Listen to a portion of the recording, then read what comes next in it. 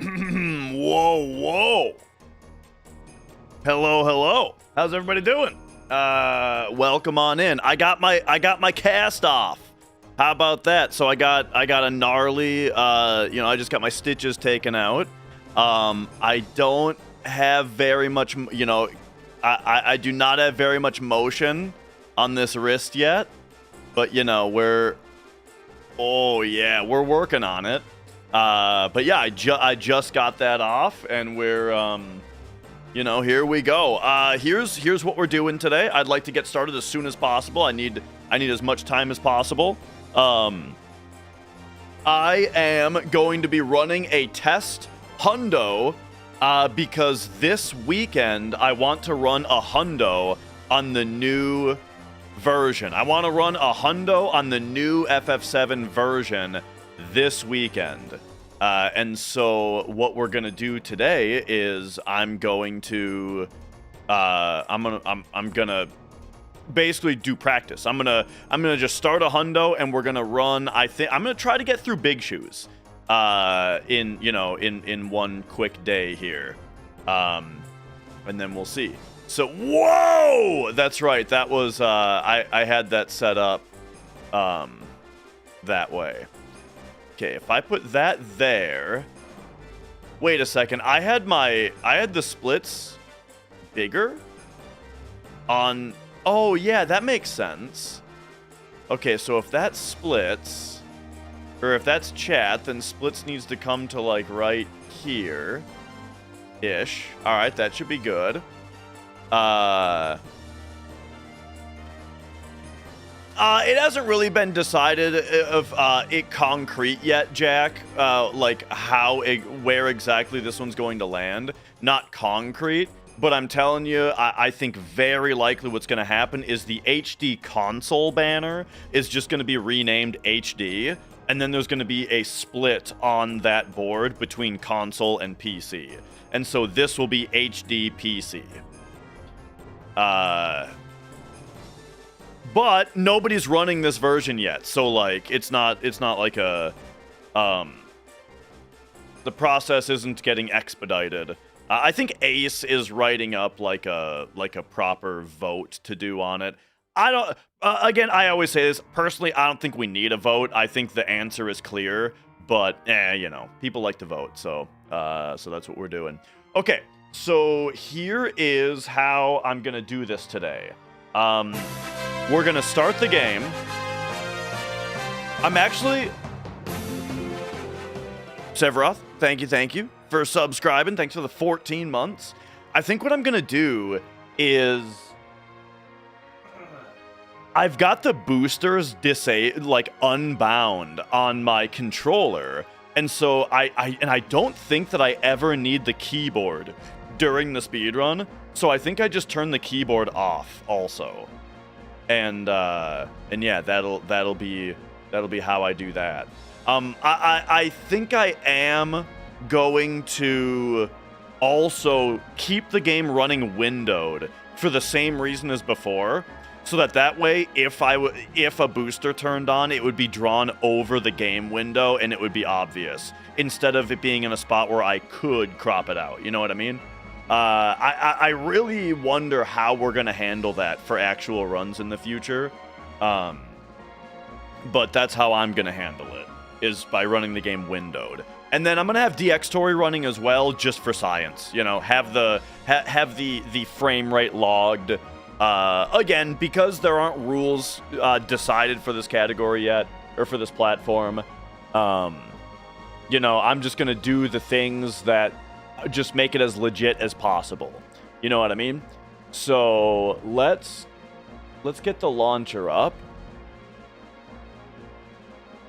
Let's get this down. Let's boot this up and then boot up DX Tory. And you got it, No Soul.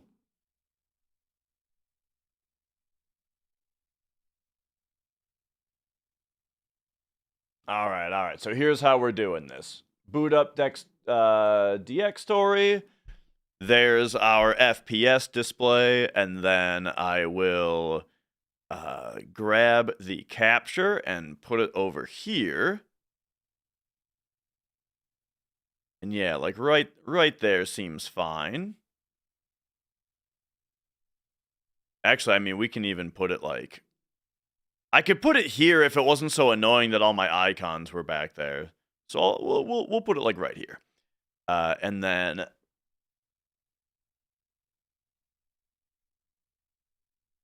I'll move that one out of the way. Okay. And then No Soul has redeemed Riff Out for however many channel points it is. Man, which one? I'm sick of all these because I've heard them all a million times. But how about this one?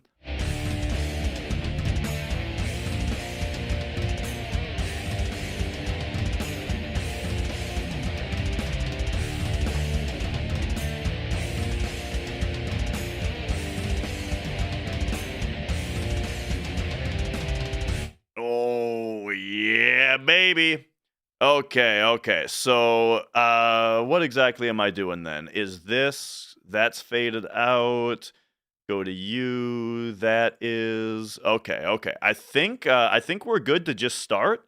And so... oh, yeah. And I don't need to be super official about this run, actually, because, again, we are... this is just practice. I'm not finishing a run today.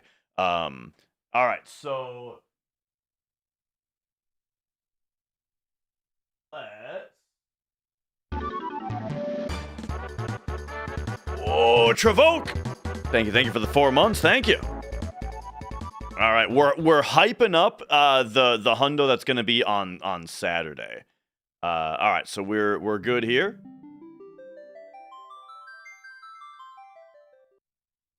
All right.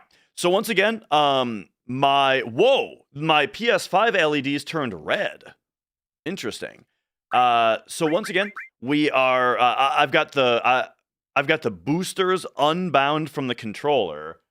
So now I've got my keyboard turned off, so they can't accidentally get turned on. Let's go. Let's do it.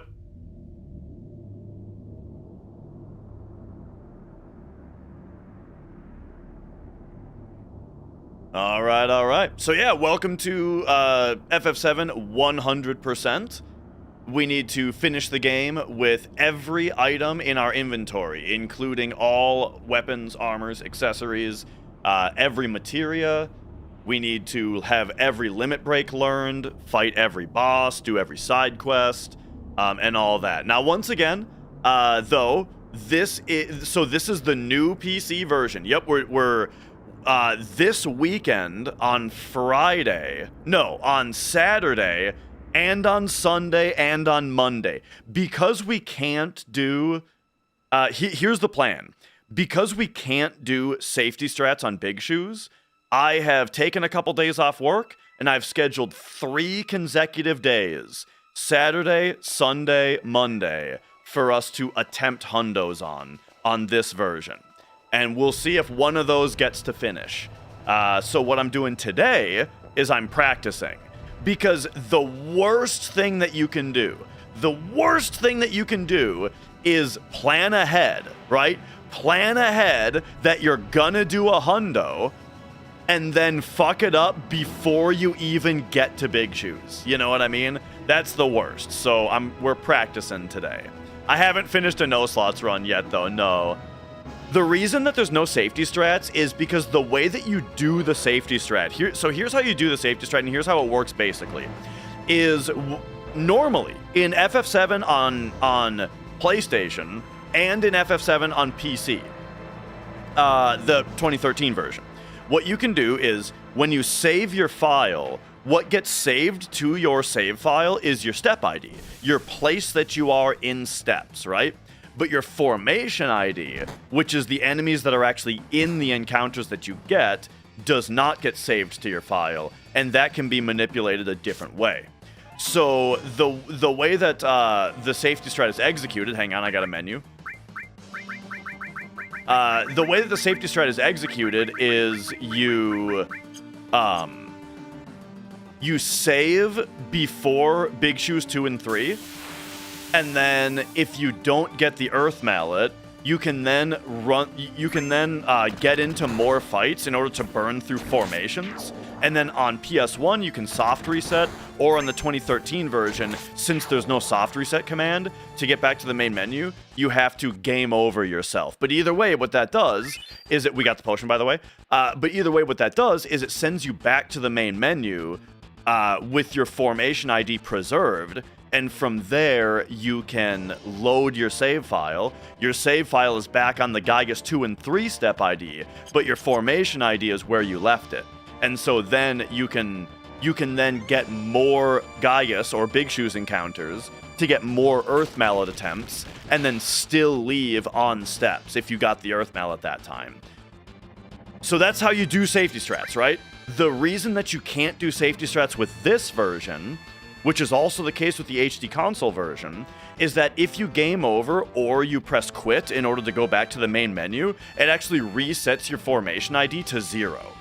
Instead of the other versions of the game just doesn't touch your formation ID when you go back to the main menu and load your game. This one zeroes it out. And because there's no Gigas encounters in the first 2 encounters, you know, if you go to that screen with a formation ID of 0, and you get 2 encounters, which are your Gigas 2 and 3 step IDs, you don't get a Gigas encounter. And so that means that you just can't farm the Earth Mallet. So that's the reason. So what does that mean for the speedrun? It means that for this route, we absolutely have to get the Earth Mallet to drop in 3 attempts. We get 3 Gigases. If the Earth Mallet drops, we get to continue. If it doesn't drop, the run's dead. And why is the run dead if it doesn't drop? Why can't you just sit there and farm out an Earth Mallet? Because it's only 6 hours into the run. It's only 6 hours into the run, into a 14 to 15 hour run, and it fucks up the entire rest of the run because you're off steps. And so it's just not worth finishing a run that dies to whose steps die that early.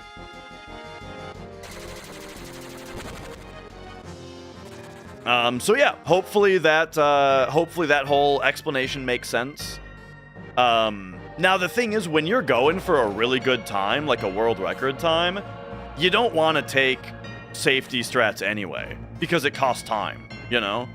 So like if you're going for a top time, which the run that I get on Friday, Saturday or Sunday or Monday, the run that I want to get is I want it to be a run that is difficult to beat, you know? And so if that's what I want, then we're gonna get an Earth Mallet in the first 3 attempts. So I've scheduled out 3 days worth of attempts. And I forgot one very important piece of information. 6, 7, 8.5. I forgot one very important piece of information, which is the chances of the drop. It's about 14% or 14.05% per Gigas. So with 3 chances, it's about a 30% success rate.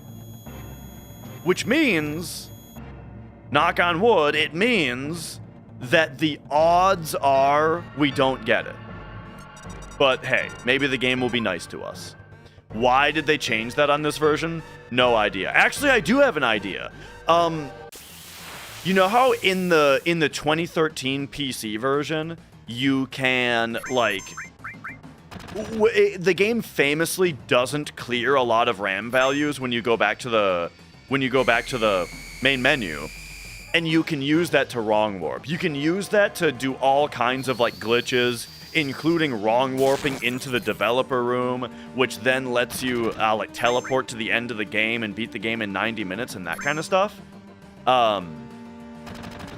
That means that I believe them zeroing out more RAM values when you go back to the main menu is a way to fix those problems. Because, like, you also can't wrong warp in this version. And so I think that their goal was to fix, like, the wrong warping and stuff like that.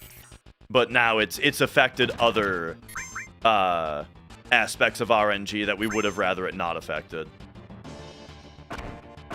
Early Braver, though. That's nice. And Cloud only has 311 max HP, which means that he is very likely to get a limit break off of these tail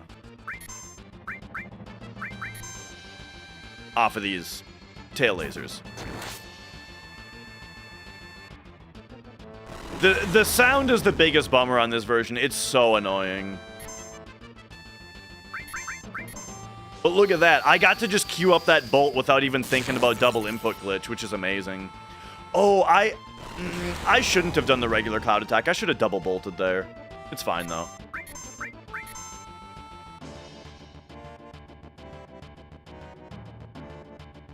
Wow, my Hundo PB had a 908 Guard Scorpion. That's fucking abysmal, dude. What a terrible Guard Scorpion on my PB. We're starting way ahead here.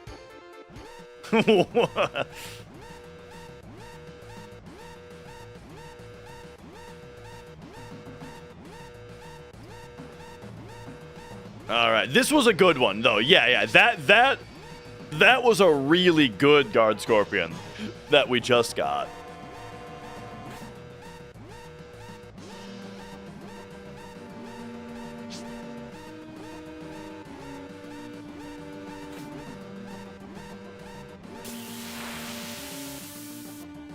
Womp, womp, womp, womp.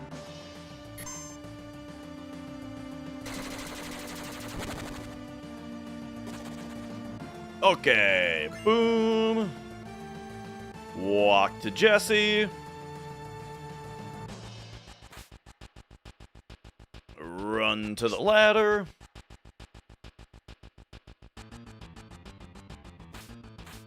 And walk off. 36%, that's better than I thought.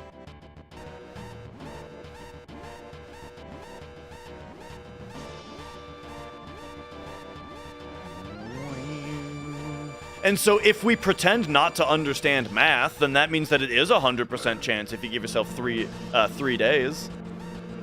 This version does not... They also fixed the O faces, which is one of my other favorite things about this version. The thing is, I kind of like this version. I think I'm more positive on this version than other folks are, in general. I just, yeah, I wish they hadn't made the background so blurry, and then the sound thing really bothers me. But other than that, I like this version.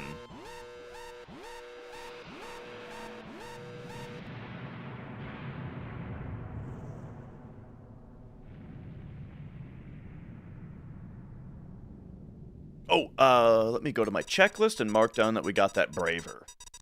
Boom.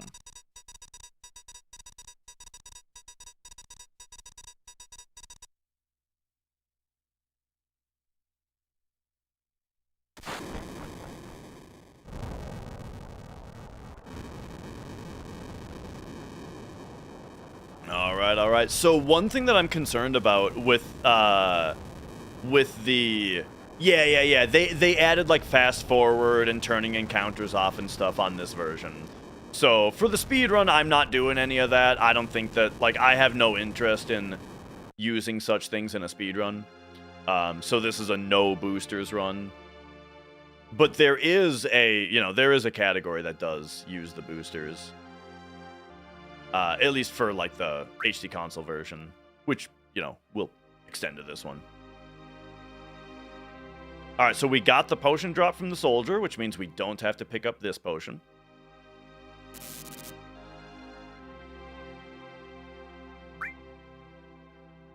The issue with the sound is that if the game tries to play the same... Listen to these guns. That's the issue. Instead of jugga jugga jugga jugga jugga jugga jugga, they do that. And then that also... So if the game ever tries to play a sound effect that's already playing, it doesn't play it. It doesn't play the second one.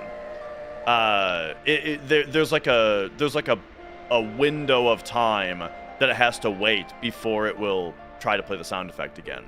So where this really fucks with you is when you're trying to menu, right? When you press down circle, you're expecting to hear 2 chimes, right? For 2 inputs. Or you press down down circle, you're expecting to hear 3 chimes. Every button that you press, you're expecting to get audio feedback for you. And like if you're trying to menu fast, you're counting the blips while you're doing your, you know, your it's not just hand-eye coordination, right? It's hand-ear-eye coordination. And so when you're only getting half the feedback, the audio feedback that you should be during your menus, it's super distracting and it makes the menus really hard to do right.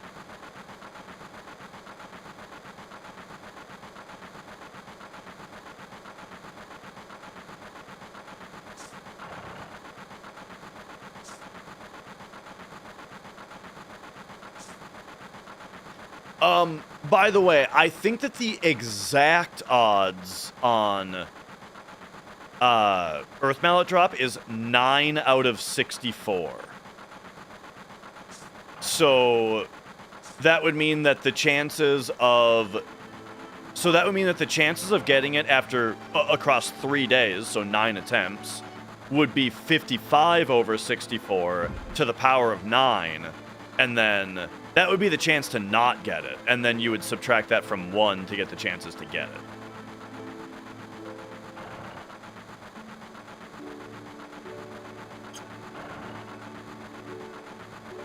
One, 2, 3, 4. Oh yeah, so one thing that I'm concerned about with this version is that we've noticed that your in-game time in this version passes at a really weirdly slow rate. Like, in-game time passes very slowly in this version. And so I'm worried that some of my world map manips I don't have early enough mapped out, you know? Like, I might have a manip sheet that has times that go from an hour 30 to an hour 50 or something, right? Like a 20-minute window for my manip sheet, but maybe on this version I'm gonna get there at like 125 because the IGT goes so slowly. What do I think of the removal of the 2013 version? I understand why a company thinks that they need to avoid confusion by doing that, but it's very, very annoying to me to just stop releasing a game that exists, or stop offering a game that exists, you know? I hate that practice in general. And it's part of the reason that I'm such a big physical media Andy, you know? Because I really don't like when, you know, something just becomes, like, non-acquirable. Now, that said, if we're gonna turn it into an argument about physical versus digital, then you could make the argument that it's like, well, physical releases are finite and digital aren't, and so, you know, how different is it really, I guess? Iron Bangle here, right. But you know what I mean. You know what I'm saying, right?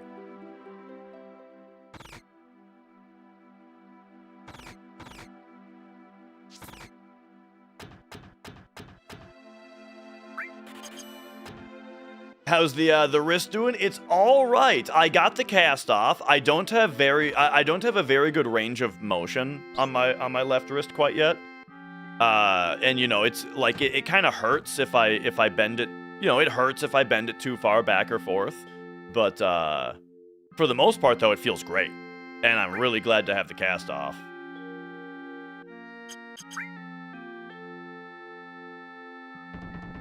Because now I can actually hold the controller tight to my palm, you know?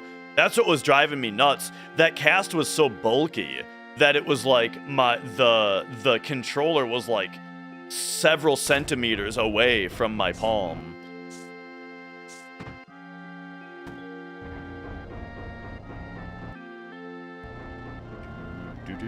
Physical releases are subject to disc rot? Yeah. Like, you know... That's why, like, after I made the comparison to physical, I was like, well, you can make arguments against physical that are similar. But yeah. But basically what I am saying, though, is that I'm just not, I'm not a fan of a digital game getting pulled from stores.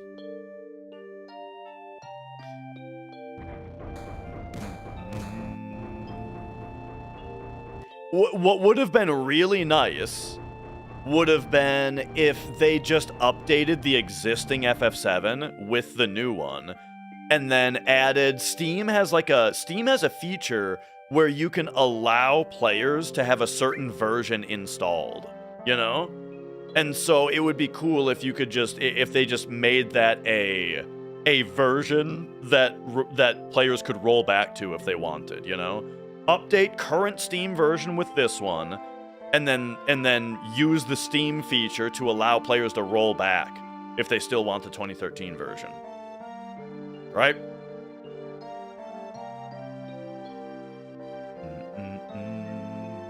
And yo, JT.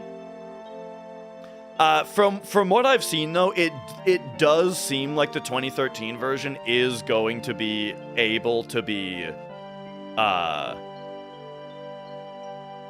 like run still. Like sorry, what I'm saying is it sounds like somebody will be able to purchase current FF7 and then with relatively minimal effort be able to play the 2013 version using the files that are just in the new version.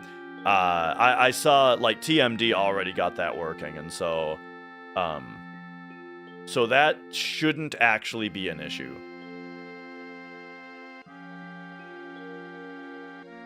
Oh man, I had a Coca-Cola with my dinner and I forgot to bring it down with me, and my water. Hopefully Mrs. Dash gets home soon.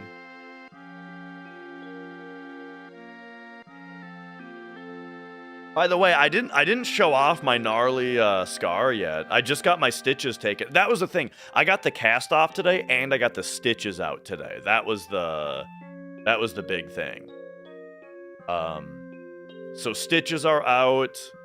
In about a week, I'm gonna have to start doing that scar massage, you know, where you have to keep massaging it to keep the scar tissue from getting too firm. And then in the meantime, I've still got a brace that I need to wear at night, but I'm allowed to have it off during the day. I can finally wash my hands and clean it again and stuff, you know? Because, oh man, wearing that cast for 2 weeks so that making it so I couldn't wash my damn wrist was driving me crazy. And yo, Tyler Salt, Whiskey Tom, Sky Pilot, Monkey Momo, how's everybody doing?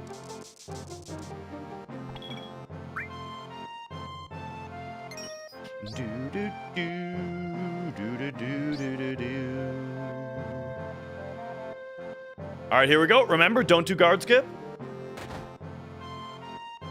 My favorite besides FF7, I think, is Final Fantasy 3.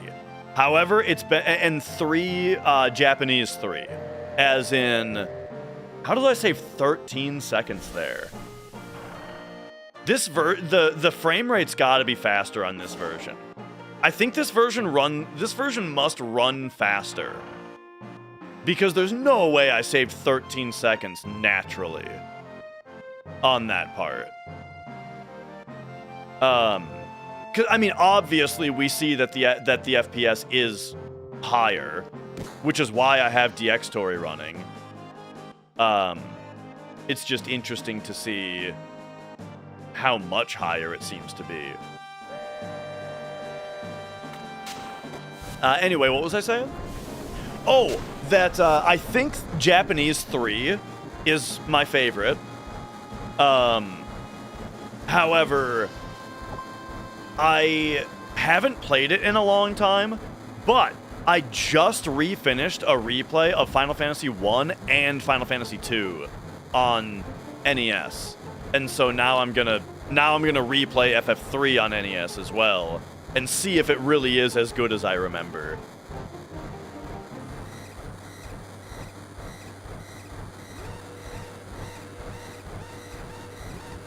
Hey, I like suplexing the train. There's just a lot of things about Famicom Final Fantasy 3 that I like more than Final Fantasy 6. For example, the job system. and the dungeon crawling.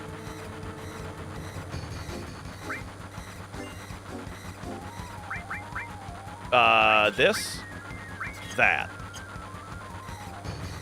The hundos should be on Saturday. I scheduled 3 days to attempt hundos on. Saturday, Sunday, and Monday. I think 2 is unfairly maligned. Yeah, I think so too. Final Fantasy 2 is a great game. The thing, kind of my big thing about like JRPGs in general is that I think that save points and tents really like nerfed JRPG dungeon crawling in general in a way that makes Final Fantasy 4, 5, and 6 and 7, 8, 9 a lot less interesting. This is the new version, Dak Knight. Or Da Knight, sorry. Nice. 1, 2, 3, 4, 5, 6.5. I think it's 6.5. I didn't scroll my notes down though. Okay, yes, it is 6.5. Nice.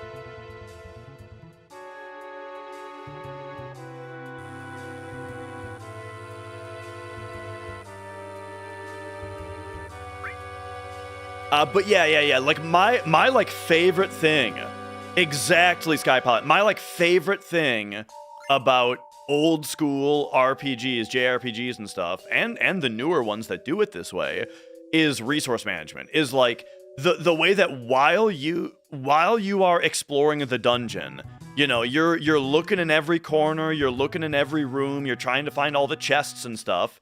But while you're doing that, you have to be like very mindful of, do I have enough resources to get back out of this dungeon? You know? And then at some point you have to pull out. And then you pull out, then you get to save your game. After you're out, you get to save your game. And it feels really good to lock in your progress, you know, go rest at an inn or whatever. And then when you come back to the dungeon, you're stronger because you leveled up. Your first time through the going in, you leveled up a little bit. But then also,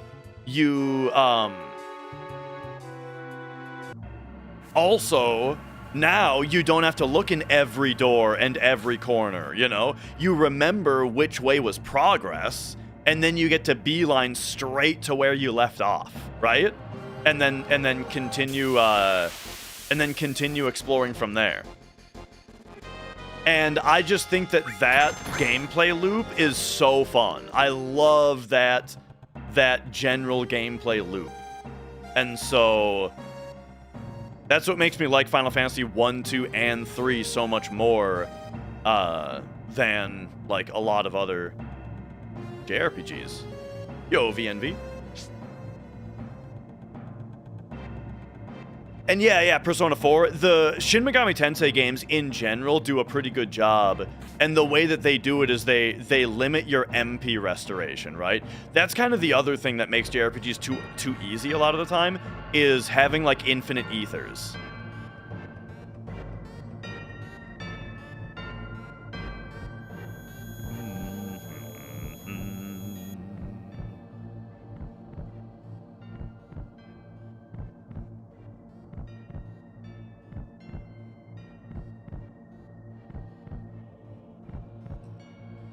Oh, yeah.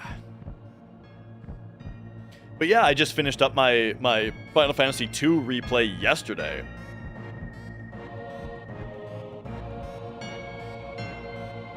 I tell you, it's been great having the new family room CRT, having my Nintendo up there, you know? Oh, man. Whoa, that's right, you just go right away on this one. And then we get into a fight like right here. There it is. La da dee da.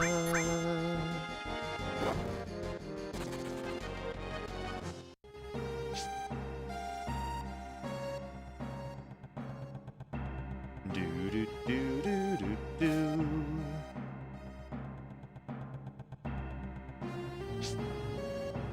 Just got a hold of SMT1. Yeah, I am a big fan.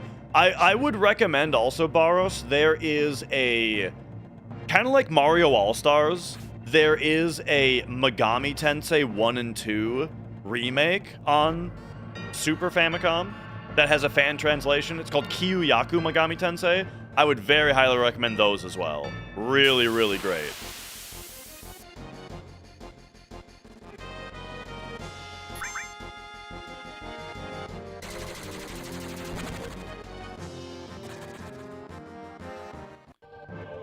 The Famicom originals are probably also great, but I haven't actually played them.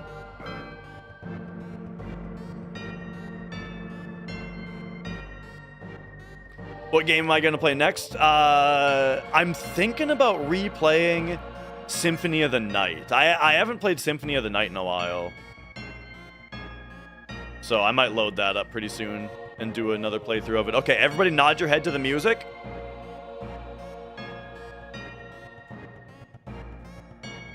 Boom.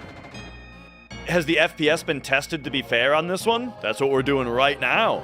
What more can you ask for? I'm just running a hundo, and I've got DX Tori measuring my FPS the whole time.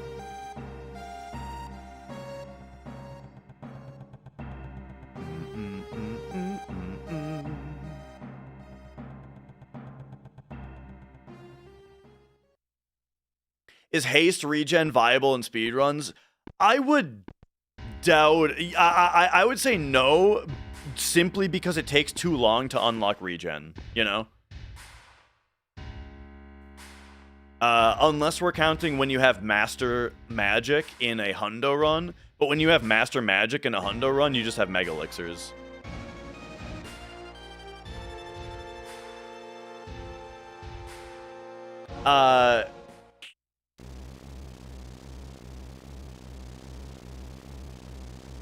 Yeah. And yo, Digital Ambience. Nice to have you here. Oh, I forgot to check Tifa's limit bar. I think we do a Tifa lead on this. Her limit bar is really low because I don't remember her getting hit very much. Yeah, we do a Tifa lead here.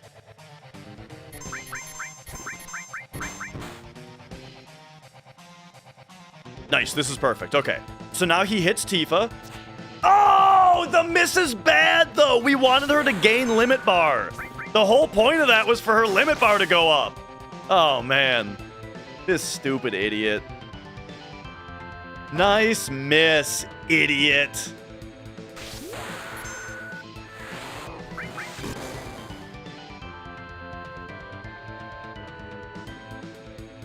It's fine. It just slows down the apps fight.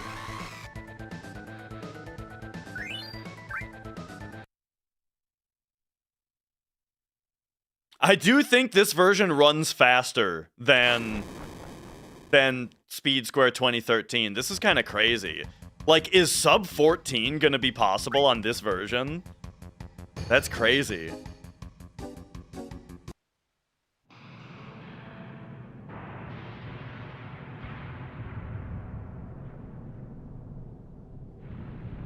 Oh no, Mia is in terror mode.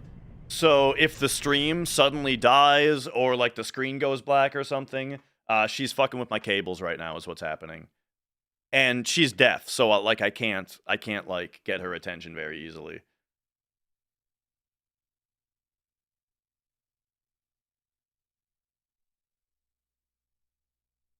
Hopefully Mrs. Dash gets home soon and saves me.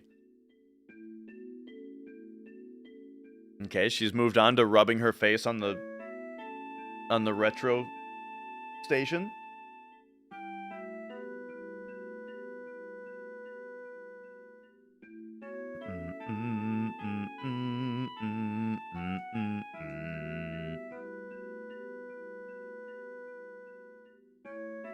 Oh, brother. Oh yeah, she's getting each corner real good with her face.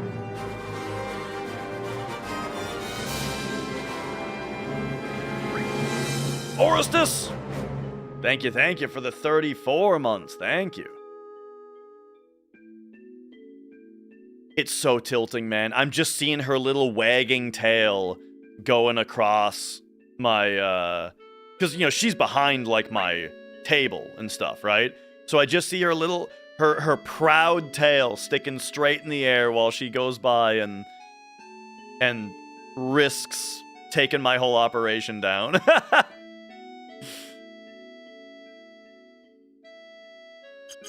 Oh. Sounds like she found one of my drumsticks to play with. Dude, I cannot wait to play drums again. Oh my god.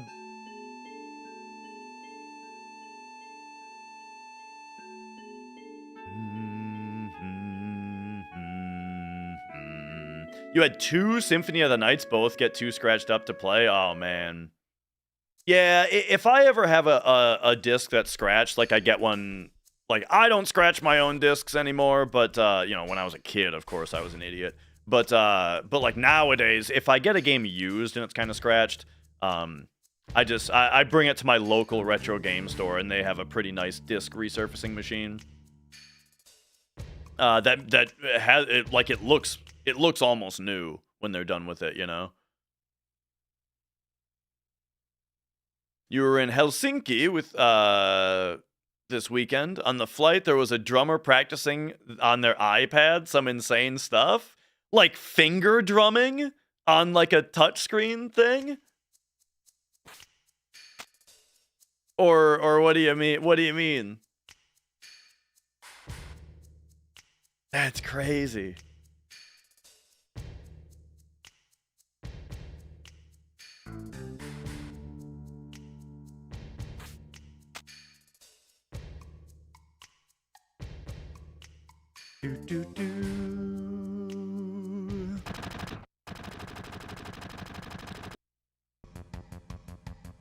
All right, gotta be careful here.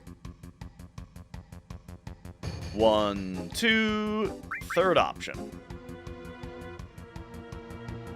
And now you can take your time here. Back attack.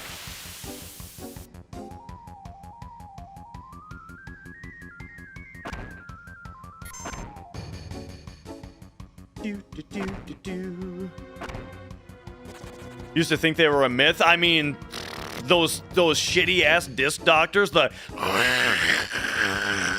those things, yeah, those things were terrible. But yeah, there do exist real ones that are good.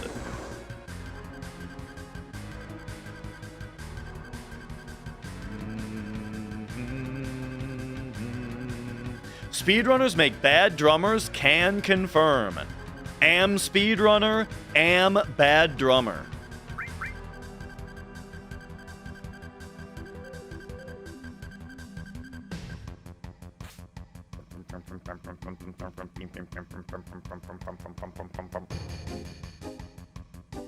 That said, though, man, I'm gonna be working on getting this wrist better because I cannot wait to play drums again.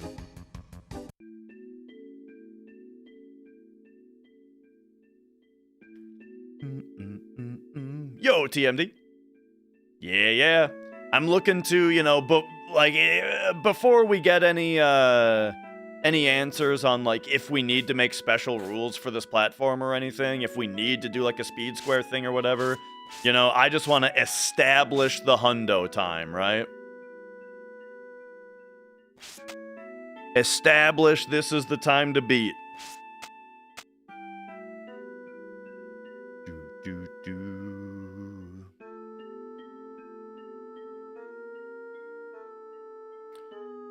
Do we have to remap the RNG trackers? Yeah, when we were picking the game apart the other day, we made a lot of progress on finding different RNG stuff. The thing that made it so hard to track is that apparently the game like carves out a new memory space for its RNG trackers every time the field loads. So I was able to find it using the satellite and the weather vane in Cosmo Canyon. But when I was trying to figure it out via the elevator, it wasn't working.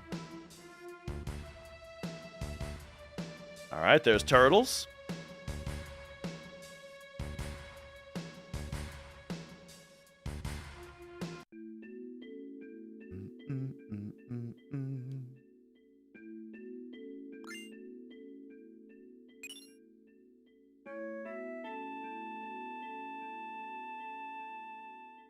Grab the stuff, and there we go.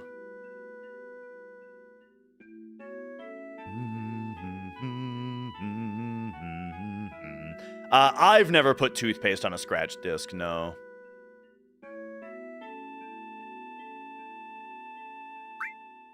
But yeah, it's weird. Like, when I was a kid, I just didn't have any care for my PlayStation games, you know?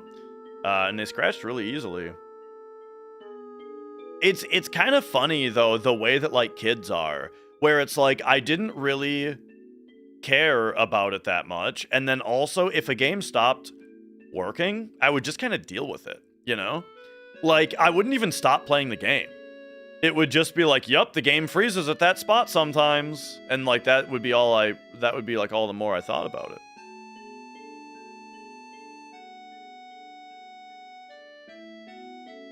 I would think so, Matt. Yeah. That would be my guess. And so I guess we would probably use the platform drop down for that, right? Like, instead of PC, maybe we have to split platform out to Steam, GOG, Windows Store. Maybe that just doesn't matter, though. Right? Like, we would only have to do that if people cared which version it was.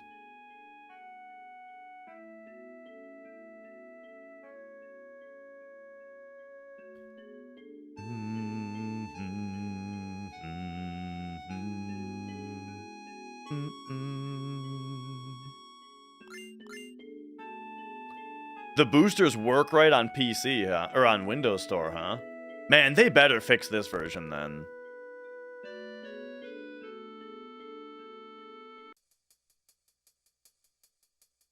Okay, sell all but the iron bangle. And buy 66 grenades. Right, and now it is time. You know, I don't really remember how to do this on PC. Let's see if I can remember now. I think it's right there. It's right there. Okay, nice. Got it.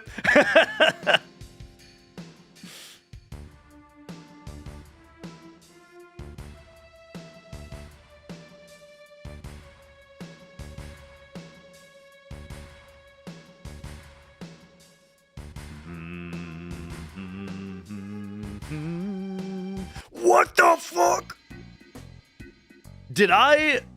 Is that all natural, or like, is that just this version being faster, or did I not get playground skip? Did I not get playground skip on the 1432? That's crazy. Dude, this version is cracked.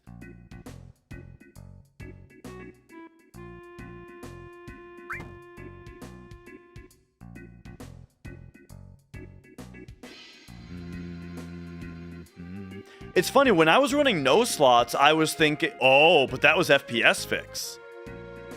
But still, when I was running no slots, I was thinking, man, this doesn't seem that much different. But, now this feels way different. This feels like I'm getting insane gains for free. This is the new one, Heartless Alchemist. That's kind of the whole point today is, I want to, since a new version came out, I want to hundo it for fun. And so today I'm practicing and testing and making sure that, like, nothing unexpected occurs, right? Like, oh, my notes are wrong on this part, or for some reason this or that doesn't work, you know. We're doing some practice and some testing today. I'm hoping to get through big shoes.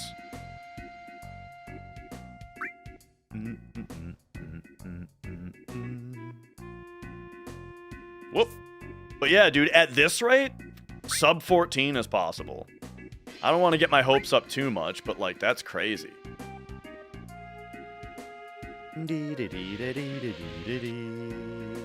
Yeah, the sound is still screwed up on this version.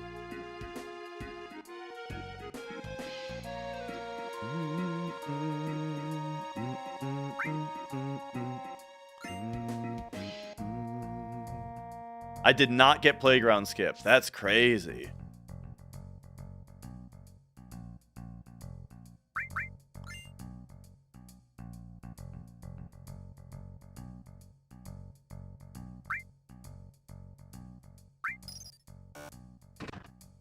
This run won't be valid if finished.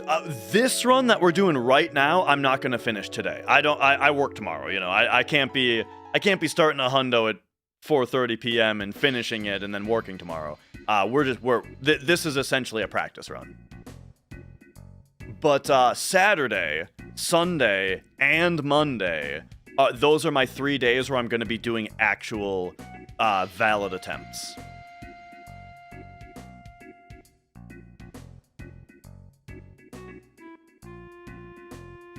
Uncapped Battle Swirl on the Windows Store version? Man, the thing is, I don't like those things. Or I don't like that. I don't like Uncapped Battle Swirl. I'm glad they fixed that on this version.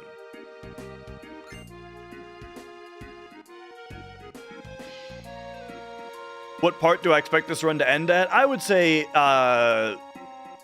my hope would be to get to the first part where we usually save and quit. But depending on time, it might have to just be big shoes. We see if we get the Earth Mallet drop, and then that'll be the last thing, probably. And then tomorrow I'll continue. Whoop.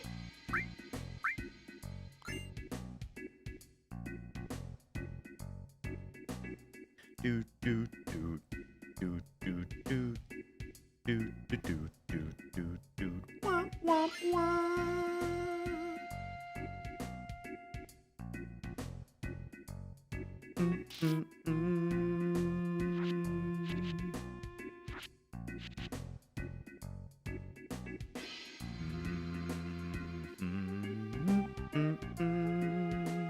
Ba ba da ba da ba do ba da. Whoop! Whoa! There we go.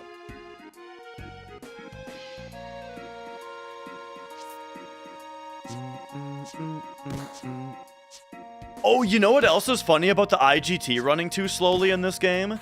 Is it's also noticeable in that you can get 23 squats. I got 23 squats the other day while I was trying to find stone.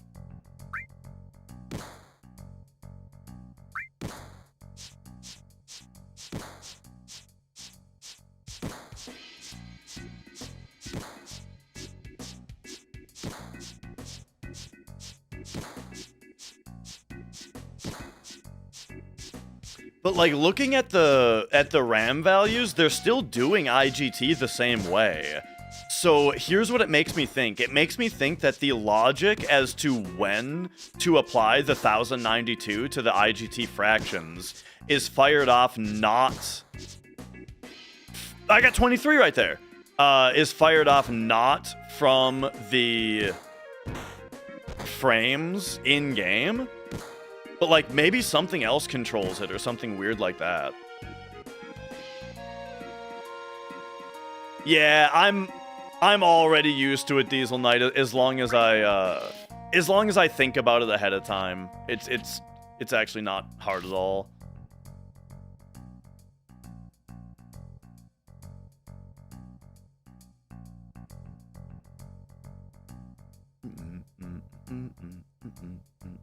The most annoying part for me with the direction changes, the command game is weird, which is like the send-off, you know, where the guy yells the buttons at you. That one's weird because I don't use the symbols. I use the location of the text box that opens, you know? And those are flipped now. Like, he still says circle when you need to press circle, and he says X when you need to press X, but the locations of the windows are in the other spots. And so it's very weird. Oh, it's the worst, Heartless Alchemist. That's why the double input glitch, yeah, that's why I'm quite favorable to this version, because they fixed it. And yeah. Whoop.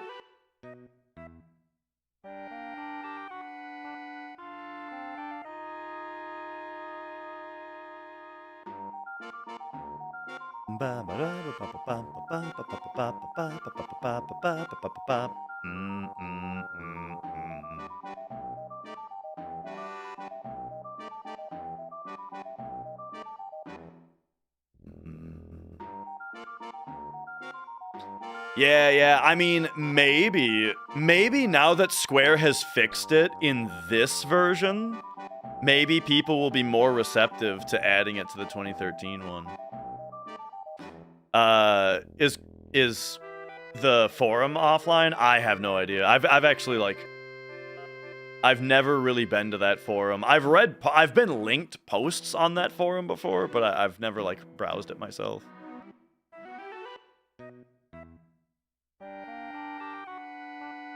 Still remember exactly in RE1's map where it would crash? Yeah, that's funny. I feel like I have a vague memory of, like, in WWF Attitude, it was like we couldn't use a certain wrestler's theme song or something, you know?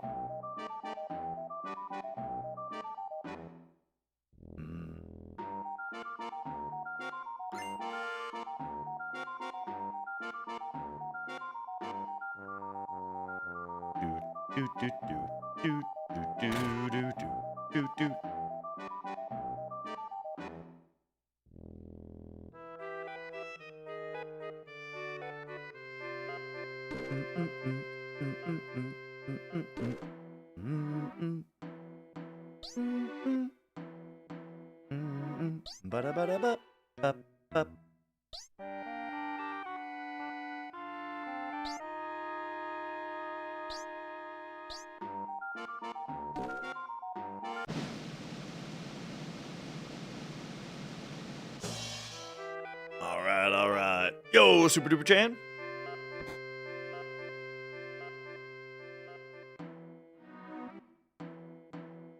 And thank you. And yeah, good luck with the fix.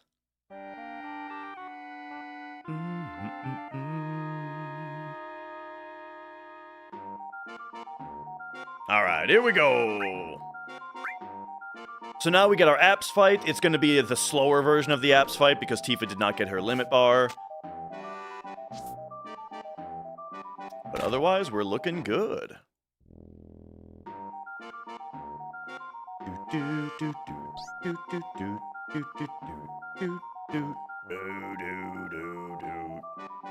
Oh, wait a second. Also, isn't 1432, isn't this also the run where I lost 5 minutes in Northern Crater? Or Northern Cave? Because I killed Christopher? Yeah. Dude, this is gonna be free to beat. You have a provocative hot take? All right, let's hear it.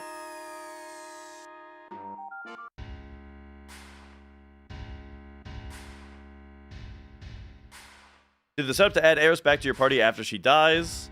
Oh, with, like, where you go back to, like, the Hojo thing with the door opening or whatever? Yeah, that's a crazy thing. What if all the footage ever of Twitch gameplay and YouTube Let's Plays was used for LLMs and image-based generational AI to produce slop games on prompt? What if? I mean, I feel like people are acting like that's already happening. It's actually like the most annoying type of person on the planet right now is the type of person who acts like it's already good. You know, like, you know what I mean? There's people who are probably heavily invested in AI, right? Who will, like, post on Twitter like the shittiest looking AI fake video game of all time, and them being like, I just said make me a video game and this is awesome, you know? And it's like, no, it's not. I understand that you're excited about where it could potentially go, but don't piss on my leg and tell me it's raining. And act like this shit is already good and playable. But anyway,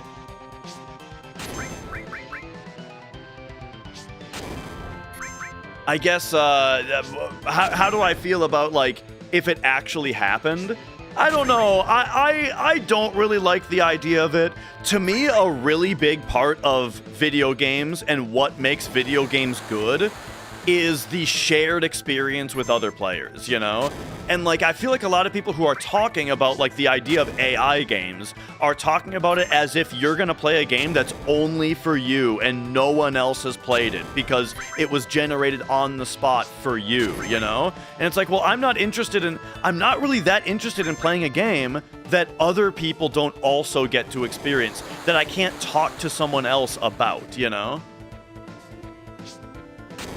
And by the way, that's also my same kind of point against, like, remakes and stuff, is that, and in some cases sequels, is that it kind of muddies up the conversation that's about the original, you know? And that kind of stuff. Like, oh, whoops, I forgot to split. Alright, now, we need to take 3.5 steps after this next fight. There it is.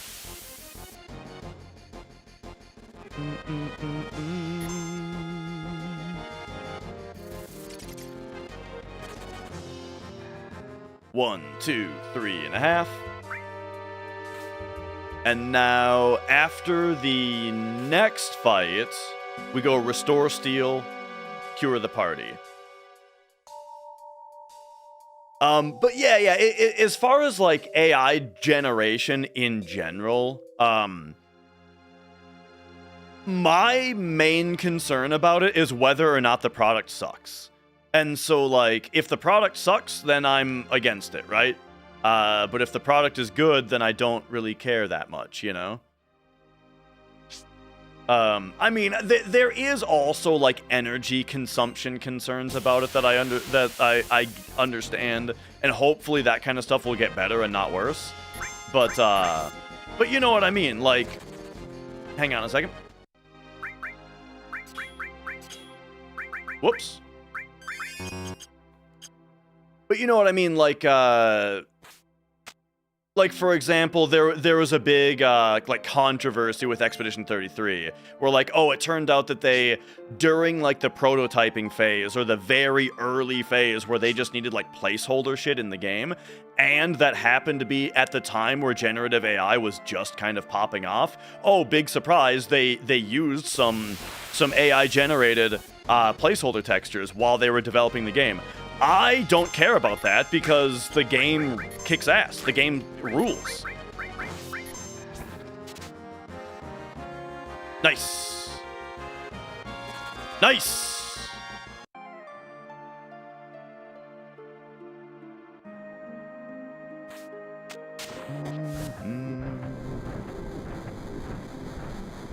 All right, there's our ghost hand. And this run's going pretty well, huh?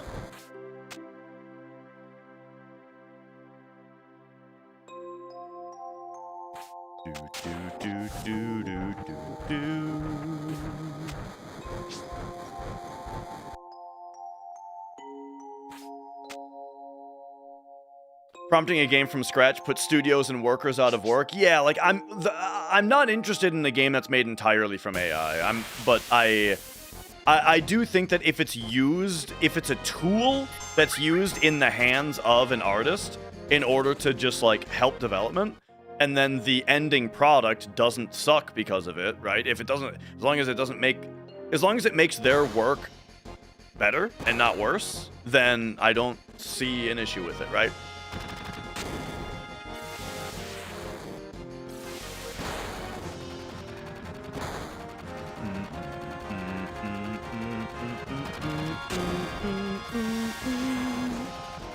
As long as it's not in the final product. Keto, I'm curious, how do you feel about if like a paragraph of code, paragraph doesn't really make sense, but you know what I mean.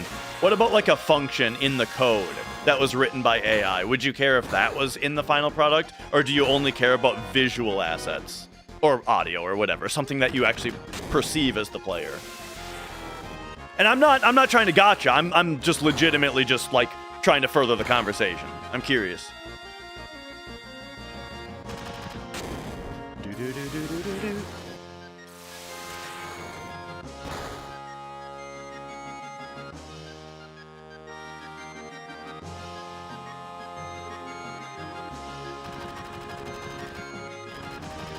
But yeah, so what I've said is kind of how I feel about, like, art that like AI's use in art that I'm playing, right? Like playing, listening to, whatever. For my own stuff though, like for the album that I'm working on, for the band, I'm kind of making a point to make it as human as possible, you know? And that's not even to say that, like, AI is even a consideration. I mean even things like a click track, right? Like, and the reason is because I want it to be the farthest away from AI, you know? Like, I just feel like, metal in general, a lot of metal has gone into a very hyper-produced, kind of sound. Hang on, we got just one early grenade. Oh, and then Cloud got... Nah, that's annoying.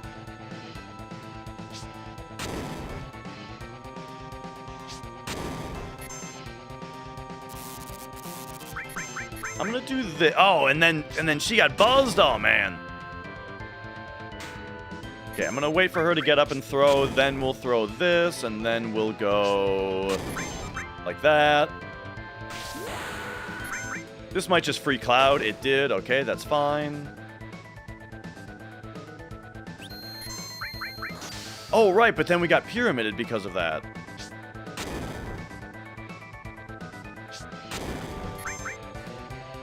Alright, alright. So that was a really bad fight.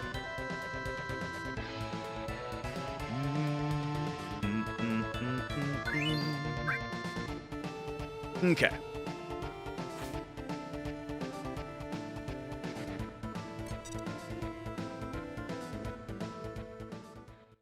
But yeah, in general, I feel like I'm just concerned about the quality of the final output, and I think that the more generally in art, the more AI that gets used, the more likely that the end result is going to be something that's not special. You know, it's not gonna be very interesting, right? Like, have you? There's plenty of like AI music out there right now. Have you ever heard an AI song that was good beyond just being interesting by the fact that it was made by AI? No, that's like the only thing that's interesting about it, right? But the song itself is just like, yeah, I've heard this before, you know? Of course I have heard it before. And so I feel, and like maybe I'm being too optimistic, but I just feel like in general humans are just good at detecting the human touch of others, you know?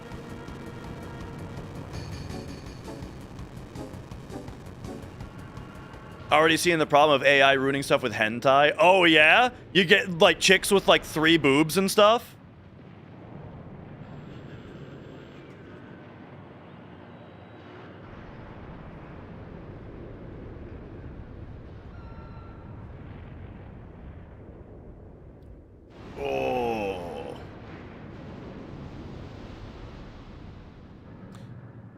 Vocaloids are computer... so, computer-generated is different from AI, though. I don't consider Vocaloid to be AI at all. Vocaloid is like somebody who writes music in MIDI, you know? It's very similar to that.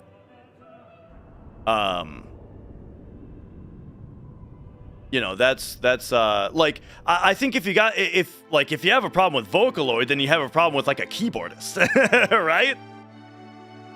Like, oh, that's synthesizer. No synthesizers for me. It's got to be a real piano, right? Like, if you think that, I respect it, but that's not how I feel. Procedurally generated prog? No. I mean, maybe I just haven't heard enough AI music. I'm just saying, what I have heard has been like, you know, just what you'd expect, where it's just not. It's not surprising at all, right? And that's kind of part of the reason that I like a lot of metal and a lot of proggy kind of stuff, is that it surprises you. Just procedurally generated, not AI? Okay, yeah, no, I just don't know what you're talking about.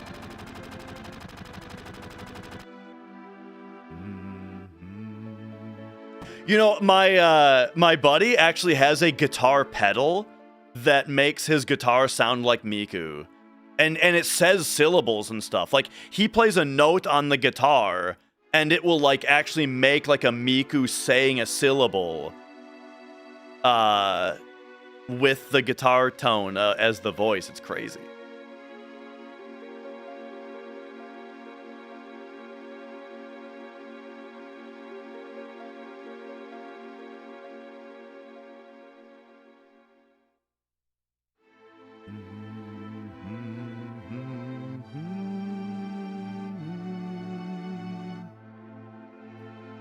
Okay, I gotta think about what we're doing.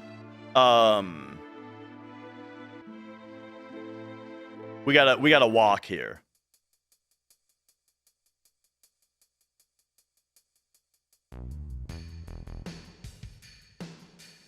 Do do do do ba da da dee da do da dee doo doo.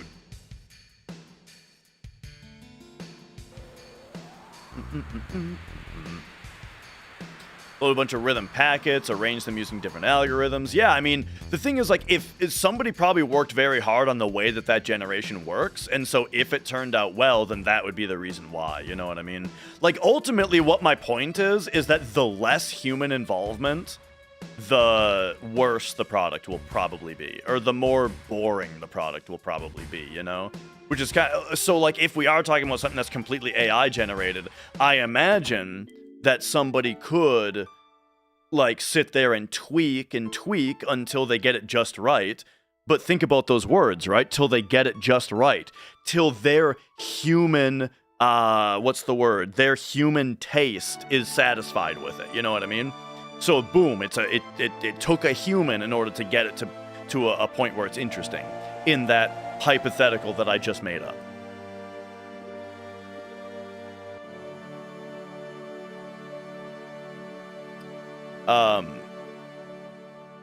But yeah, so, that's the kind of thing, though, is that, like, so even though, like, my whole thought process and stance about it isn't, like, hard against it, for like, my own music project, I'm trying to be as far away from it as possible, you know?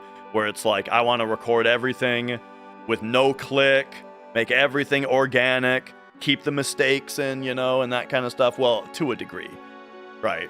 We'll do multiple takes, but you know what I mean. Not using the click is crazy. That's the thing, is that, like, my favorite drum performances are like there's that album Embodiment by Sculptured, or there's like Sound of Perseverance by Death and stuff, where, like, the drums are borderline sloppy, and I think it sounds really good. Because, I don't know, to me, it's like that feeling that it's like, while you're listening to it, you can see the person playing it, you know? And I think that that's interesting. Not because, like, yeah, you know, just because it's like, it gives you more of a connection about it, you know? And that kind of circles us all the way back to the start of this conversation, is that, like, when I consume art, I like there to be a human connection with it, you know?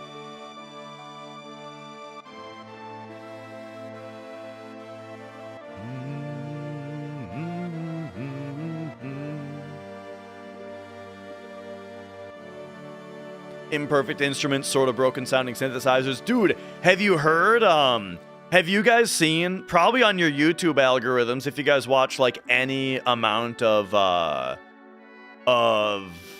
what do you call it? Music on YouTube? Yeah, music. That's the word I was looking for. But have you guys seen that? I don't know. I think it's French-Canadian music artist that's just, like, the guitarist and the drummer, and they're, like, polka dotted. They're, like, black and white polka dotted, and one of them is playing, like, a bass and guitar double guitar, and the other is playing drums. And they're using a looper to, like, loop shit. Yeah. Dude, that shit is fucking sick. I really like it. Oh, hi. Welcome home.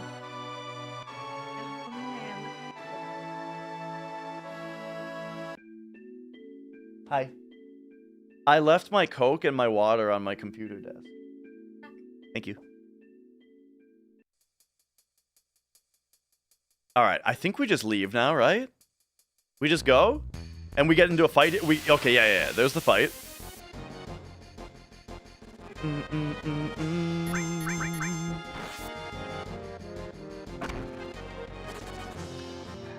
Yeah, and so the reason that I thought of it is just because, like, is just talking about, like, weird stuff, right?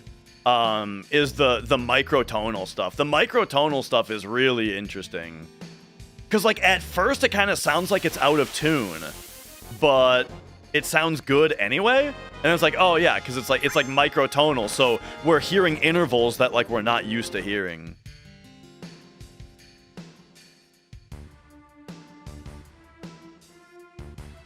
And my Coke and water bottle? Oh, okay, well, it's somewhere.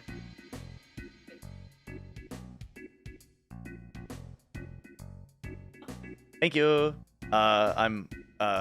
You can set it down anywhere.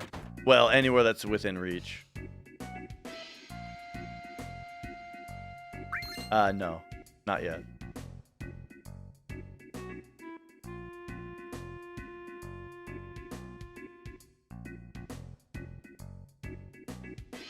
Okay, there we go.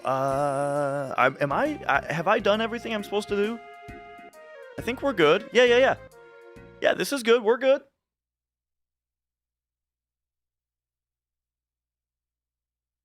Oh, yeah.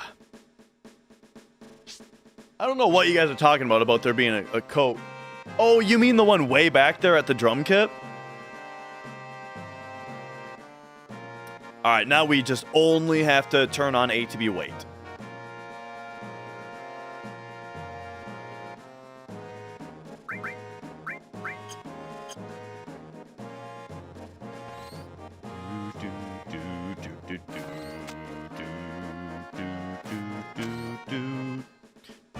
I'd show you guys this gnarly scar, but, well, actually, I think I can get the camera set up. You guys want to see my gnarly scar? Now that the stitches just got taken out? Okay. Once we climb up and there's, like, the Shinra cutscene, I'll show it.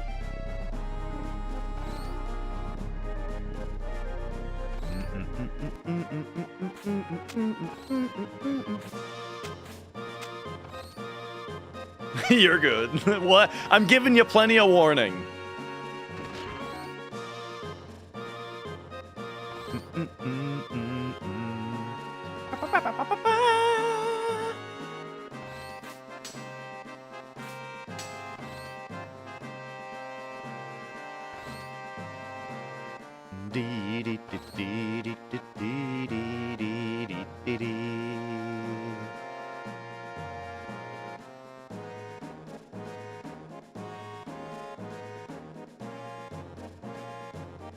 And Metal Fingers, how's it going?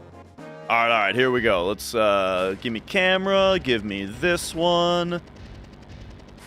Fix the camera because it's a Logitech piece of shit that needs to get configured every single time I turn my computer on. All right, here we go. Boom, there it is. So I got the cast off, and that's what we're working with. Can I get a little focus going? Will it focus on it? Yeah, there we go. All right, there you have it.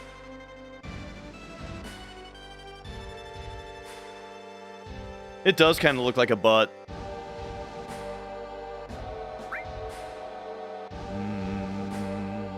And the thing, like, it hasn't really... Whoa! It hasn't really been, like... I mean, it was kept clean under the... Like, clean-ish under the cast. And then now the cast is off.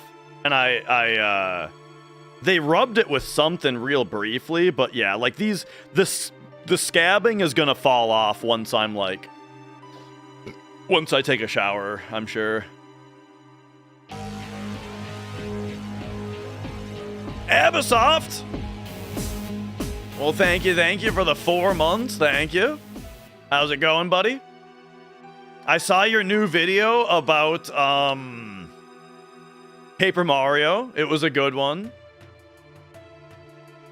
I thought it was kind of funny, and I like that you did this, where I'm listening to it for how long was it? It was pretty long, right?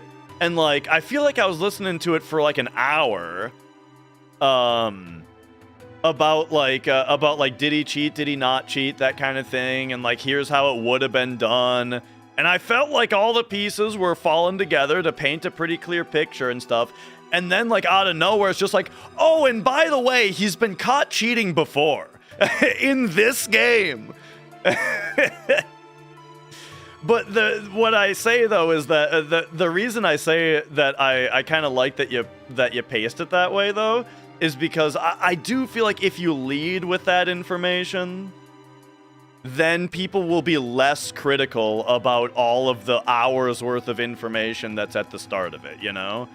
And you know, you want people to be critical and think critically about the information, right?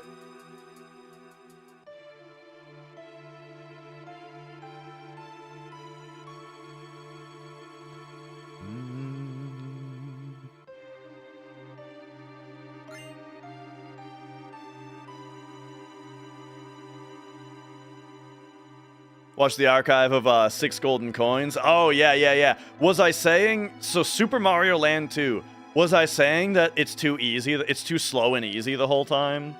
Because that's kind of my thing. Like, I really liked that game when I was a kid.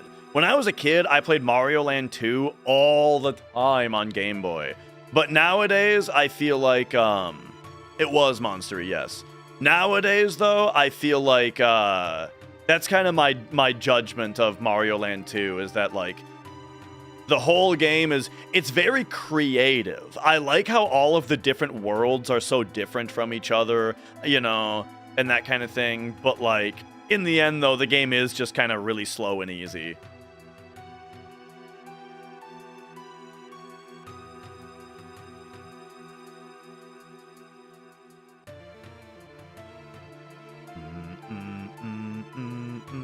Whoop!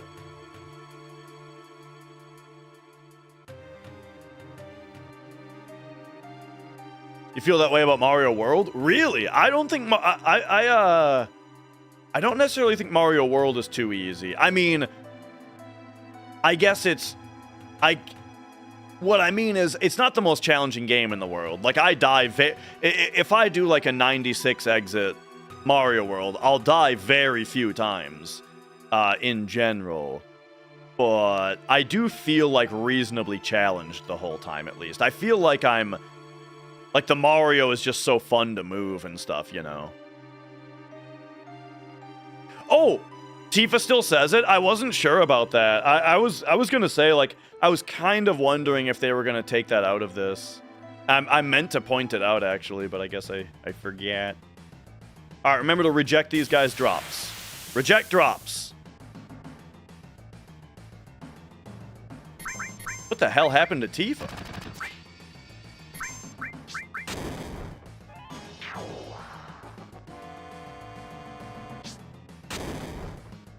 The Reno fight.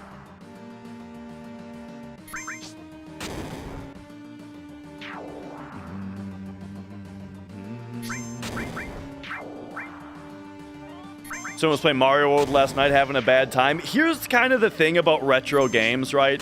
And, like, this doesn't, like, the thing about old games is that when you play Mario on an emulator, it feels like shit. Mario does not feel good on an emulator. And now, here's the thing. I understand that literally, like, the best Super Mario Bros. Player of all time plays on emulator on a keyboard. So, like, it's not all the emulator's fault. But in general, I do think that, like, a lot of the time, when someone is using a modern USB controller on, like, a modern display, using an emulator without putting a lot of work into it, the game is going to feel like shit. You gotta play it on a CRT, or at the very least using, like, a nice upscaler from a real console. even the SNES Classic that Nintendo officially released feels like shit on that too, you know?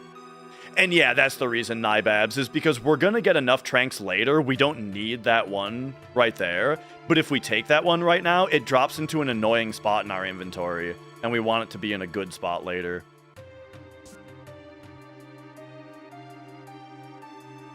Specifically, it's gonna go into a spot where I only have to press R1 twice to get to my Tranks. Like, I go into item, and if I hit R1 once, we get Tent. If I hit R1 twice, Tranks. And then hypers are right above Tranks. Yeah, we do like careful inventory management to make that possible. And that was Ace Zephyr's routing, I think, that did that. Okay, so now check the time. 27 is king. Yes, it is. 27 is king.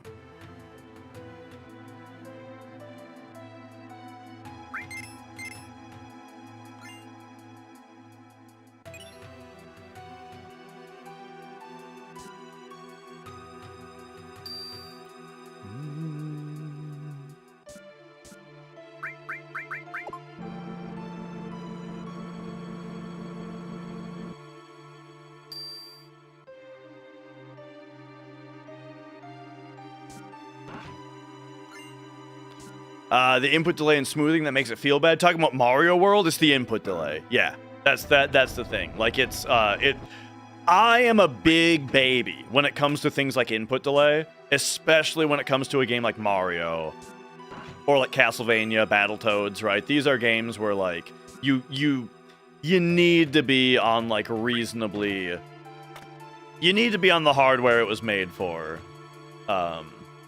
Because like modern stuff all kind of adds a little bit of delay, and like a lot of games that come out nowadays are sort of designed in a way that tries to get around those things, you know? Like, have you ever heard of the concept of coyote time in platformers? Coyote time is like the gamer term for more modern platformers have a mechanic in them where if you run off of an edge, there are a certain number of frames where the game allows you to jump out of the air. Because if you're supposed to run and jump off of the edge of an edge, but you're on like a modern setup where you've got like at least a frame or two of delay, then, you know, if you time the jump perfectly according to your eyes, your character's going to have actually run off the edge for a frame or two. And so coyote time is a mechanic where it allows you to jump if you only left the edge or the ground like a frame ago.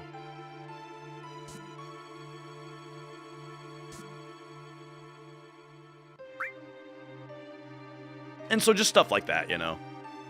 This is the new one, Avery. This is the fresh out of the oven or whatever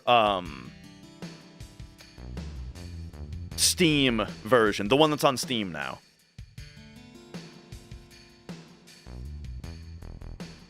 Man, I can't believe we're almost 3 minutes ahead. That's crazy.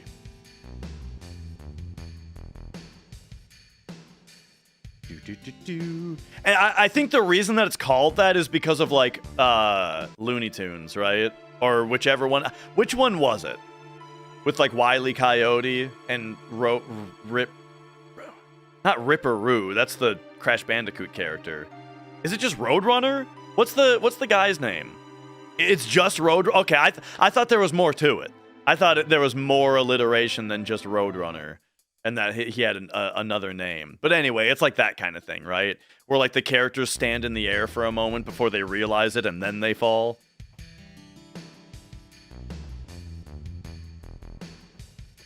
Hi, Mia. Yes, welcome to the lap.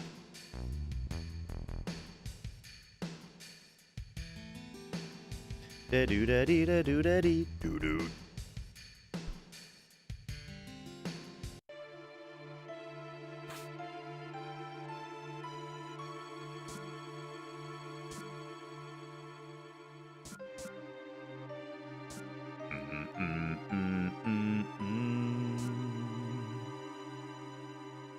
What up, Matt over yonder?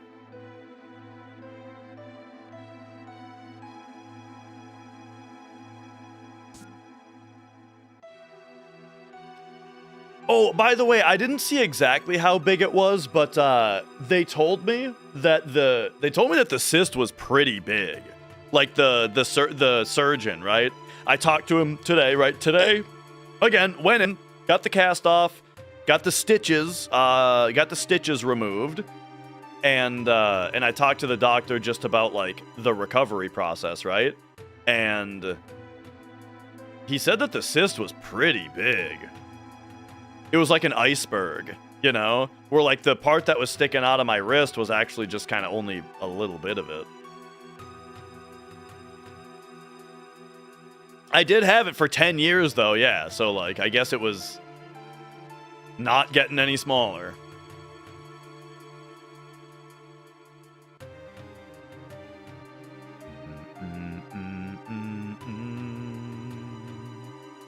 Did they save it? No, I kind of wish that they did. It would have been funny to see, but they sent it to a lab to test it to make sure that it was just a cyst and not like a tumor or whatever, you know, or not some kind of like alien creature. Look, I don't know what they were looking for when they tested it. That's not ganglion cyst, but they did indeed determined that it was a ganglion cyst.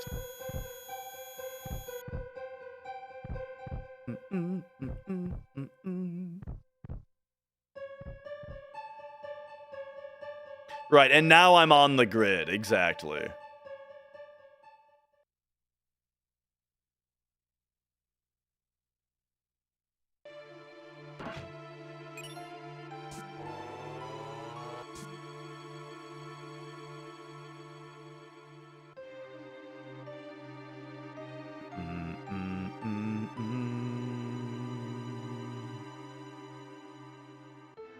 Oh, what limit breaks have I used?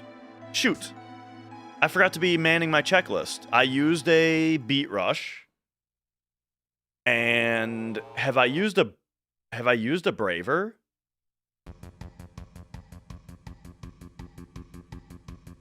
I don't think so.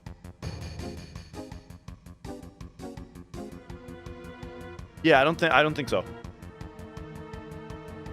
I'm gonna segment this one as practice Avery. That's the idea. I'm gonna do as much of a run as I can today, and then I'm gonna do the rest tomorrow. I might skip the kill grind just so I can finish the practice run tomorrow, and then Saturday, Sunday, Monday are the 3 days that I have scheduled to do actual attempts.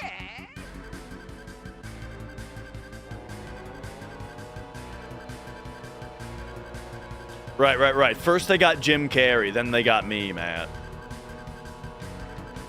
Well, first they got Michael Jackson. And the technology really wasn't that good back then because he turned, you know, because they turned him white, but they've been working on it.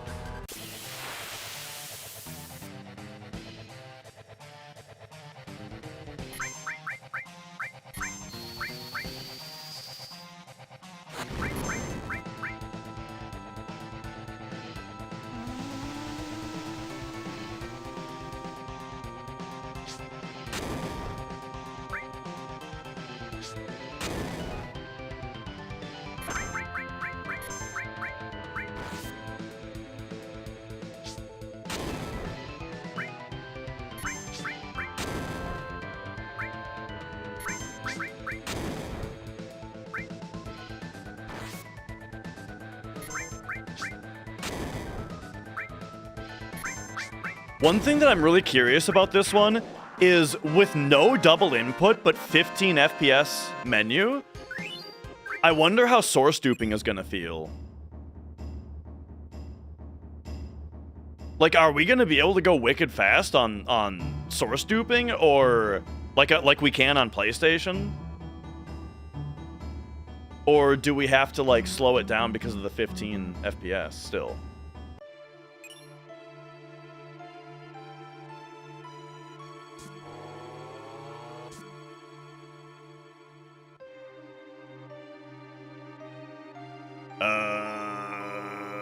we have to take steps after this fight.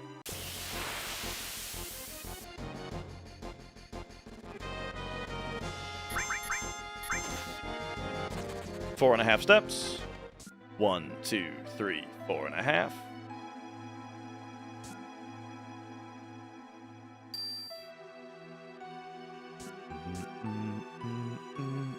Yeah, Power Soul Curse Ring is an insane combo in this game, even without the critical HP.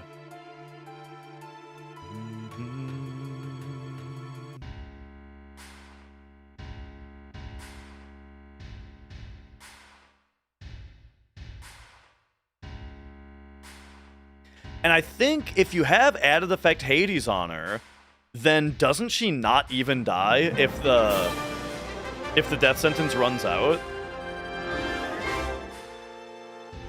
And Perlio! Thank you for the 4 months, thank you.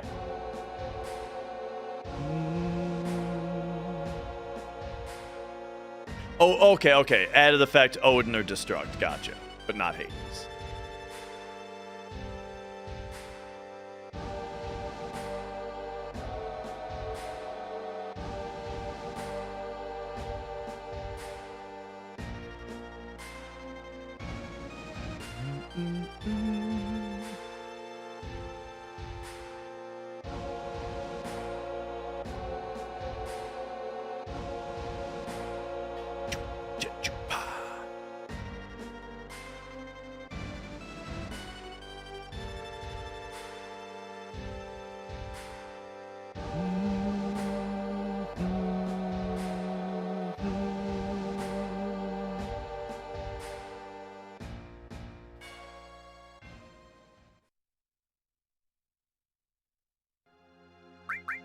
Whew.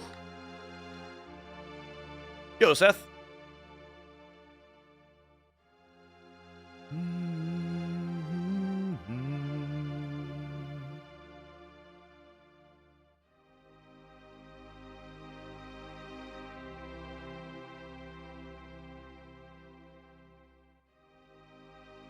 Oh, I had a topic written down. Oh no, I don't have my phone. I don't know where I put it. I wrote down a topic and now I can't remember what it was.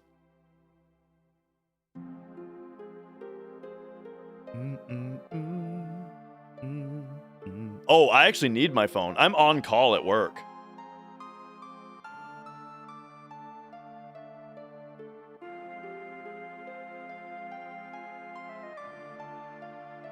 All right, I'll have to go grab that next little break I get.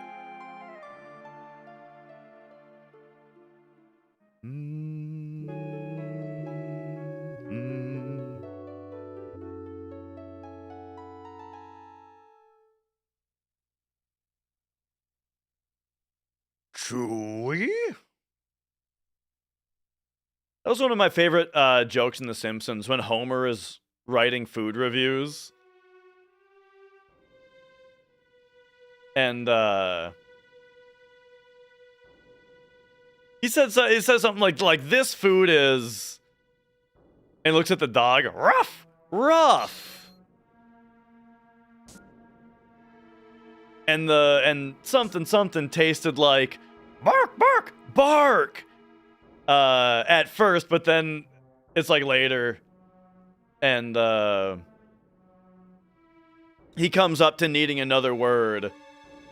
And the dog, rough again, right? And he goes, rough? You've been pulling that one all night. And then the dog goes, Chewie?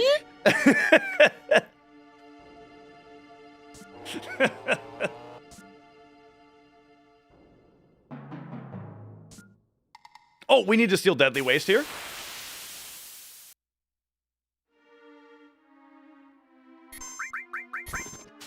Deadly Waste, please. Nope.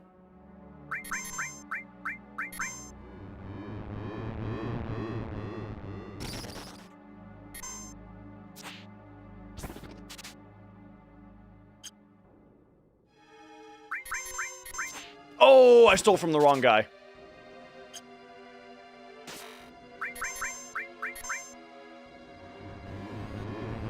Alright, so Deadly Waste can really screw with you here. Ah, there it is. Thank you. And that escape is always instant because it was a preemptive.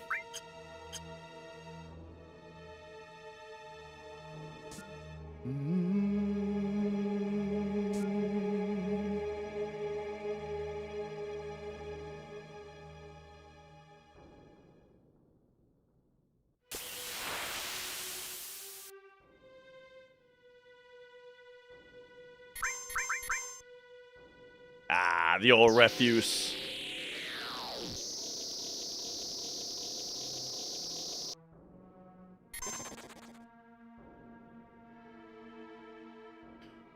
Okay. I don't think anyone's used AI in, like, finding FF7 stuff. I know it's been used, but I mean, the term AI has been used for different things, right? Like, machine learning has definitely been used in the past for other speedruns. I don't think anything like that for FF7, though.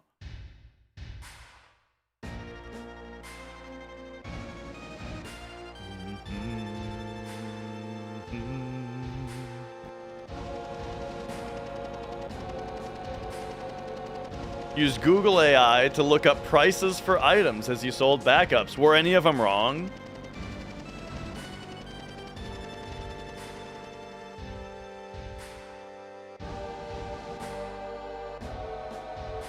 Not that you found, that's good.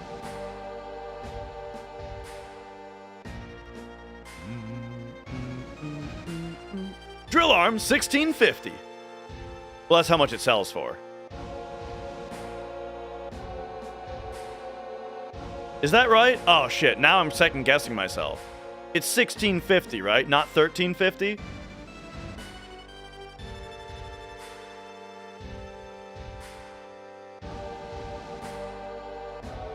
Yeah. Yo, Ace, good to see you.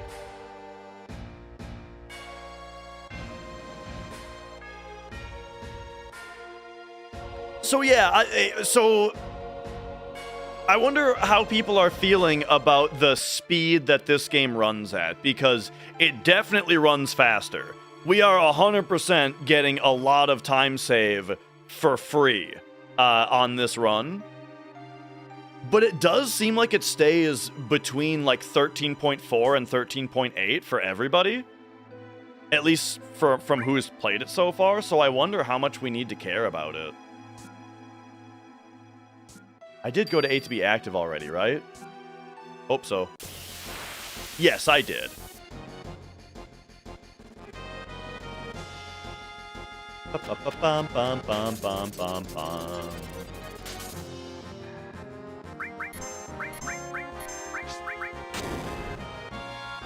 All right, Red got the early grenade.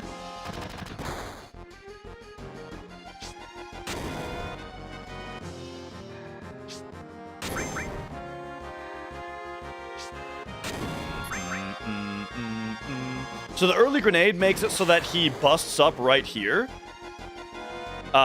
which now makes it so that he does that move twice.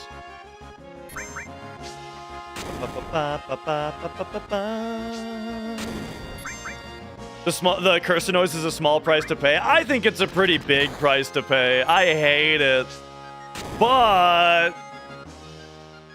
you know, I do like the double input glitch thing.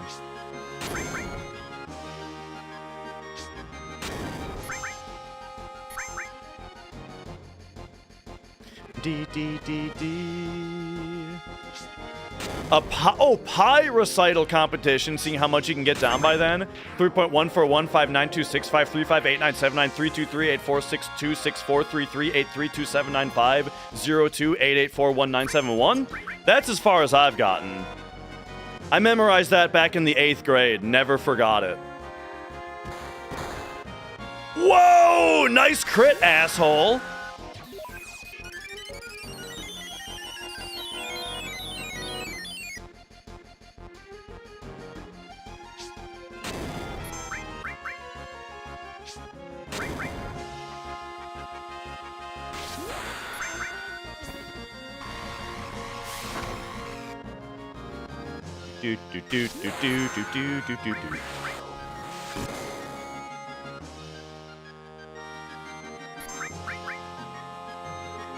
I definitely remember it as pictures of the sections, yes.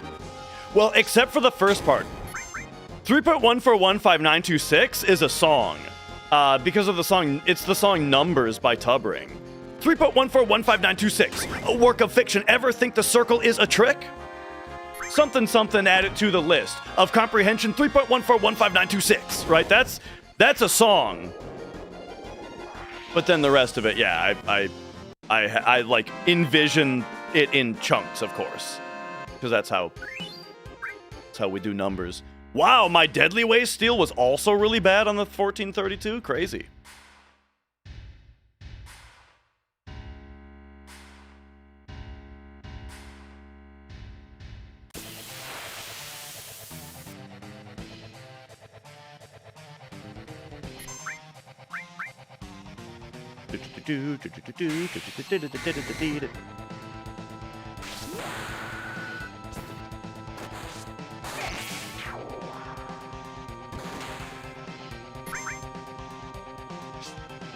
All right, so there's another Braver. So that's only my second Braver this run, if I'm counting right. No, it's third. I didn't count Airbuster. Okay, good.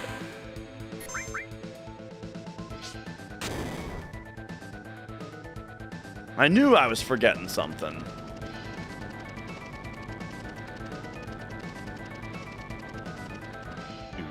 Do, do, do.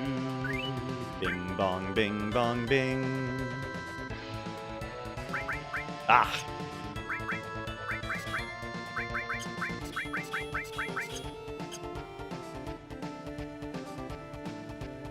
I haven't really tested it, Furry Freak.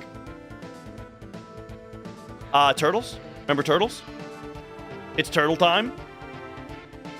T-U-R-T-L-E power. T-U-R-T-L-E. Sorry.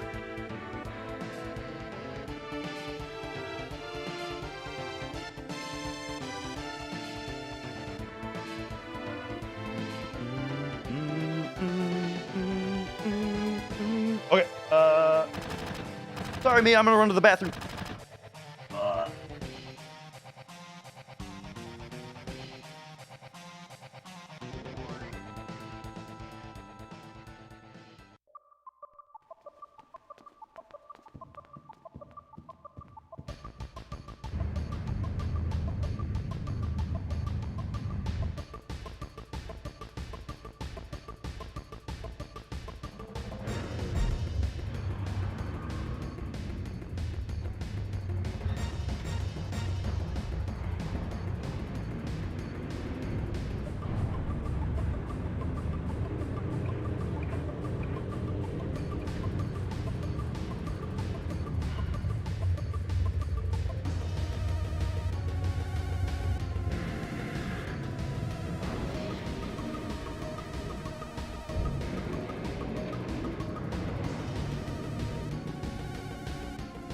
What? How did... Wait. Oh my god! Okay, hang on.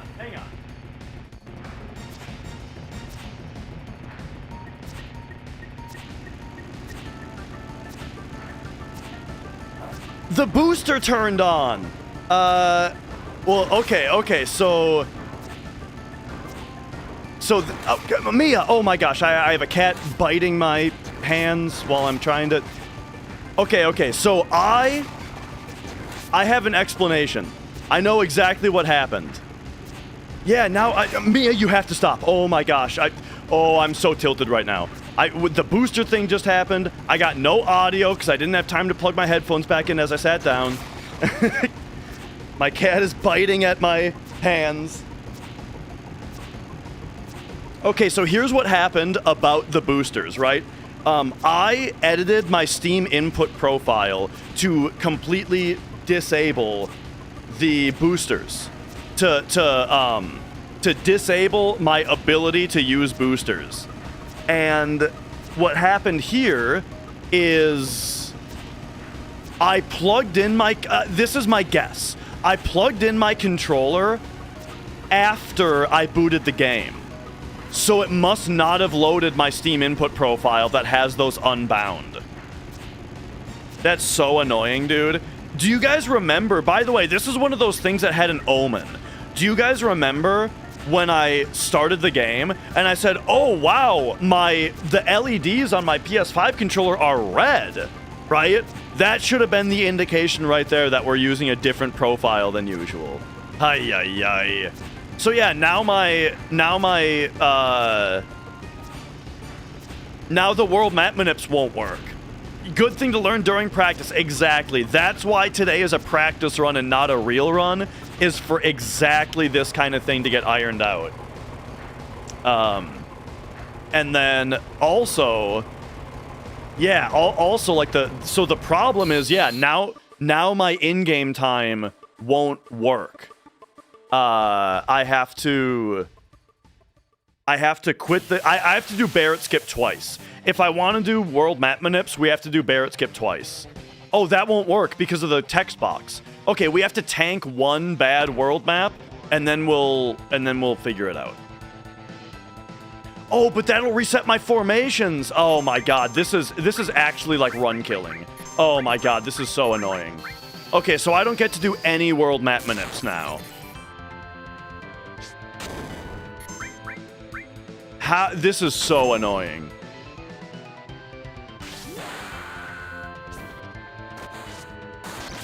Fucking boosters. Why did they even add them?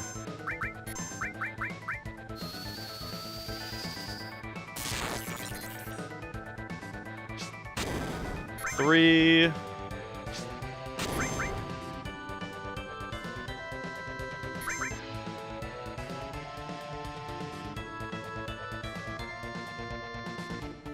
Ba-da-da-da-da-da, ba-da-da-da-da-da, ba-da-da-da.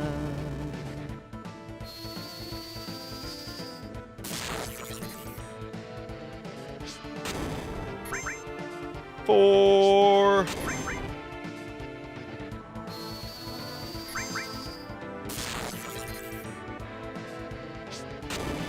And 5. And yeah, we used another Braver.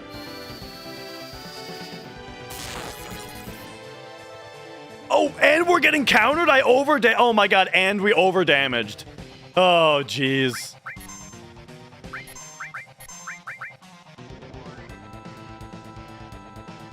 I'm spiraling out of control.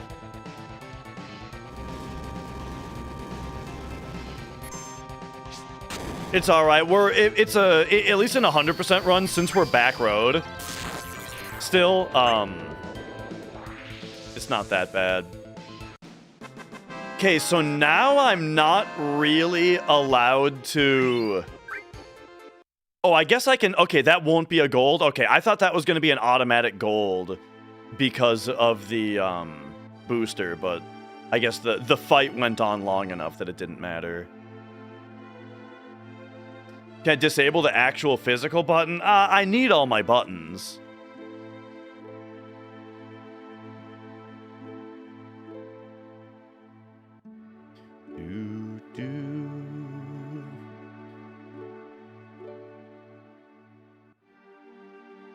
Well, this is only practice, so it's not a reset. Oh, it's so annoying though, because practicing world map manips was supposed to be a big part of this. Fucking boosters, man. I'm so annoyed about this. Okay, but anyway, so we would look and say one. Okay, so I still just gotta open this up and look, and then all right, that's fine. We can't load a save because that'll reset my formations, and resetting formations is a bigger problem than not having world map manips. I don't want to reset. It's fine. And by it's fine, what I mean is, please don't steal anything of mine. Okay. What I mean by it's fine is, like, this is still good practice, right? We're still getting enough practice. I just have to make sure to, like, you know, we just have to consider that this happened. Okay, there's 2.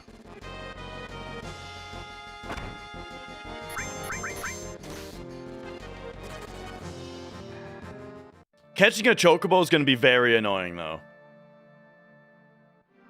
Okay, so only 2. That's not so bad. This is the new one, silly. Silly Will.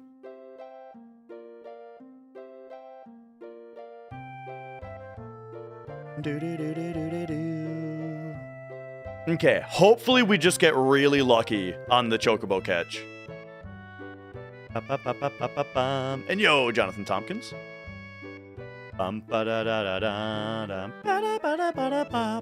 Well, this Saturday, Sunday, Monday, I gave myself 3 days to attempt hundos again.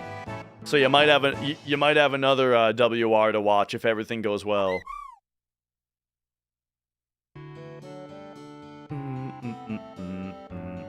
But yeah, the solution to the booster thing I already implemented. It's to make a Steam input profile that disables the booster input. However, that didn't work this time because I plugged in my controller after I booted the game.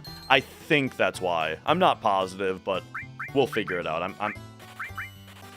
I'm guessing that's why, though. Okay, so now we go like this. We back row. We A to B wait. And now we just hope that we get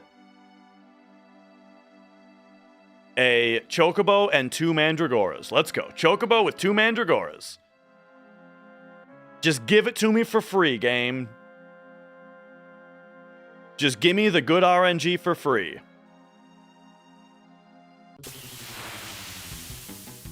Oofta, that's really bad. We're out of here.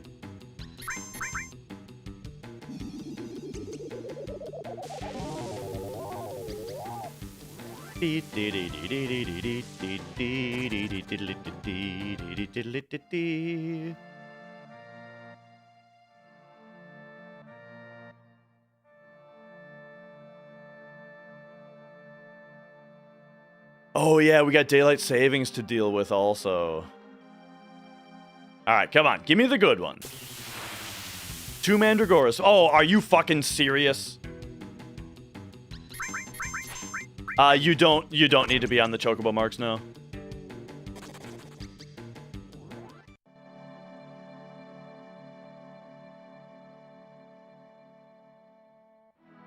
The brighter grass here is basically the... Okay, so that's 2 extra, by the way. We're at 2 extra right now.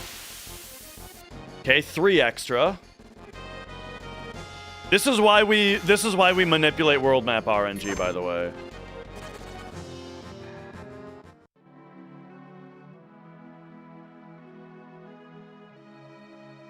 Oofta.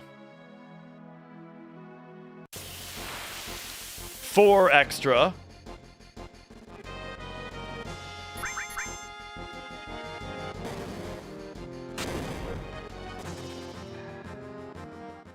Because I accidentally enabled the 3x speed booster for a little bit, Scrodius, because it's double bound to my turbo toggle button and Steam input mapping fucked up. So, and then enabling the 3x booster, it makes your displayed IGT no longer correlate to your actual IGT that the game is using for world map seed generation. Okay, 5 extra. I'm ready to give up. I'm ready to quit. I'm getting so tilted. This is so annoying. I should have just tried to kill the alpha dunks.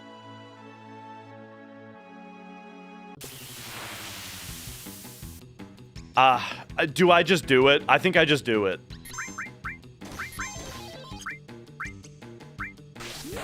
I should have thrown a grenade with him first.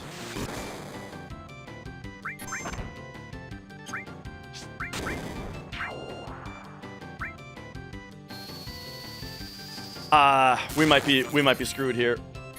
Yep, we're screwed. Oh, this is so bad, dude. This is so annoying.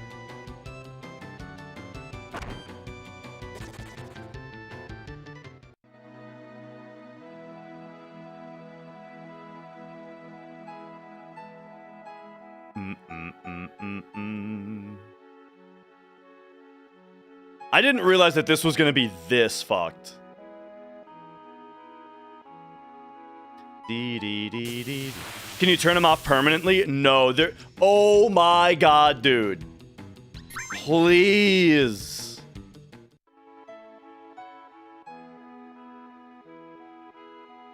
I don't think so. Or I'm actually not sure about that, Arian, but I didn't have a limit queued. Yo, Rich. I've actually lost count. I've lost count of bad battles. So I'm not even counting battles anymore because I've lost it. Yo, Rich, you've come into a very annoying time. I made a huge mistake that makes it so I can't manipulate world map RNG anymore. Due to very stupid reasons. And so now we are just raw dogging RNG, and I am getting like absolutely fucked. I'm getting. This is one of those times where I made a mistake, and I'm getting punished as hard as possible. Like in no world do I think I would get punished this hard. Okay, there we go. We finally got the fight that we need. Holy shit. We're finally out of here. Oh my god, dude. All right. The gameplay can resume now.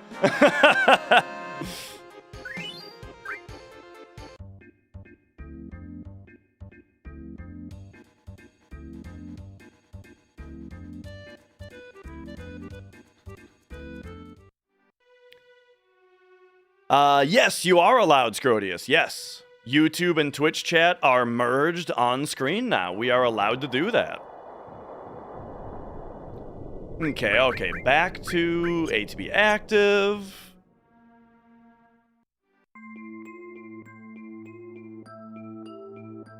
I think it was more than 9. But, you know, I don't know. It doesn't matter. Since we're like in the shit anyway, I can just check.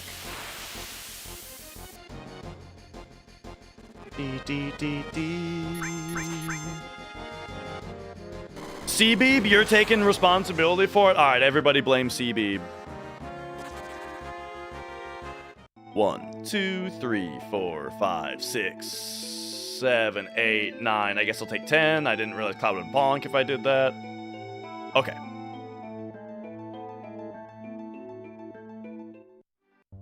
Alright, now it's time to do column skip.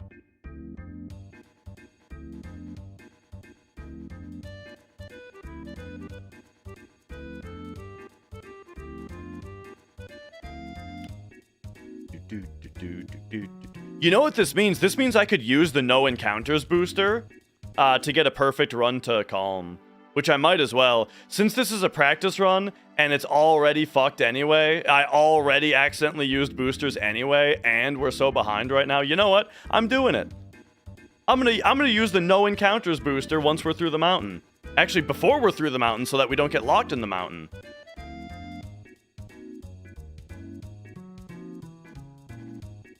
Boop. Uh-oh. Are we in 3x speed now or not? No, we're not. Okay.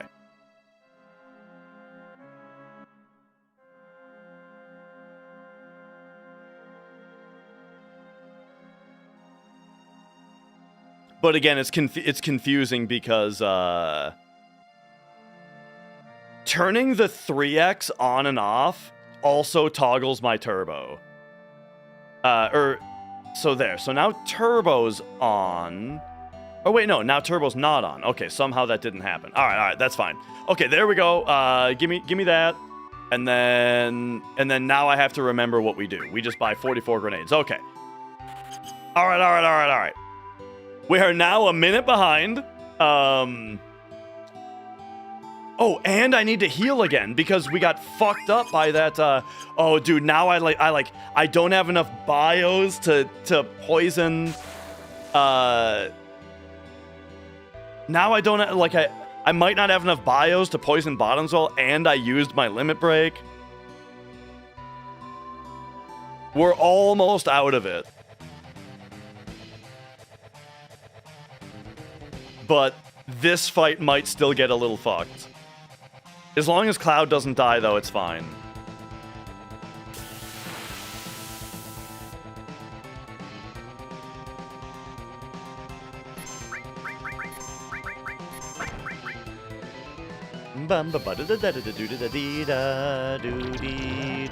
Okay. We're fine. We're fine.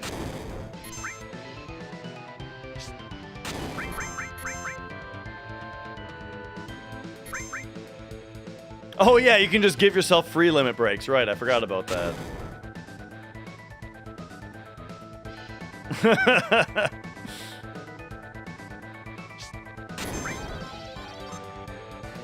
Oh, you know what else I could do? Wait a second, if it's just a practice run,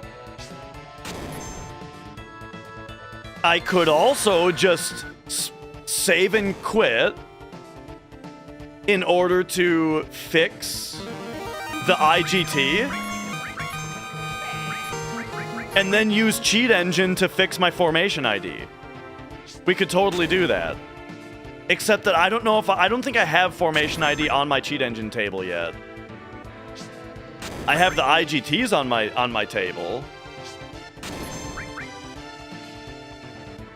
I can use Cheat Engine to just fix my IGT.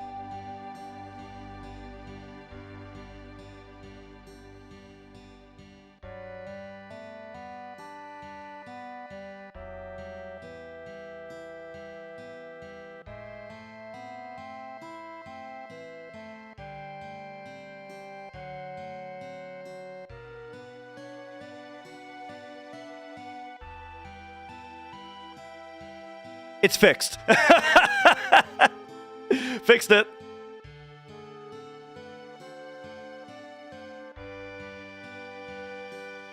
Dee dee dee dee dee dee dee.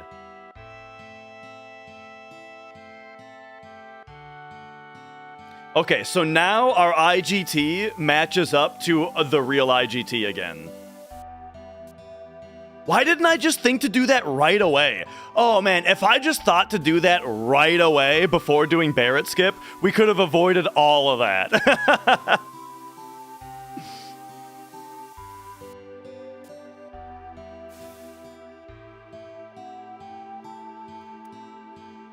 Do do do do.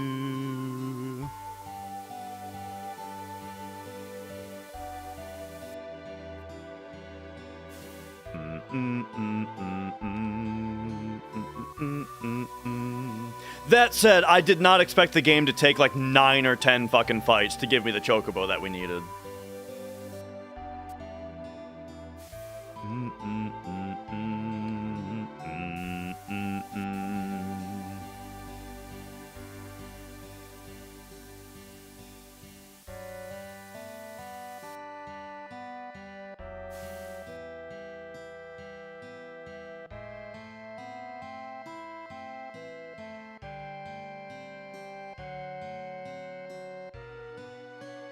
All right.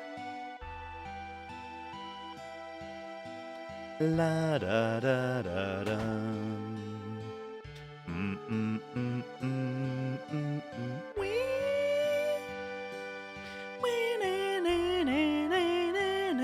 I'm not used to this part of the song being when we're in the house.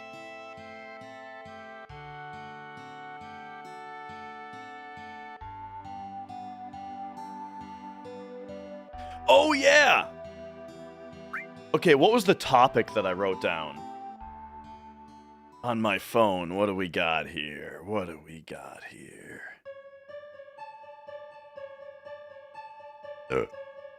Oh, yeah! Okay. So first, the preamble to the topic is, what do you guys think is, like, what's, like, the big problem with the games industry right now, you know? Like, the things that people have to complain about with the games industry. Of course, you know, when I think about it, I think about things like Too many games are trying to be live services. Live service games are especially an issue if they get shut down. Like, if you like it and then it gets shut down. Right. Microtransactions just in general.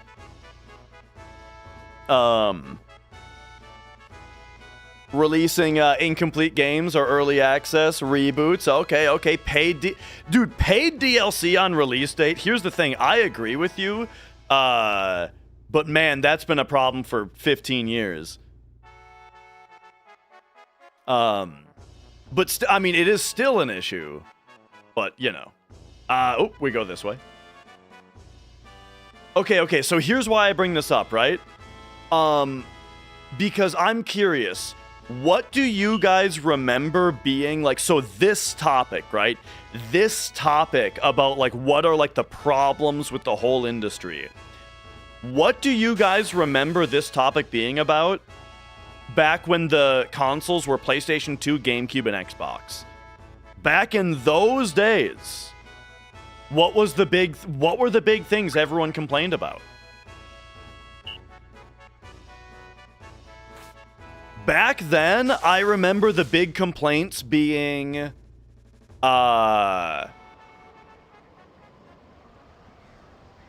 sports games. Too many, like, sports games are the same every year. They barely update them. That was a big thing. Willpen, playtime being too low. Was that a big deal? Thanks for the super chat, by the way. But, like, people saying that games were too short, you mean? I don't really remember people complaining about games being too short.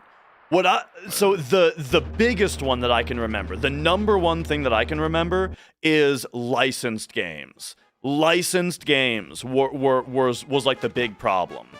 Every game that was a licensed game was garbage. And shovelware, yeah, which is kind of like shovelware we're talking about, right? Sort of. But shovelware was even more of a problem with like the Wii. Right?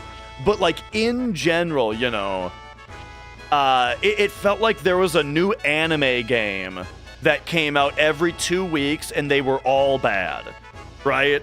And then, like, there, you know, every different Nickelodeon show had a game. Every different, like, every kid's movie had a game. Like, there's a B-movie game, right? And, like, that kind of stuff. And they always came out on every system. It was, like, anytime that you saw a commercial for a game, and it was like, it's coming out on GameCube, Xbox, PS2, and Game Boy Advance, and Nintendo DS, you knew it was going to be garbage.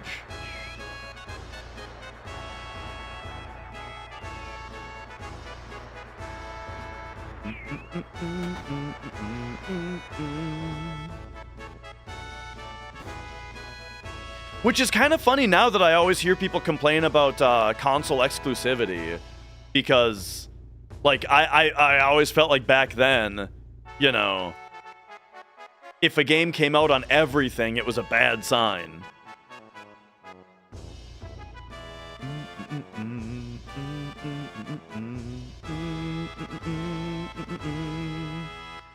I'm on the side of like, I favor exclusivity as long as it means that, as long as it's like, console exclusivity makes sense to me because it's designed for that specific hardware, which might not even necessarily be the specs, but also the controller, right? The controller, the method of insert, like, for example, let me just give you like a brief example. If Metal Gear Solid wasn't, if Metal Gear Solid was originally a game that was made for PC and consoles, it wouldn't have had the controller port 2 thing in it, right? Because you couldn't do that. That was a thing that could only be done because of the hardware that it was on, right? And there's lots of examples of this, of like cool, innovative things that games have done that have relied on the hardware that they're on, and you wouldn't have got that if they weren't exclusive, you know? So I like exclusives in the sense that that like it clearly has something to do with the game, right?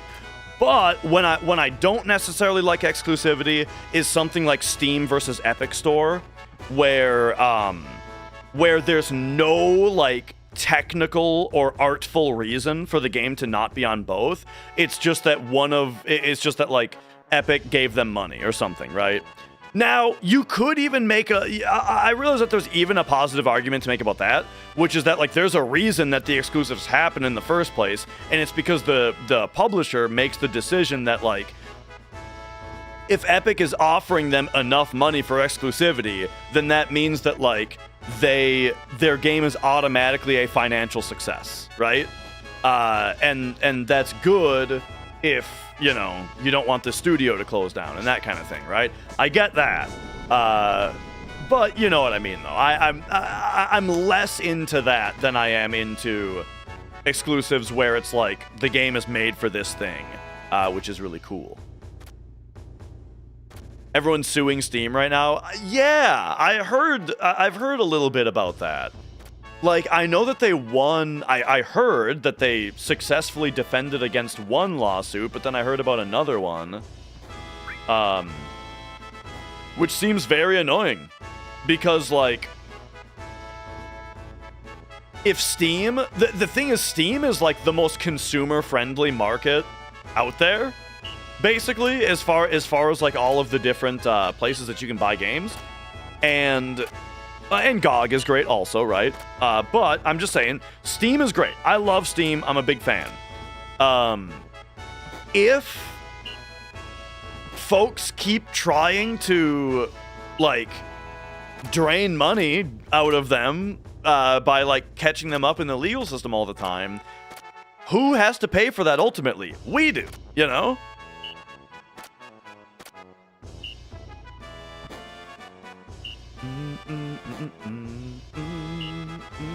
Oh, I screwed up. I meant to press down there, but I was thinking. Toxic positivity in developer studios. Are you talking about like which conversation is this? Is this like the biggest problem in games right now? Because I do think that that's a big thing.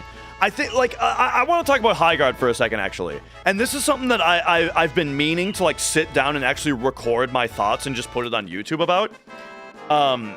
Because I think that there is a big problem with, like, addressing what the problem with Highguard was from, like, the developers, right? And what I mean by that is that, like, there's that now famous Twitter post from one of the developers that went around about, like, what the reason for the failure of Highguard was, and largely, like, hang on a second, we gotta go 1, 1, 1, 1, 11, 13, 4, and, like, the developer was saying that, like, the failure of Highguard is showing that people don't want innovation, right? Oh, innovation is gonna die if we don't support games like Highguard, right? But the thing is, like, first of all, I think that it's very silly to claim that Highguard was a very innovative game that we've never seen before, because that, to me, the exact reason that Highguard failed, just from my perspective, right? As somebody who never played it, but I've also never played Concord, I've also never played Apex Legends, or Valorant, or PUBG, or Arc Raiders, or Fortnite. I have never played any of these games, right? So just me completely outside of this genre, from what I saw, the reason Highguard failed is because everyone looked at it and said, I've already played that game a bunch of times with other names, and this one doesn't do anything different. I've never played Counter-Strike either, no. So for that reason, right, it's very funny to hear the developer, like, act like their game not succeeding is like an attack against innovation, right? Kingity, thank you for the 4 months. But here's ultimately what I want to get at, and this is really what I want to talk about, is that a lot of the discourse, a lot of the defense of Highguard, right? The discourse about it that defends the game is talking about how like we need to take more chances and give things a shot, give art a chance, right? And that kind of thing, right?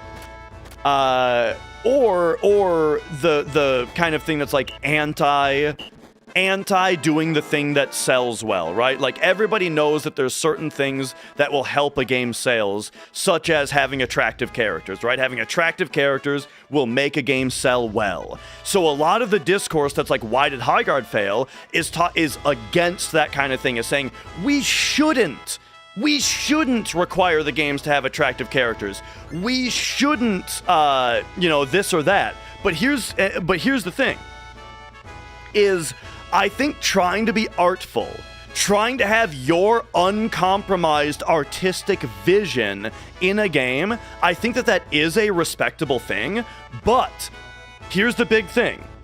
I think that you can't simultaneously do that. You cannot simultaneously insist that your uncompromised artistic vision is the end all of what goes into the product, and we can't do anything for sales, right? You cannot simultaneously insist that and then also say that your game is a live service game that has 150 developers and then get mad when there's studio closures. Do you hear what I'm saying? Does that make sense? I'm saying that when you have 150 mouths to feed and their families, then you have a responsibility to prioritize sales a little bit more, right? Does that make sense? I'm not arguing against one guy, Swunderland. I'm arguing against the entire discourse that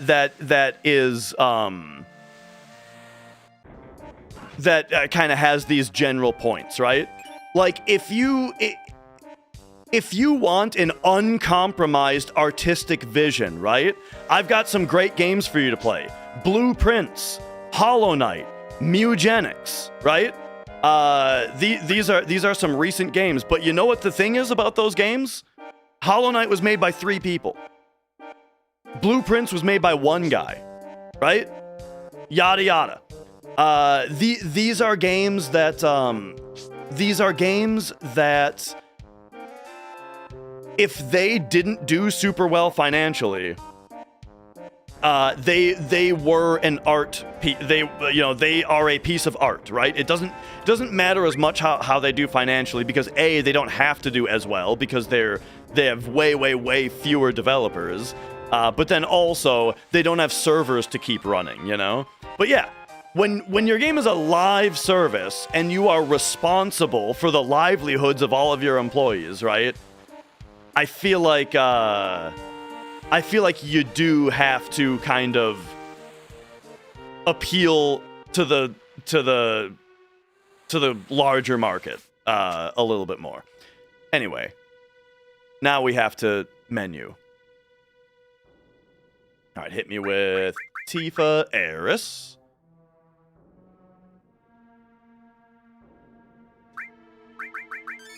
And then we do that, and then boom, boom. Okay.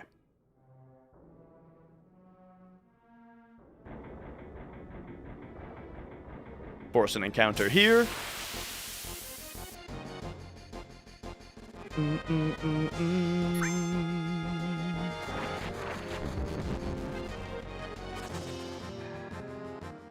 And so someone actually said it earlier. When I asked the question earlier of like, what's the biggest problem in the game industry right now? And somebody said something along the lines of like the focus on player retention. Who said that? Because honestly, that gets us right into what we're talking about, right? Like, that is a much nicer way to say, or like that kind of leads into, yes, this idea of like these studios that come out with these games that require them to compete with literally the most popular games, right? Literally the most popular games in the world right now. Our game has to enter that market and compete with it, or it's a failure. And that's a extremely unhealthy thing.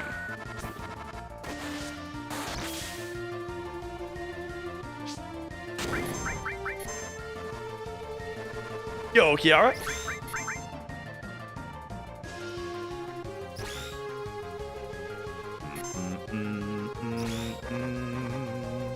Ooh, very nice, very nice.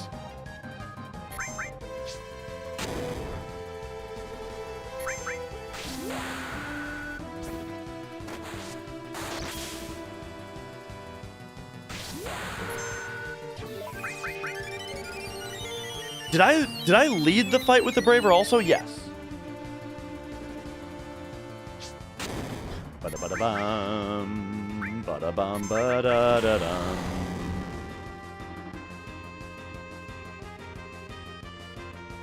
All right. Oh, the miss on Cloud is actually bad.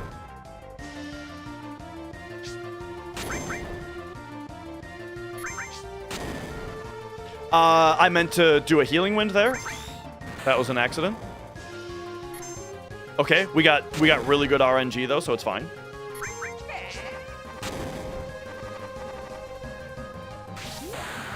Yeah, I've been looking at Steam charts a little bit lately just because of these big games that are coming out that I've been curious about, and I feel like Arc Raiders is still on top of all the charts.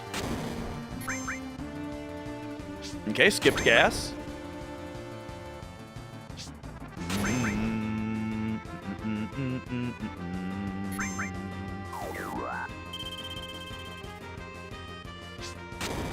Yo, Buffalex. Yeah.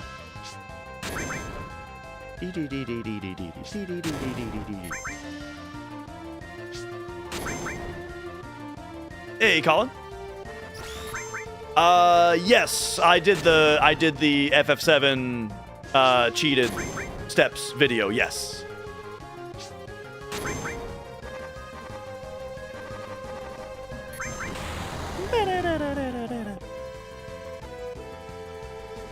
I'm surprised she's not dead yet. What did I do wrong? What did I do wrong in this fight? Okay, I was gonna say, like, any one of these grenades should kill now.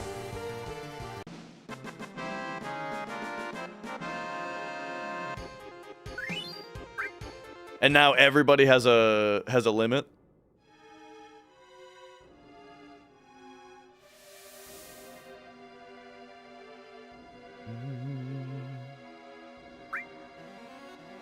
Oh, I was reading chat and not looking at that selection. Devs don't have a say in what type of game that they want to make. Yeah. So, like, this is kind of a thing. Like, and this is just my opinion, right? So this is now my, like, assertion, is that I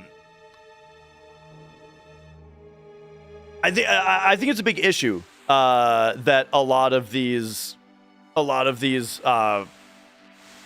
like these live service games that are going into a market that is so difficult for them to compete in.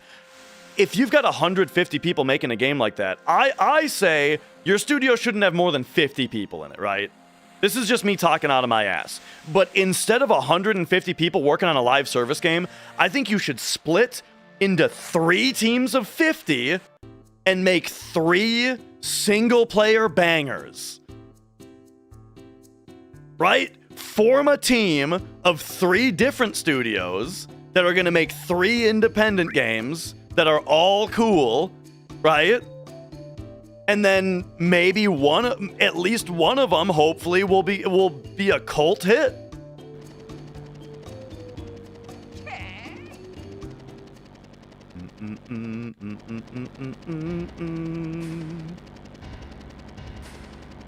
See the fiasco with 2XKO, the new fighting game that just laid off 80 people from 160.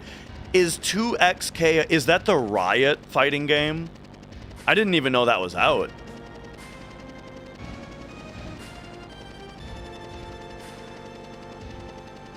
Imagine how many good single-player games we could have gotten if PlayStation wasn't obsessed with live service. Dude, they shut down PlayStation Studio. Like, or Japan Studio, sorry.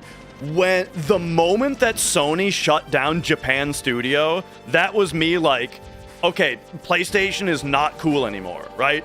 That was was the most obvious thing of like, PlayStation is done making cool, creative, unique games.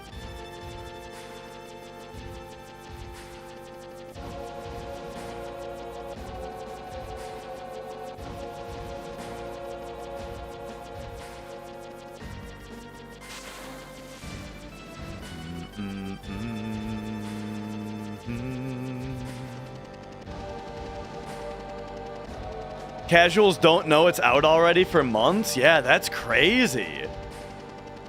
Because, like, I've at least heard, like, I mentioned earlier that I haven't played any of those, like, big games, like Valorant and Counter-Strike and stuff, but I at least know the name. I know that people are playing them all the time, right?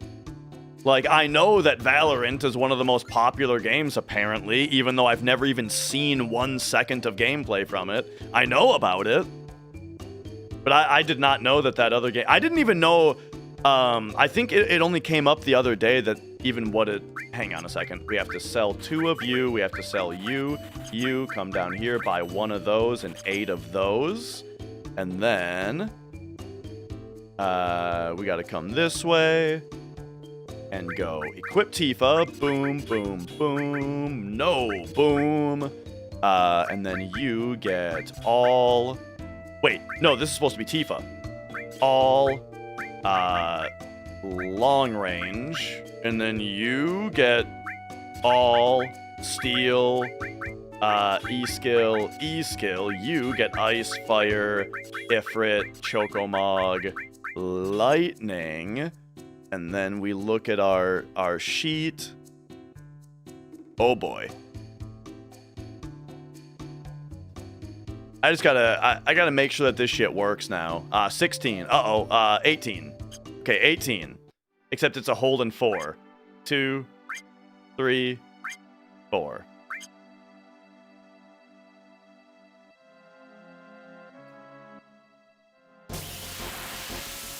I saw a bit of, in Fuhuo, by the way, I saw you there. I saw a bit of Resident Evil 9.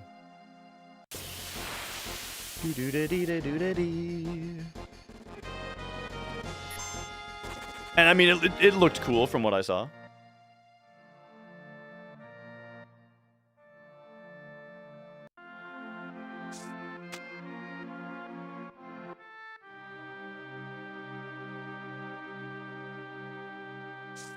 Okay, apologies. I kind of quit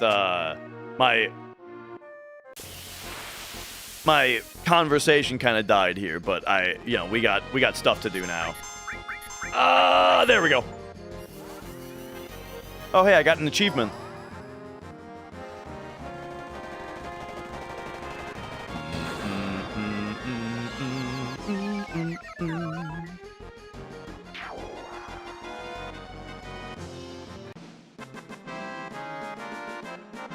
All right, so we want Bolt Plume here. No Bolt Plume. It's fine, we'll get him next time. And now 5.5 steps after the next fight.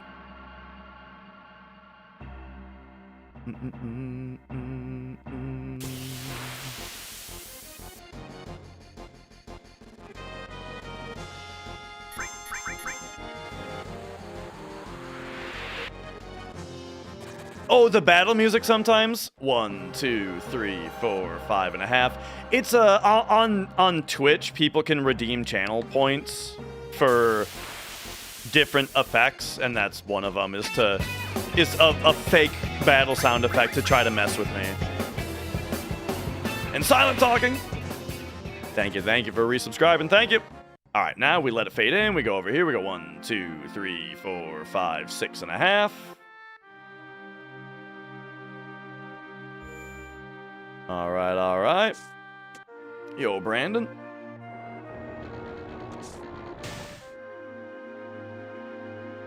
Now we should make it to the next screen just before a fight.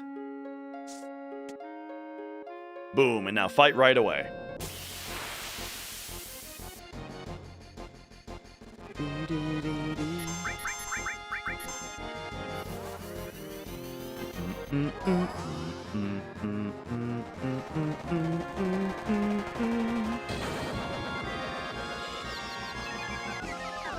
And now we take a lot of steps. Baros, I went into Cheat Engine and fixed it, so we don't have to worry about it now, since this is just a practice run anyway. 3, 4, 5, 6, 7, 8, 9, 10, 11, 12, 13, 14, 15, 16, 17, 18, 19, 20, 1, 2, 3, 4, 5, 6, 7, 8, 9, 30, 1.5. Go to ATB wait.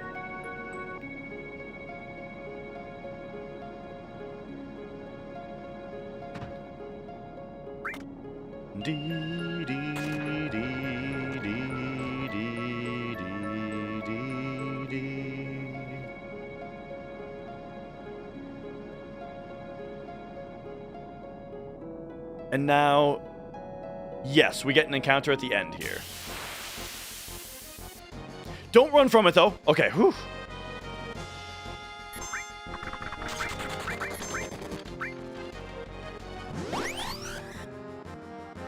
Uh-oh. Please don't kill. Okay. I forget. I should probably cure my party at some point during this part, because this fight always almost kills somebody.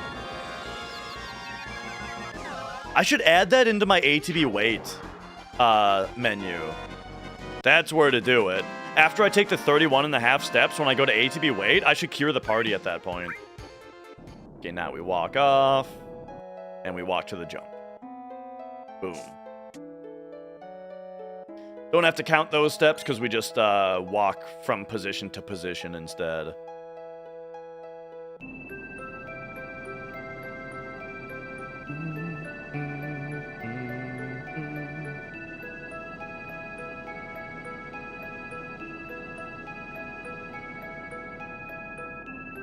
Alright, and then we get one shot at the right arm here. This is an item where if we get it, it saves like 40 seconds. But we don't have to farm it. It's not worth like farming. Whoop. Oh, I got confused when Cloud was the one who stole. 1, 2, 3. I got any percent brain where we have Steel on Tifa.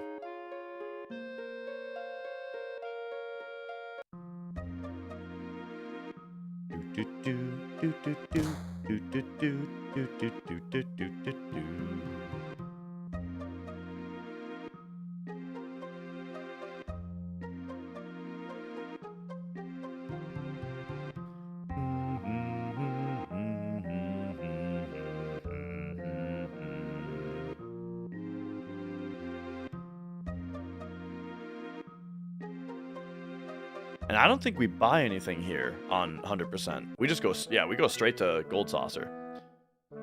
Okay, there we go. Chalkin, today's run up to the injury, today was intended to be a practice run from the start, because I worked today and I work tomorrow. I don't have time for a whole hundo. But again, Saturday, Sunday, Monday. Those are going to be the days. Has anyone done a hundo on HD console? Yes, Katumbas has. I don't think he submitted it, though. I wonder if maybe he didn't get 100%. Maybe he didn't finish a run. I thought that he finished a run. But maybe he missed something. Or something. But maybe he just didn't submit it. I'm not sure.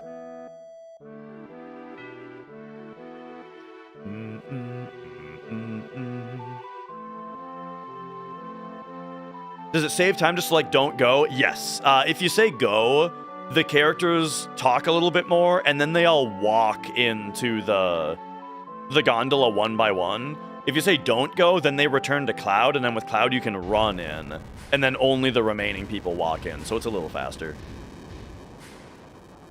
He 99'd and one true hundoed the other. Okay, okay.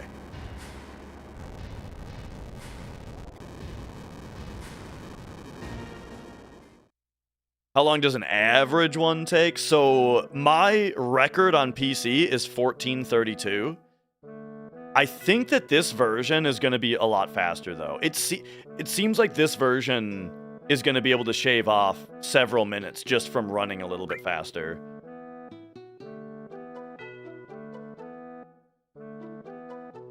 Yo, Danger. But that's world record, of course. This is the new PC version, that's right. So, like, the average, I mean, I don't know, not a lot of people run Hundo, you know? But, you know. For me, it was like, in fact, I haven't run very many on PC. I ran one, I can't remember exactly what happened, but basically, I dedicated, like, one good Hundo run to PC, and I got 14, what was it? 1452? And then like a couple years later, or like a year later or whatever, I decided to give it another shot. I'll do another PC Hundo, and I got 1432. I saved 20 minutes. And then now we're doing this one. Do.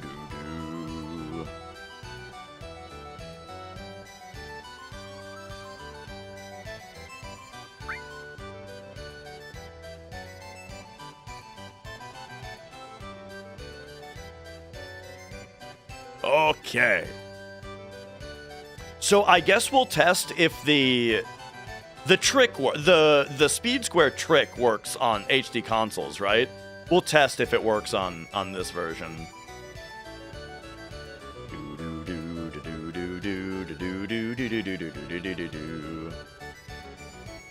Show the cat? Here, I got you. Well, in a minute.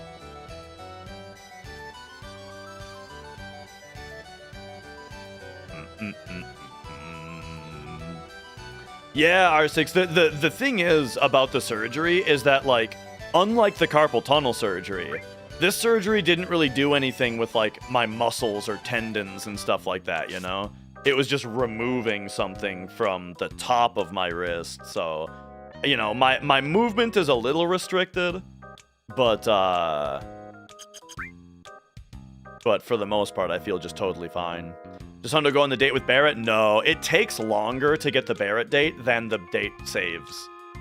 So we just take the usual, which is the Eris date is the one that you get, that we get naturally with the route.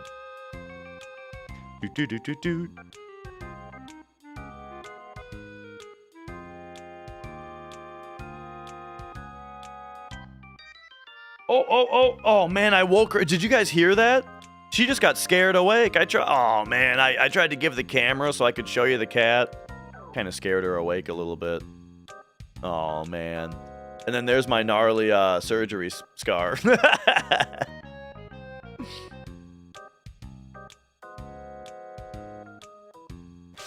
All right, now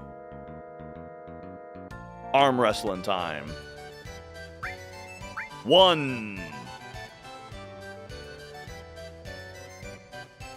They didn't fix the consecutively line. 2. I never noticed that before, that, like, I guess I would have expected that line to be one of the ones that got adjusted in the regular PC release. 3. It looks rough. It's just that I haven't, like, showered yet since taking the cast off. 4. So it's still got, like, the little scabbiness to it. Once I get a nice shower going, then I'm sure a lot of that'll come off. And 5. That's right, we gotta talk to Rumpus 5 times here.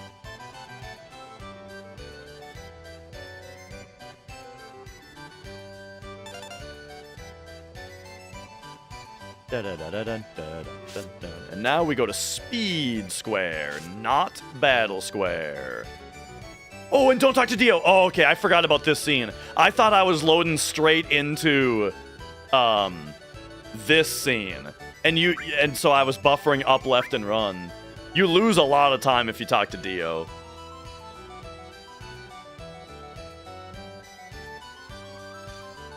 Alright, alright. I'm gonna try the trick on this version. We'll see if the trick still works, which is to hold circle. No, it doesn't work. Wait. Oh, because circle and X are switched. So X is my beam button now. Oh my god. Have I ever taken the wrong tube in a real run? Yes. I have had a run die to that. Because if you go to Battle Square, it instantly puts you into the next part of the plot, you know? And you go to Coral Prison right away, and then you don't get the umbrella. So yes, I've had a run die to that before. Okay, I gotta do my best to get 5,000 points here. Oh god,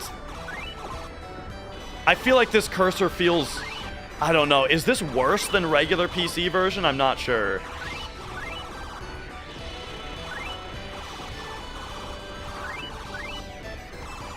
Man, this is really hard.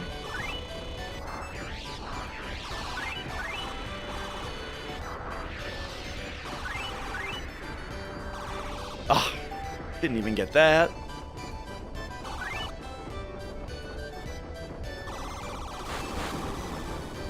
Okay, we at least got the spin on that thing.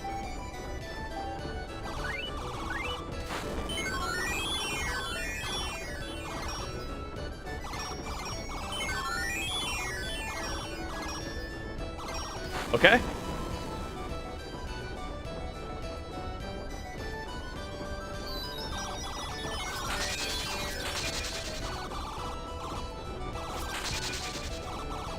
Why does the cursor sound like this also? Okay, 2500 isn't too bad. Yeah, the cursor is really squirrely. Like it... The PlayStation version of this game runs at 60 FPS with a much smoother cursor. I don't know why the PC version is so fucked up.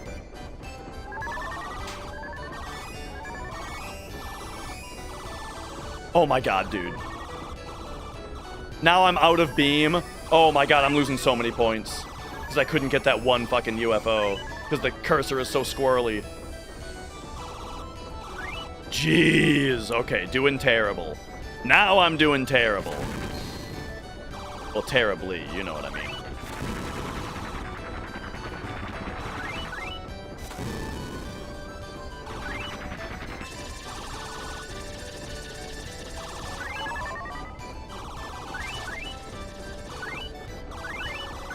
Okay, okay, we're good, we're good.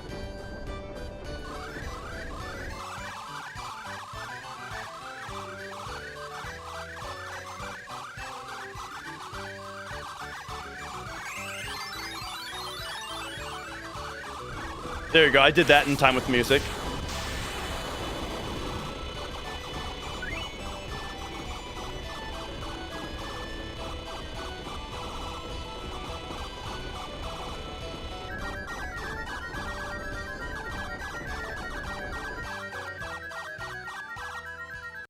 Alright, alright. Sheesh.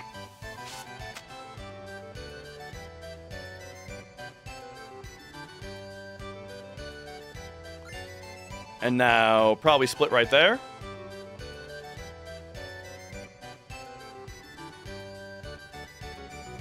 Then we move on to Battle Square.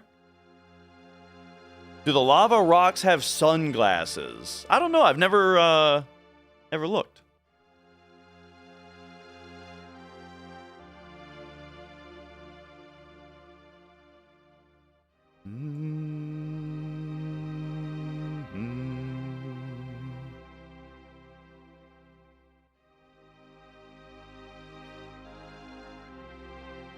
Yo, Glitterhoof.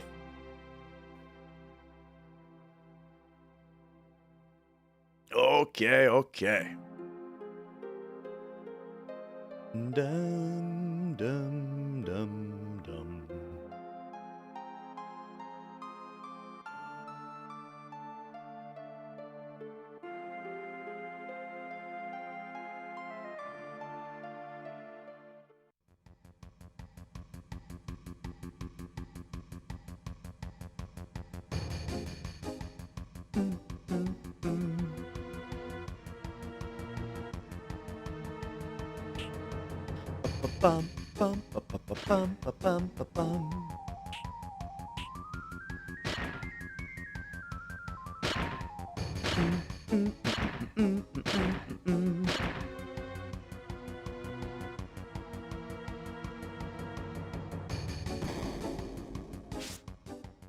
All right, so next up we've got Matcha Magic and Laser Learning.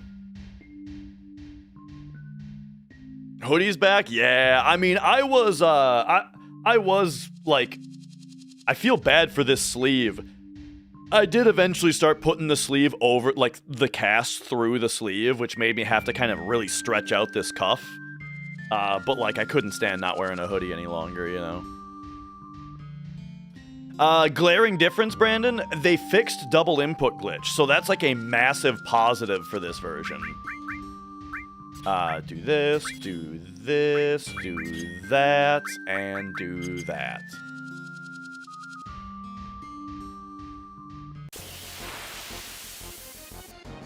And then 21 steps here. These guys don't do anything if you don't do anything to them, so you just only run. 1, 2, 3, 4, 5, 6, 7, 8, 9, 10, 11, 12, 13, 14, 15, 16, 17, 18, 19, 21. There's quite a few enemies like that actually in the game that only do they only have counter scripts, no like main turn script.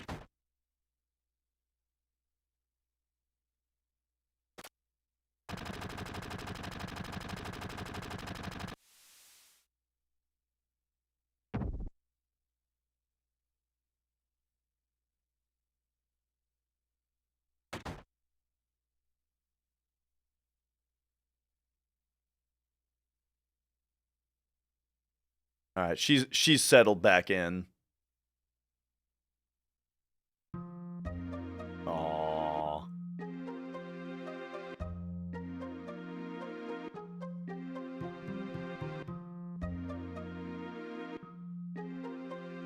Yeah, for some reason the Barrett gun shooting sounds normal.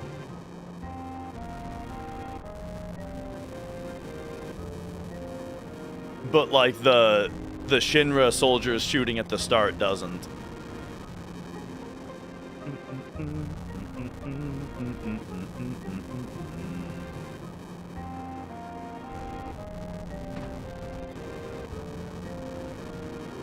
Is that the only opportunity?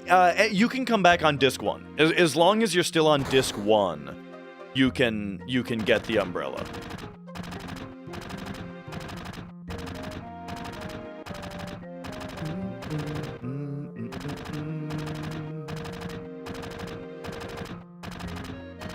So like on the run where I accidentally went straight to Battle Square, I did just keep playing and dealt with it, and then went back and got the umbrella later. Oh, does this have the crack? Probably. Yeah, I mean, why wouldn't it? I'm just always wondering about every little thing, you know. That like the flash and the glass shatter isn't in the PlayStation version.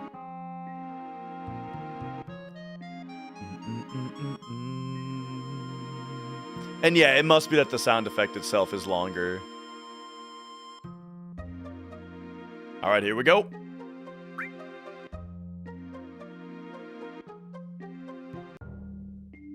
Got the team together.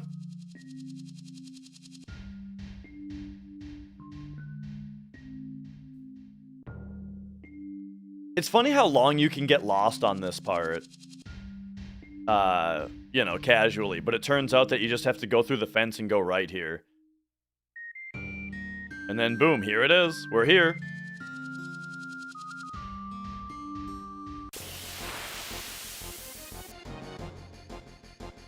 Learn laser and Matcha Magic here. Oh wait, you're manipping.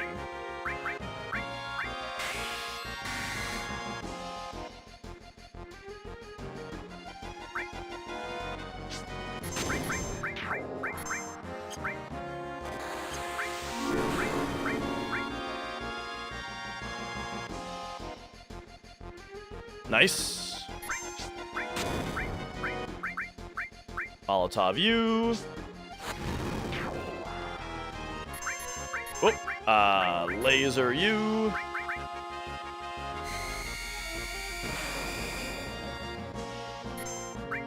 Braver you. How much damage does this do? Oh, we can do a regular grenade. Okay, so there's laser and Matcha Magic learned. And then we go, is it? Yeah, Trank All the Sadness, Power Source Tifa, Cloud. Only have to cure those two.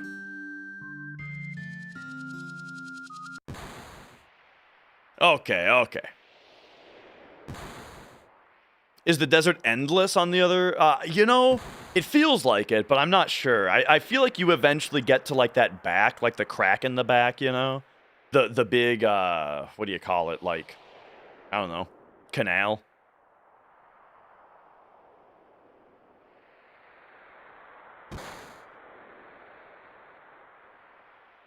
And when you're out there for long enough, eventually that carriage comes and picks you up. I wonder what triggers the carriage. It's probably just on a certain screen, right? But I actually don't know what the mechanic is that causes the carriage to come.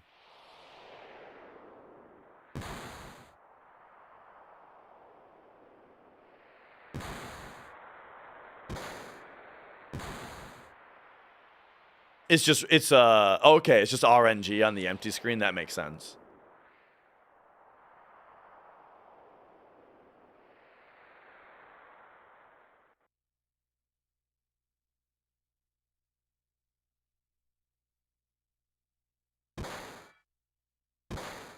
How's Mugenics been? Mugenics has been great. I haven't been playing it a ton, though, because on stream I've been playing this.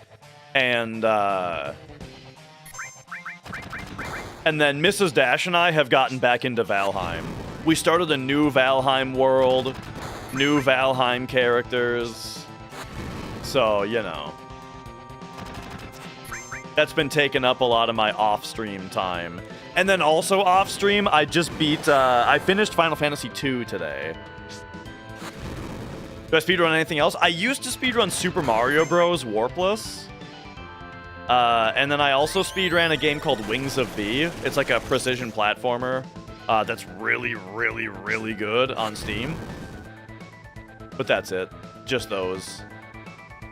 If I was to learn another JRPG, it would be Mario RPG. I did start learning Mario RPG at one point.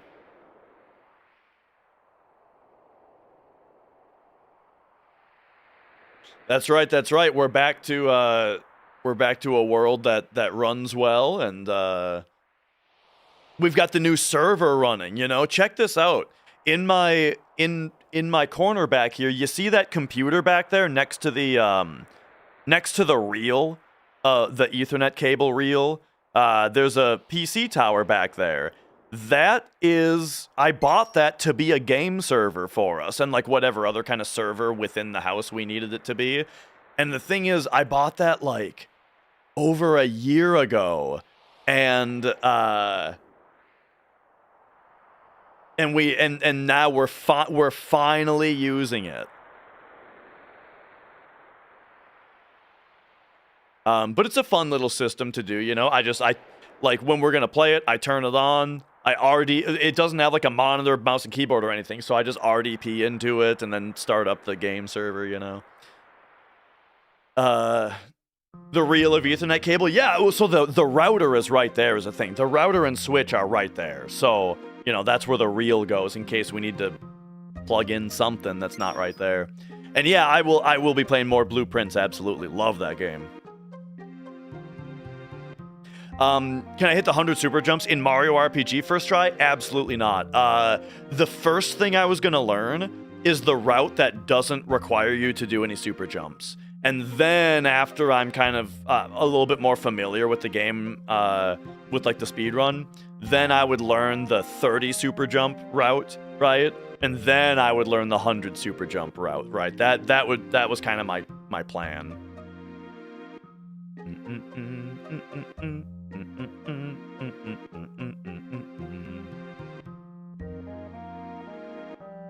Plex server with kid shows on it? That's a good idea. And by kid shows, of course, you mean all the shows that I watched as a kid, like the X-Files.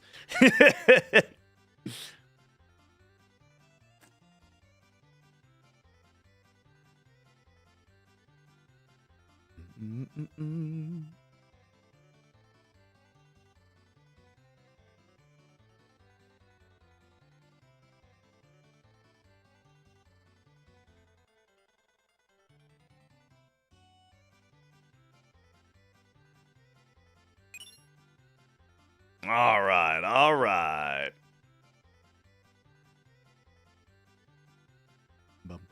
Bum. I feel like we were saving a bunch of time early on for free. But now that Dine fight, I didn't save as much as I expected. Yahoo! Okay, so I'm guessing X is going to be my boost button now, so that's also going to be weird. But that's why we're doing this, is to find this stuff out. 3, 4, boom. So square is probably still speed up.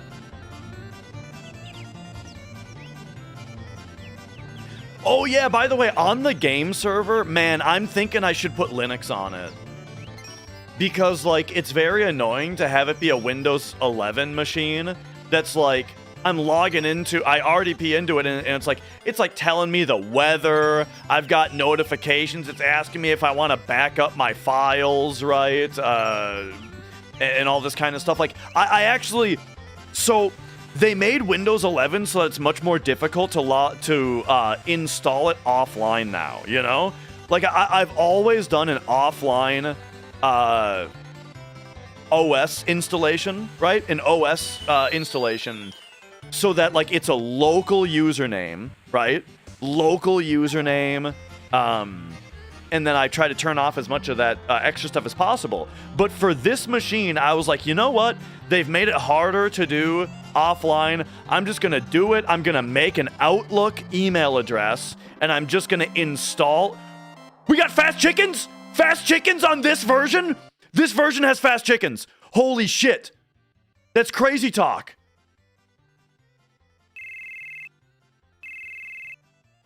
That's unexpected.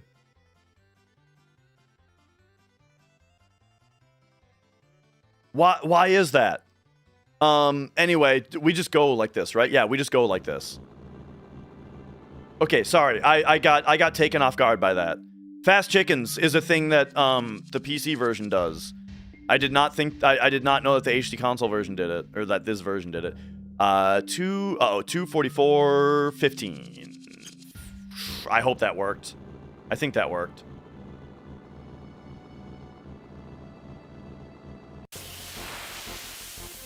Yeah. All right, big shot him. Why is it so exciting? Did you see how fast it went? It was fast. It's actually kind of annoying that it's a thing, though, because I don't like there to be an RNG chance like that for you to just, like, save a bunch of time because the game is kind of fucked.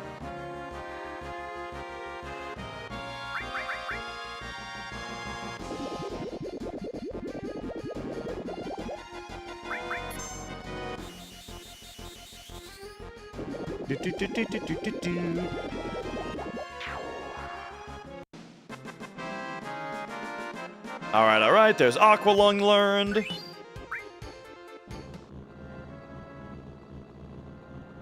Now, we do this menu. Barrett for Eris, front row Eris, equip Cloud with silver, take that off. You get Umbrella. Power Risk Cloud, take that off, give it to her. Cure all, and take Trank off of Eris. And then I'm not buggy skipping because I actually want a little bit of extra danger before we get onto the beach. It's a little risky to do that, but it's good. Like, it's risky because if I got into a battle on the grass, then it's a big waste of time. But it makes it so that my danger is a little bit higher on the beach, which means we get a fight a little bit sooner. Is this an egg? No, it's not. Okay.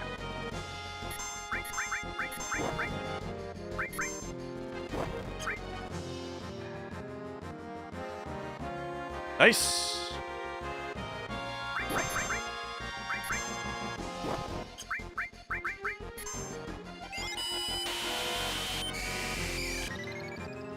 All right, now we learned Big Guard on both of our E-skills.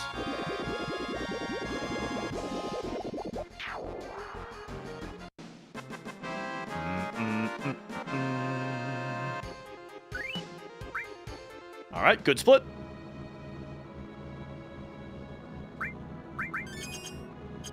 Tent me up. Whoops.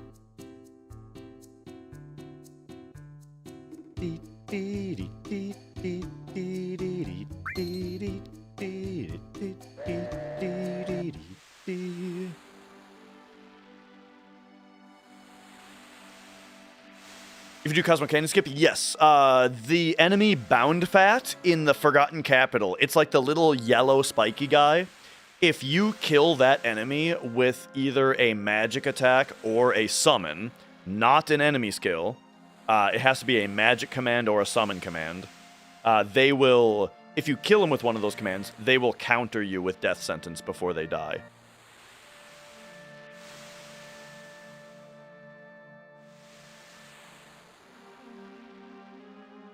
That's how we get it on. Oh, it doesn't work with Odin though. Okay, but yeah, that's how we do it on any percent.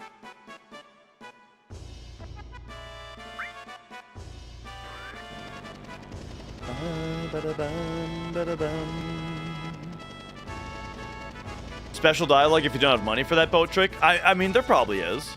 I mean, they gotta say something, right?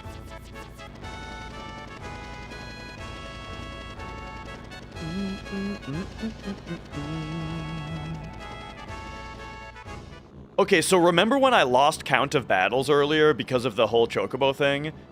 This is the part where we get bit by, from that, but it'll probably be fine.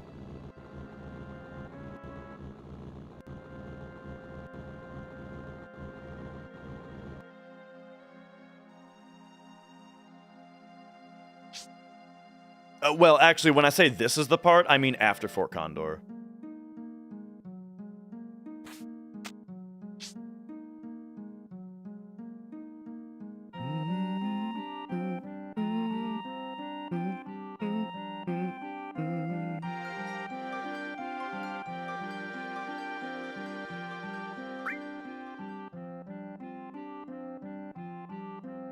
Do I know the song Evil Dead from Chuck Schuldiner and Joel Grind? I think I've heard it, but I don't, know it. I couldn't tell you how it goes, but I'm pretty sure I've heard it.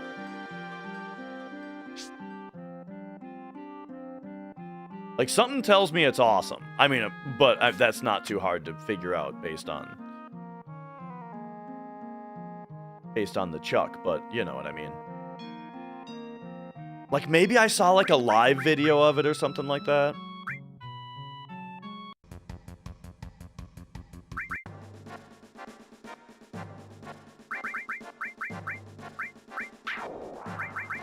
There we go. Wow, these look weird.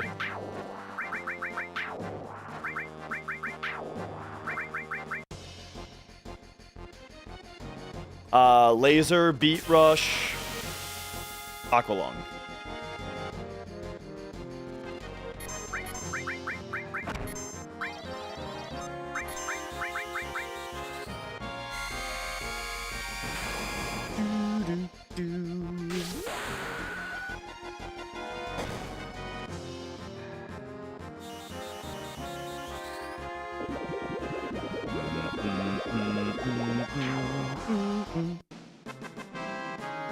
I did my big, I had a big network change last night where the project that I'm working on where I have all these offices that are getting their networks refreshed. I had one of the offices, the big cutover happened last night. And so last night I had a lot of time to listen to a bunch of music, right? Because I was just repatching a switch, you know, swapping out APs, that kind of thing. And I listened through Dream Theater's new album. So here's the part where we get bit. Is I need to go check how many encounters we have, and I don't know how long it's gonna take. So the reason that we count our encounters is so that we can get the mithril. And now on this part, I have to come up here and check how many encounters we got. Okay. Oops. And it's 59. Okay, we're at 59 now. So we need to reach him at 77. So that's 1, 11, 18. We need to do 18 encounters and then go back to him to get the mithril.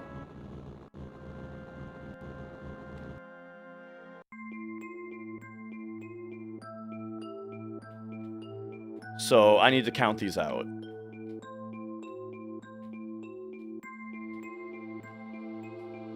Oh, I forgot to use a tent.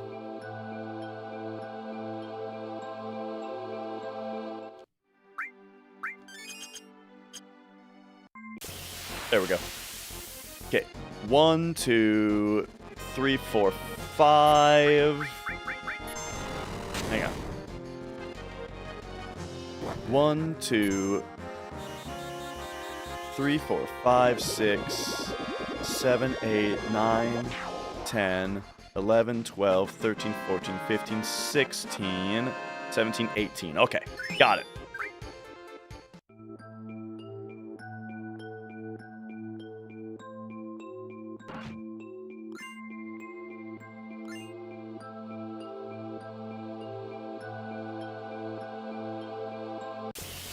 Yo, events.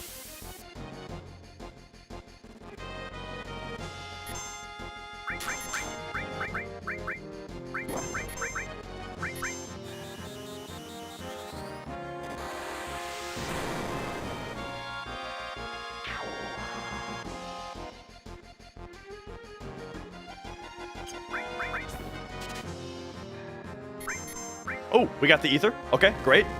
Cloud is getting, Cloud got flamethrowered.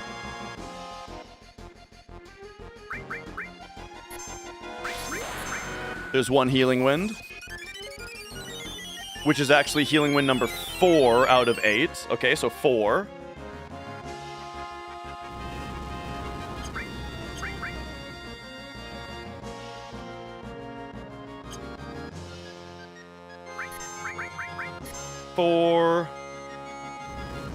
No, miss. Not yet, at least. Oh, I forgot to hyper her.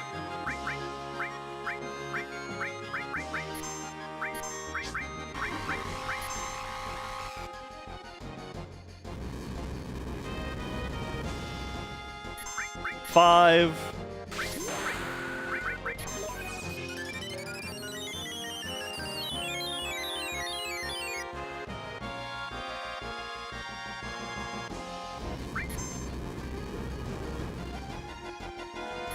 Six.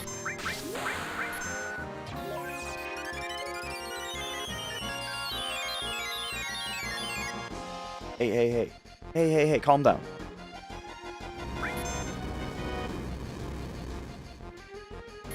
Seven.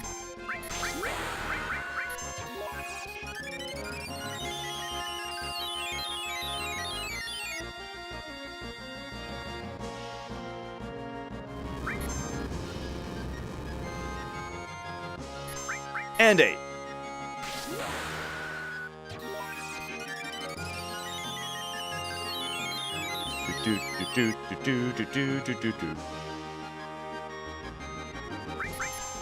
And then she finishes. Boom. We want 2 more ethers. Okay, now we go boom, and then come over here and do that.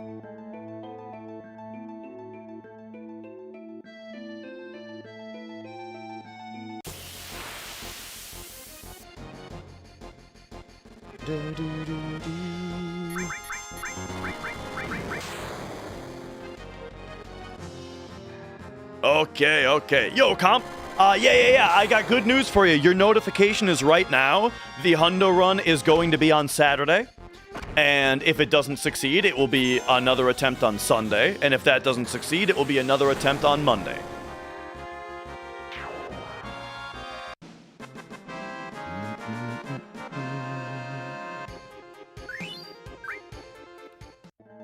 Okay, so that is those ones.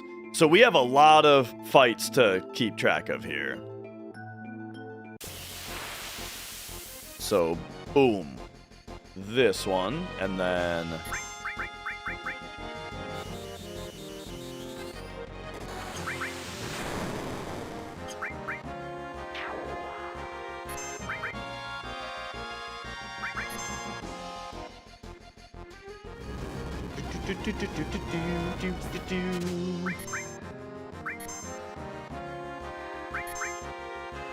Ah. Oh, there it is. Okay, one more ether. I got it taken off today, Blanco. Oh, but what happened? I had a ganglion cyst removed from my left wrist. I had a cyst in my left wrist for over 10 years. Maybe 10 years, I don't know, around there. And so I had surgery to remove it a couple weeks ago, and I just got the cast off today.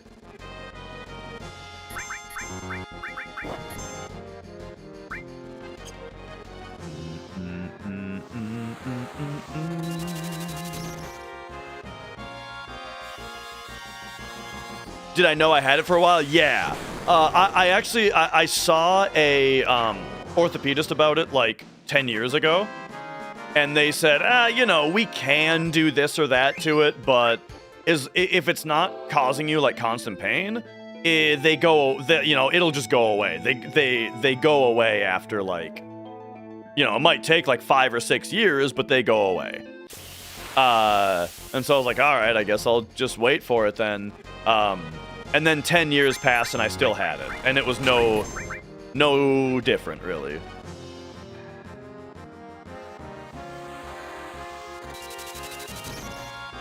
Except now I have this inner wrist pain that I need to do, stretches on. And the cyst was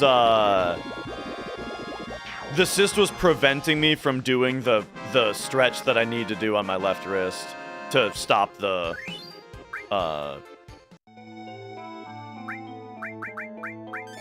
nerve pain. I don't think it affected my carpal tunnel though, no, because carpal tunnel was on both. It was on both wrists. It was worse in the right wrist,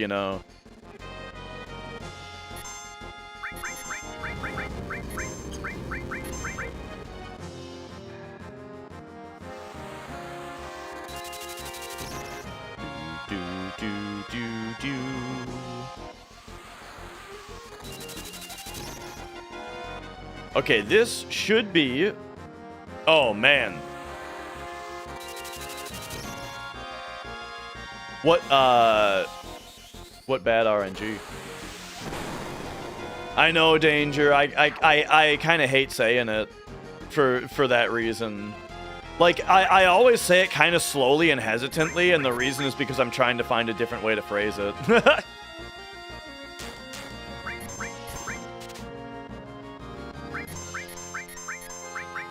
Hey, alright.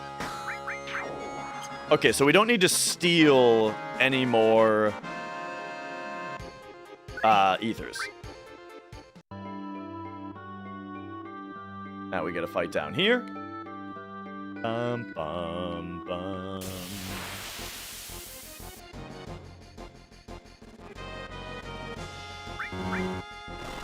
Woo! Yeah, we steal the ethers for money.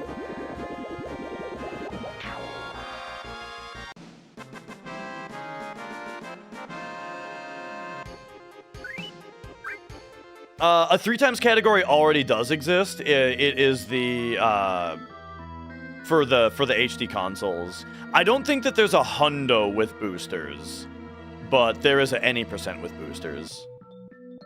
And so yeah, this version of the game I think is gonna go under, like it's likely to go under that HD umbrella, and have that category. Yes. Okay, so now we walk to our next encounter. Do do do do do.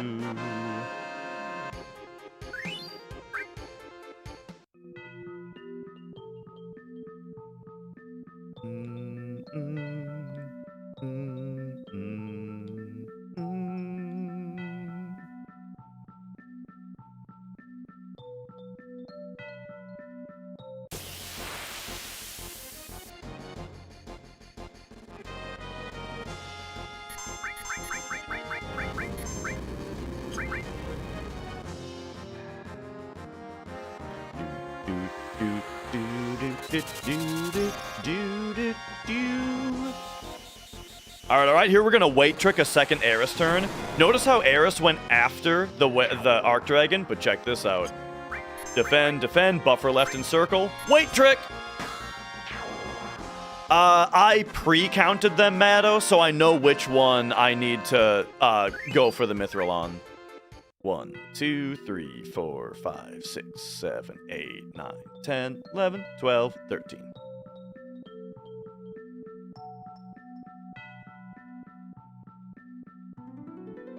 So this should be a preemptive now.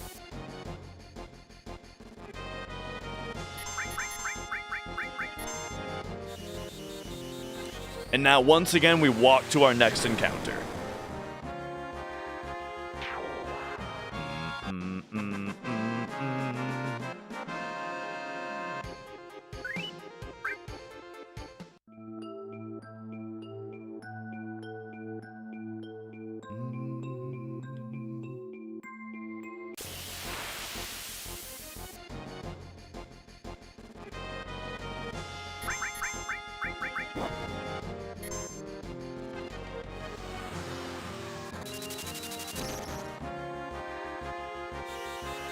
Oh, by the way, in case anyone doesn't know, what we're doing right now is we're unlocking Eris's level 2 and 3 limit breaks.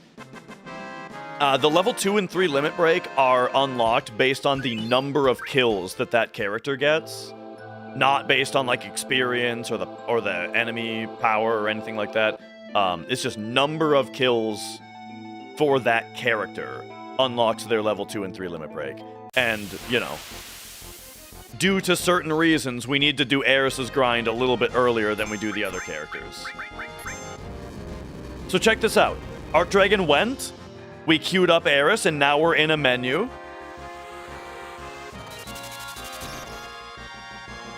Now Eris gets her turn after the Arc Dragon. But check it out, we've got his ATB pinned at 0.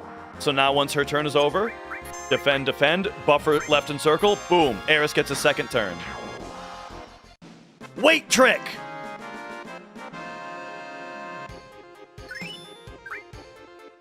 How do you like that?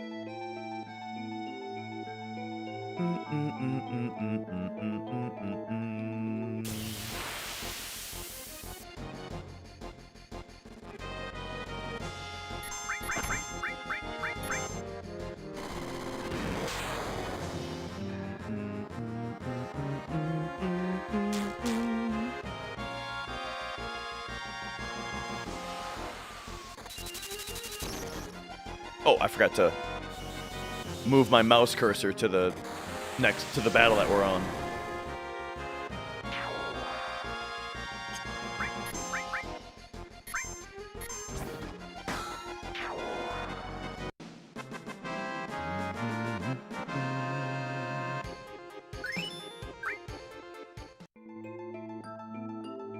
All right, all right.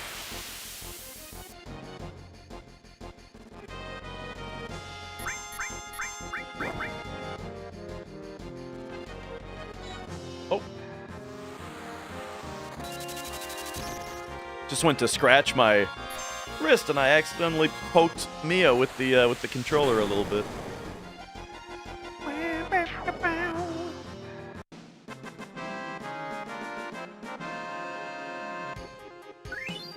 All right, and next is 4 crabs again.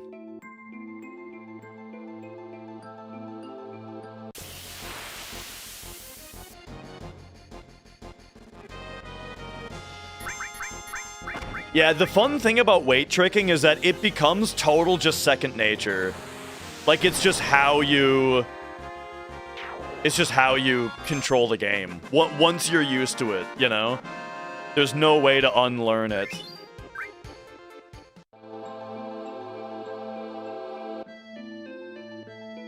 Alright, now, pop out here, use a tent, switch her over to limit level 2, and boom!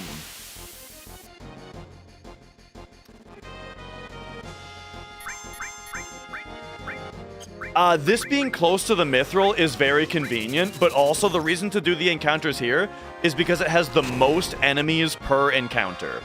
Every encounter we're getting has either 4 or 5 enemies.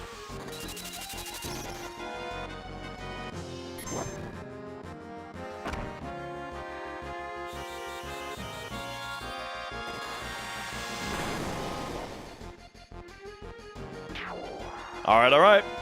Have you guys been counting how many encounters we've gotten this entire game from the start?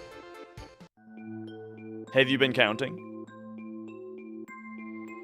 Because this encounter right here is number 77. This is our 77th encounter.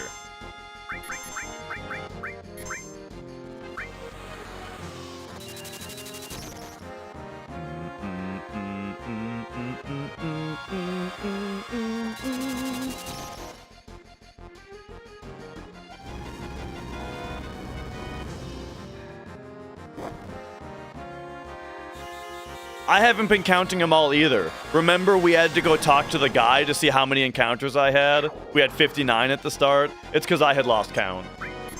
And so, I had to go check the guy.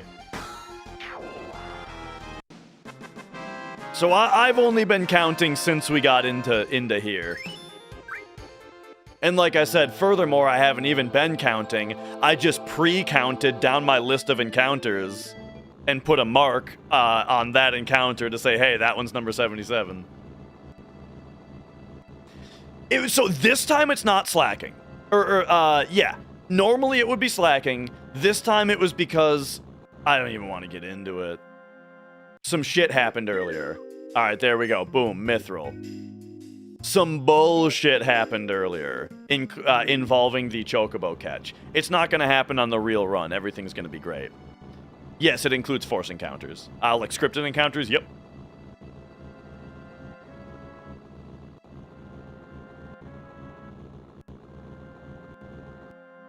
Alright.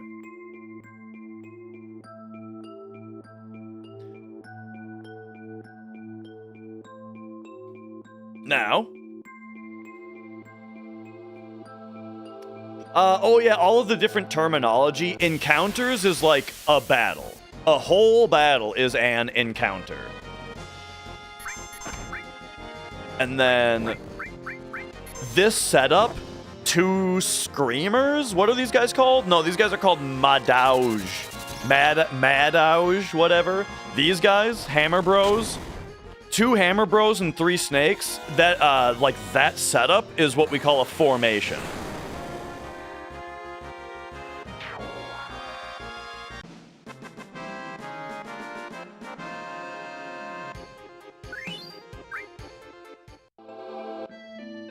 Alright, so now we're back up here. So this formation will be 5 snakes.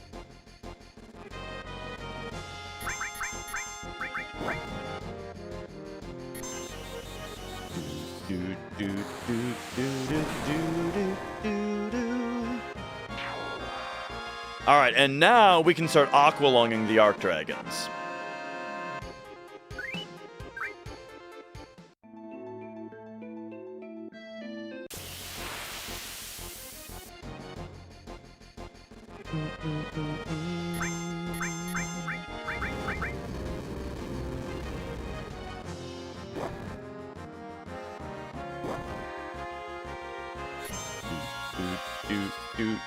The enemy trivia challenge. The enemy trivia stuff was really fun. I watched a bit of that. Learned some stuff I never knew about enemies in the game, as was the entire point.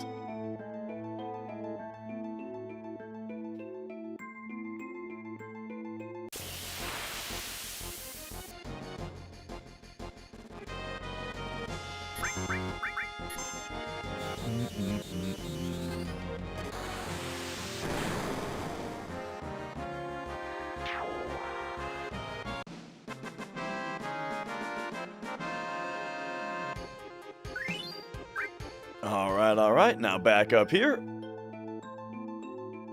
And we're getting toward the end of the grind here.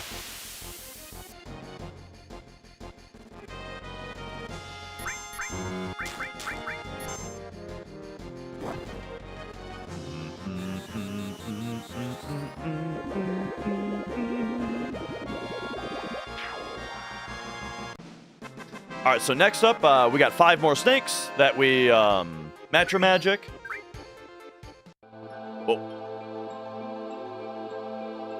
Let's mosey a slow translation. No, I have not heard of that.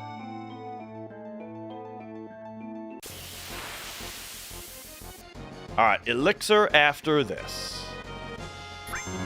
Oh, gosh, I lost track of what I was doing there.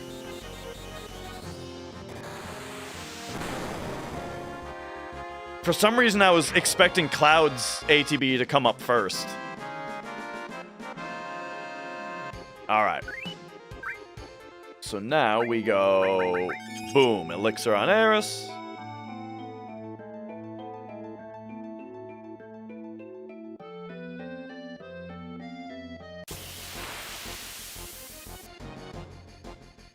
Another Aqua Lung right here.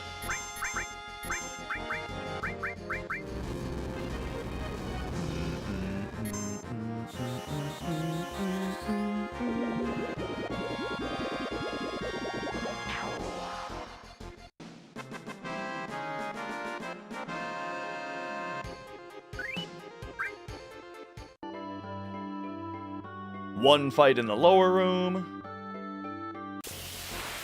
There's a little bit of a trick to try to get the encounters right next to the screen transition, because in this, in the PC version and this, like in all the HD versions, if you trigger a fade out during a fade in, it skips the transition. So watch this. Coming out of the fight, I'm right next to the room transition. So I'm gonna be buffering run and up out of this fight, and check it out. We'll just go bloop right in here without having to watch that fade out. So that's like a minor optimization, but it's good to do as much as you can.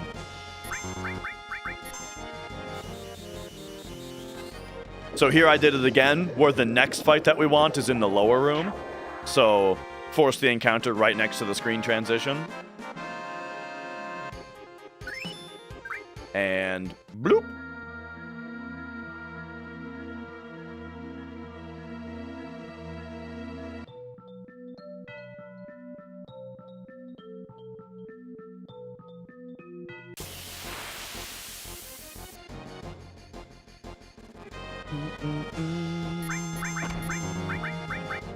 Okay.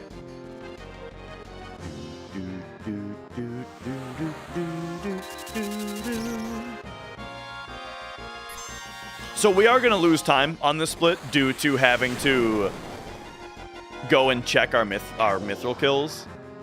But, you know. Not too big of a deal. It is kind of funny, though. Like, I guess my record, I guess, has a really bad Midgar, it turns out.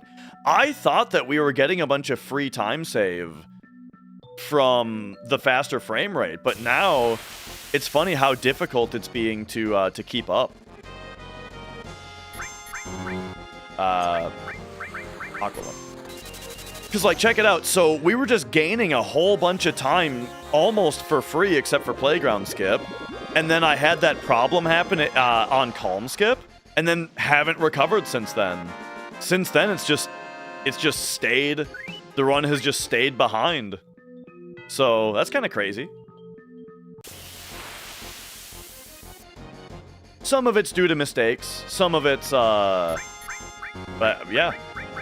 Some of it's due to worse RNG, but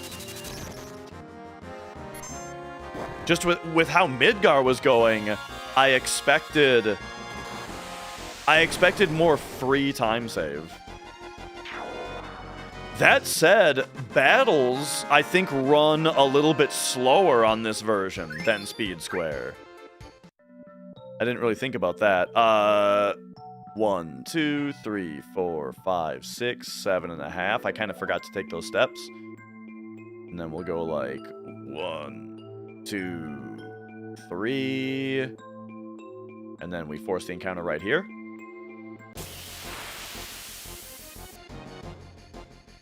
And this is the final encounter of the split.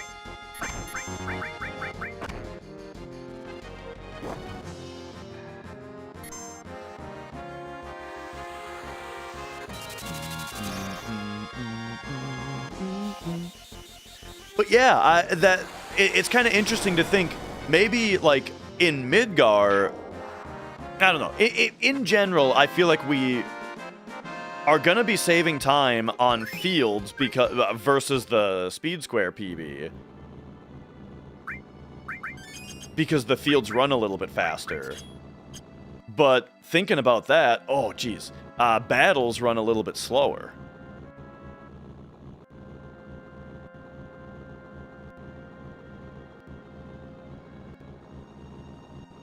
The little jumps here are me getting out of the buggy and then back in, because every time that you get out of the buggy, every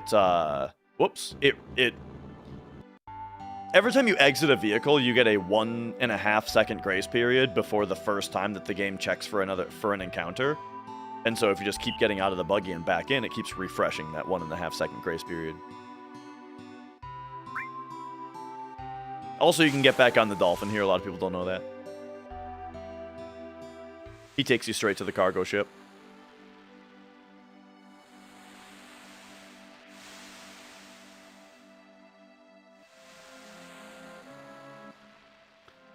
And then what's this setup? It's L1, run right, walk left. Yeah, L1, run right.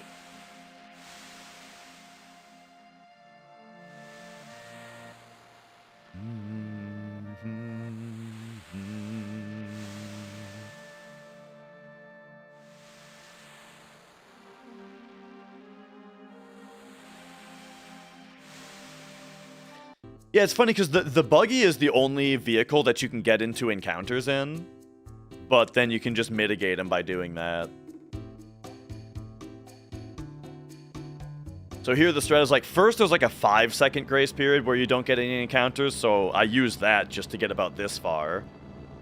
And then on crumbly sand, the game doesn't check for encounters either. So driving on crumbly sand, we can just avoid them. And then, now, we do buggy skips for the rest of the time.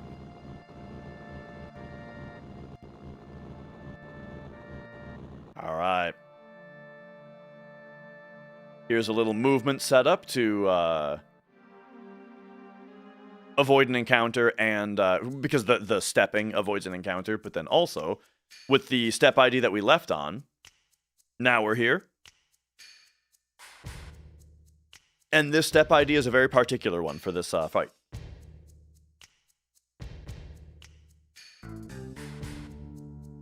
Replaying FF7 on your Switch too? Nice, nice. Always happy to hear people are playing FF7.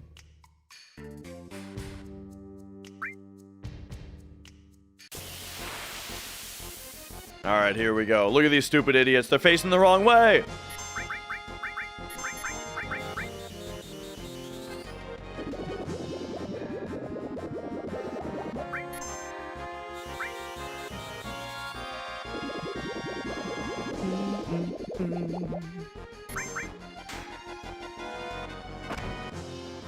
Okay, nice fast attacks from them. That was really good.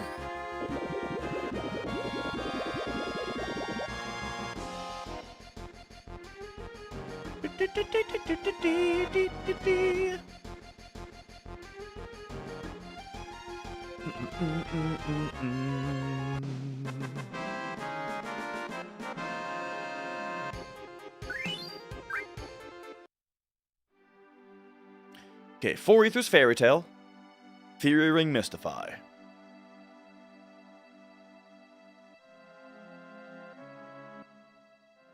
Let's go.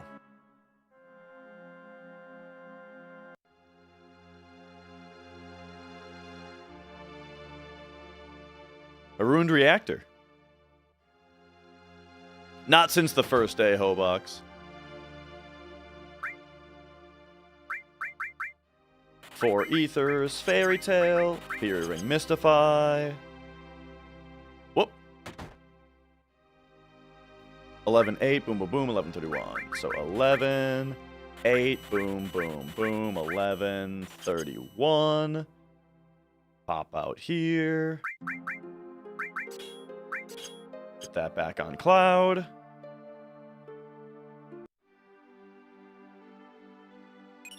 Grab Death Blow.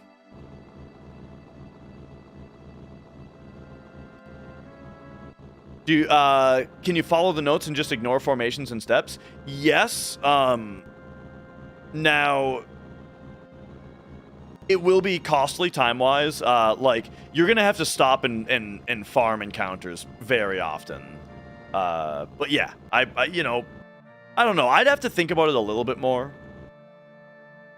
Like, the route is definitely optimized for being on a step route, where there will be times where, like, the exact place that you go in a certain order won't really make as much sense because it's designed for, like, the formations.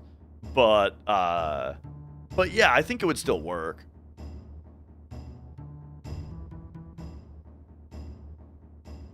All right, so first we go to the inn.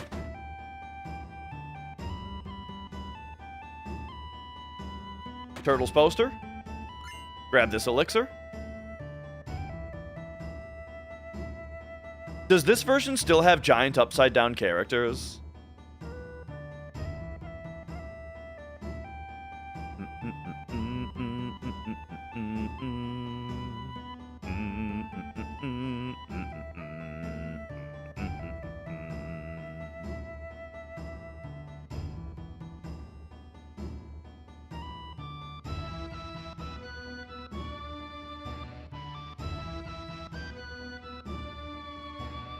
Got the other Turtles poster there.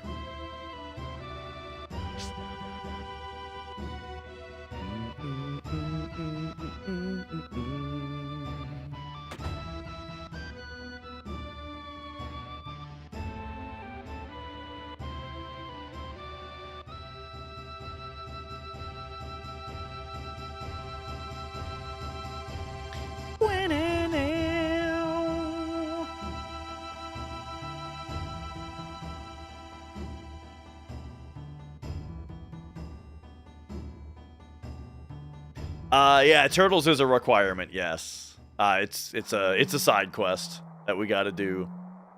My favorite music, my favorite song in this game, basically, I think Kate Sith's theme.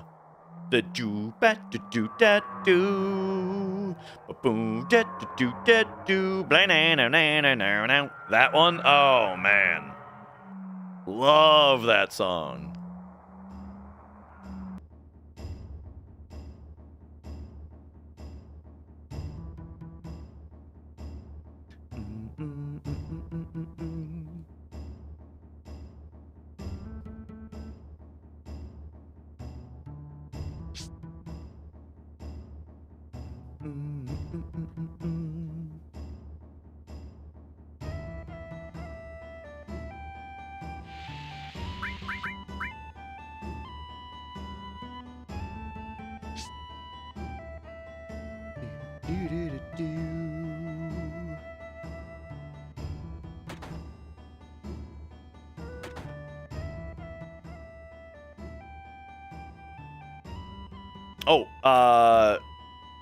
Oh man, I tried to use turbo again there, and it turned the booster on again.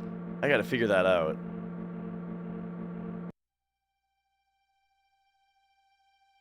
So now I gotta fix that again if I want to do world map manips.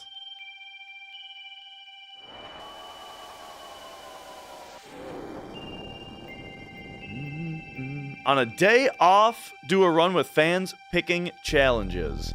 I mean, that's an idea for sure. I have an eternal struggle with streaming, which is that, like, I like doing FF7 runs, but I also just in general really why is this FMV 16 FPS, by the way? I also just really like video games. And I want to play other games a lot of the time, you know, that I don't have time, or that it's really hard for me to find time for, you know. And so, like, I don't like doing more FF7 than necessary, because, well, necessary isn't really the right word, but you know what I mean. Just because, like, I still haven't beaten Dragon Quest VI, is what I'm getting at. I haven't beaten Dragon Quest VI yet. We still have, I don't know how much more blueprints. And other stuff as well, so it's tricky.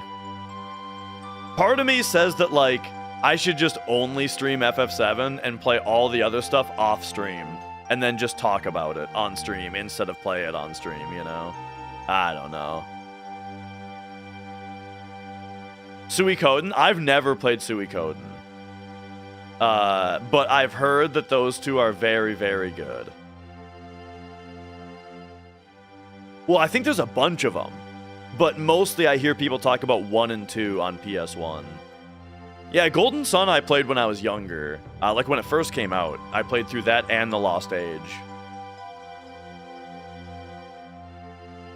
I remember loving the, like, boat puzzle in Lost Age.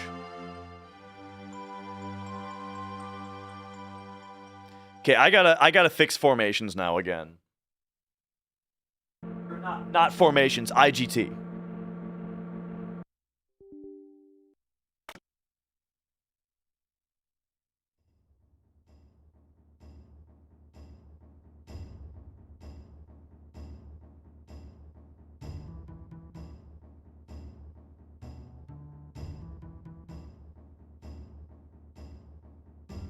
Okay, because I accidentally turned the booster on again, and so that was gonna mess everything up a while again.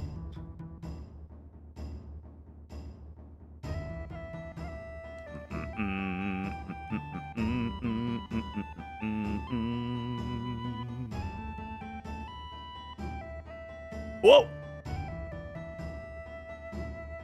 Hey, cheating can be very helpful when you're practicing.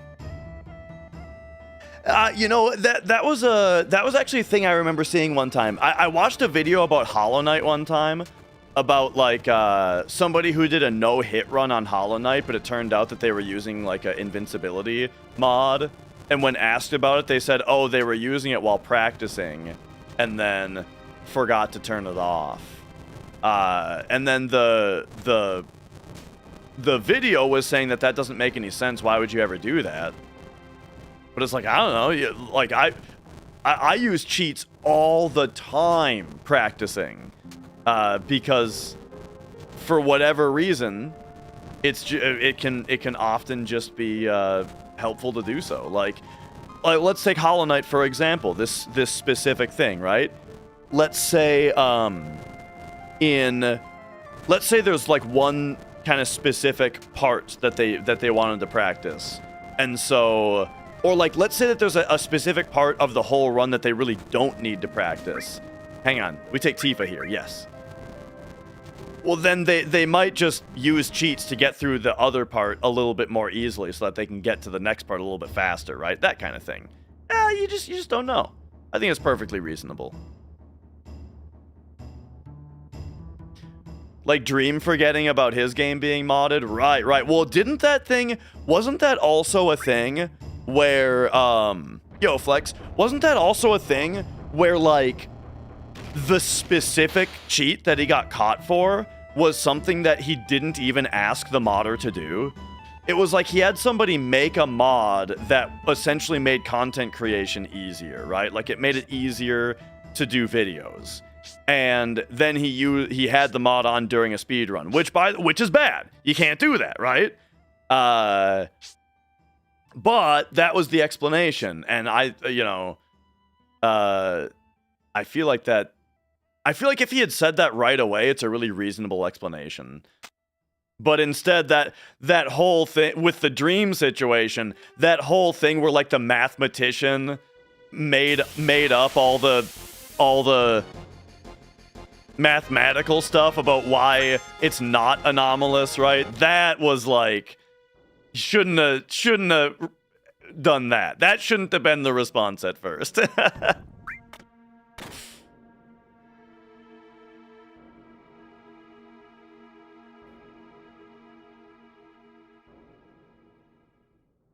Okay.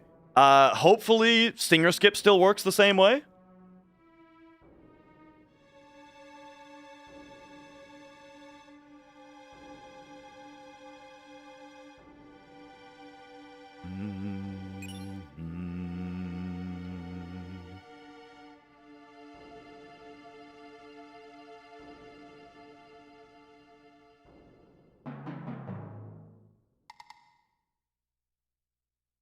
There we go.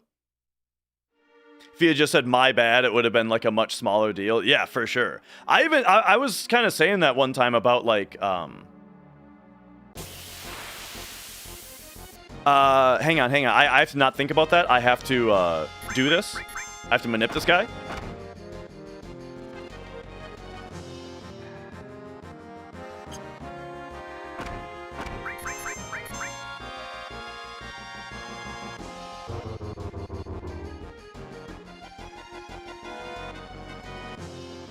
There we go.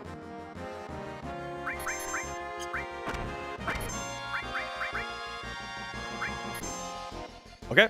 And then now I need to read my notes on how to do this skip because I haven't done it on this version in a while. Okay, so we just go like this. And then, boom. Boom. Okay. And then, down, up, menu, run right, L1 run up into bonk.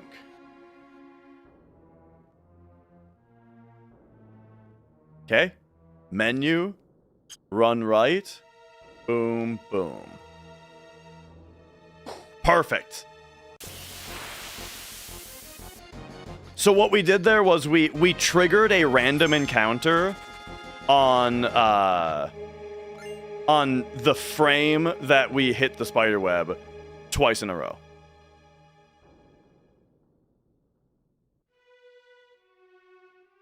Okay, there we go. But yeah, I was kind of saying that like with the Tiki Liger thing, I was saying like, man, if I was him, I would have just been like, oh, sorry, I thought we were allowed to use that. Or I thought we were allowed to do that. just like say that you thought we were allowed to do it. And then what would the response have to be? No, we can't.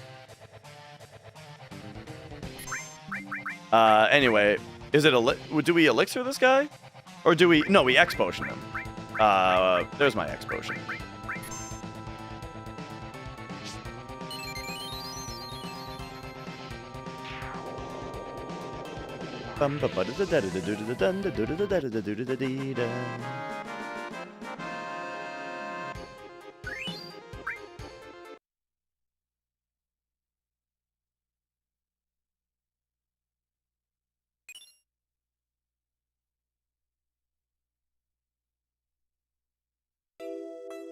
All right. Man, it's too bad that I can't use my regular turbo here. Or the toggle turbo. Because it'll mess with the 3x again. Oh, and wait a second. My controller isn't... The LEDs aren't red anymore. I don't know what's going on with this.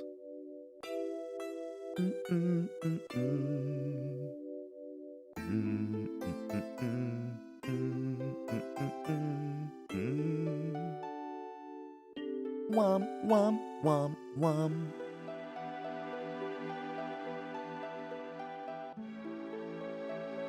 But now what I was saying a second ago, it doesn't really make sense. If it was just the big shoes thing, then it would have been like, oh, my bad. I thought we were allowed to do that, right? And it would, and like, I don't,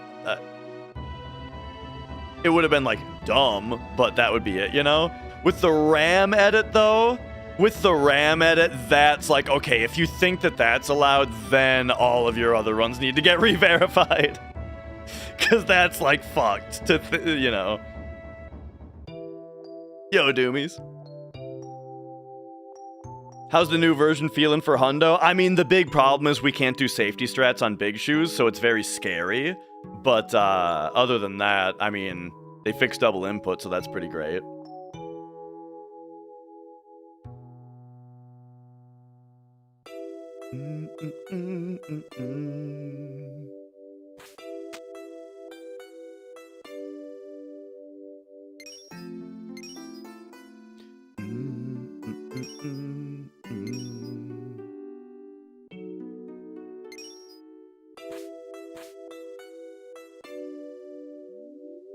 Do, do, do, do, do, do.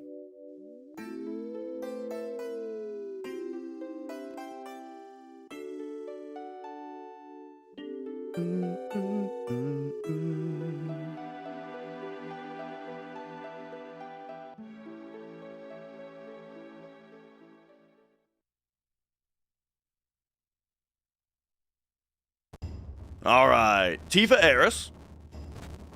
And then it's time for us to do our first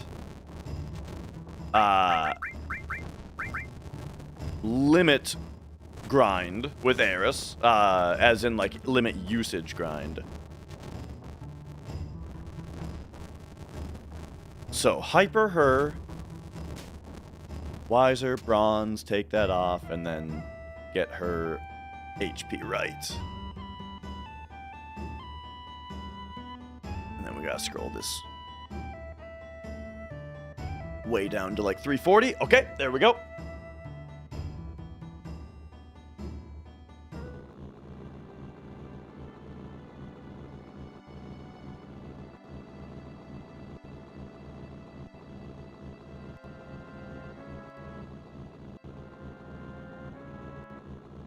Okay, this part's kind of sweaty, so I gotta be locked in. Menu here, hyper, Wiser, bronze, pull that off. 76 is bad. We need to put something on her, okay. And then we need to go here and say 335, 20.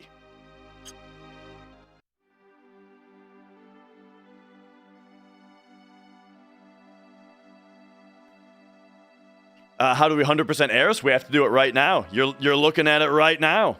We got to unlock her limit breaks. We got to unlock her limit breaks right now. Okay, so then this is manipulate. Do one of these. So that's one.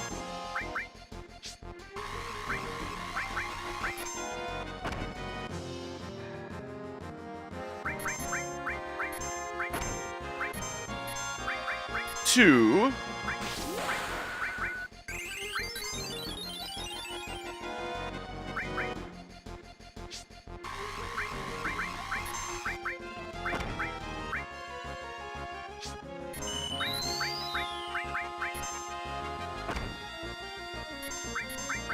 Three.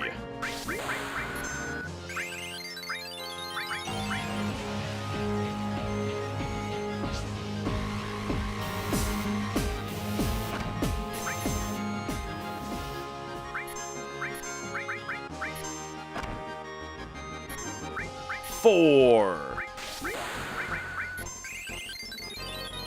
They do not, Green Stash.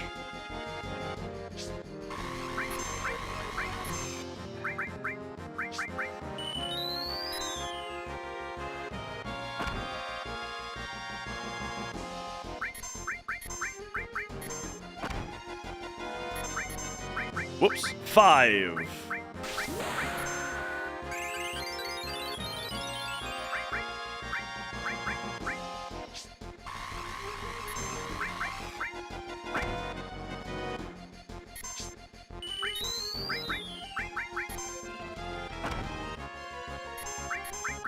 6.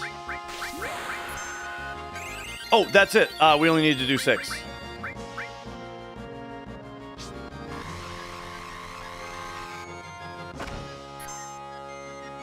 And then I forgot to Aqua Lung him. So actually, let's just do this.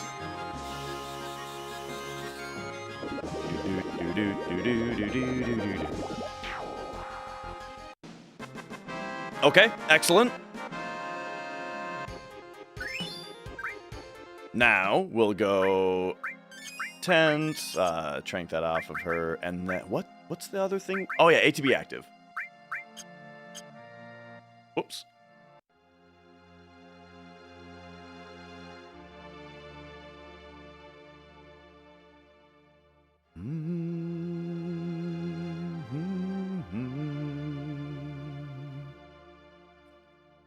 Man, I'm supposed to be able to pee at Cosmo Canyon, but I forgot to because of the second booster debacle.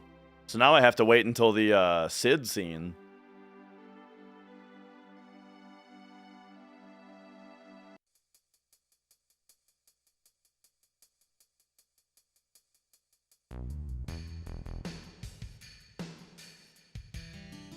Okay, so now we should get into a fight right here.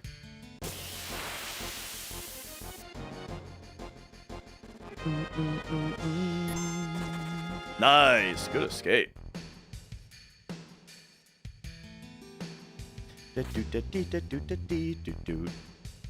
Now we just take a few steps at the start of the bridge here, but this part is really like not precise.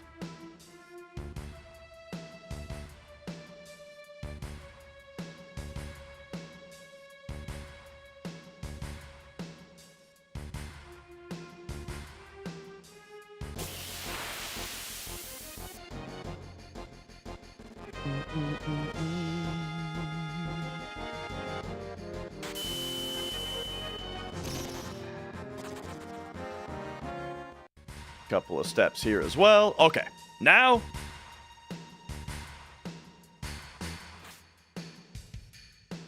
see you later, Jen. Okay.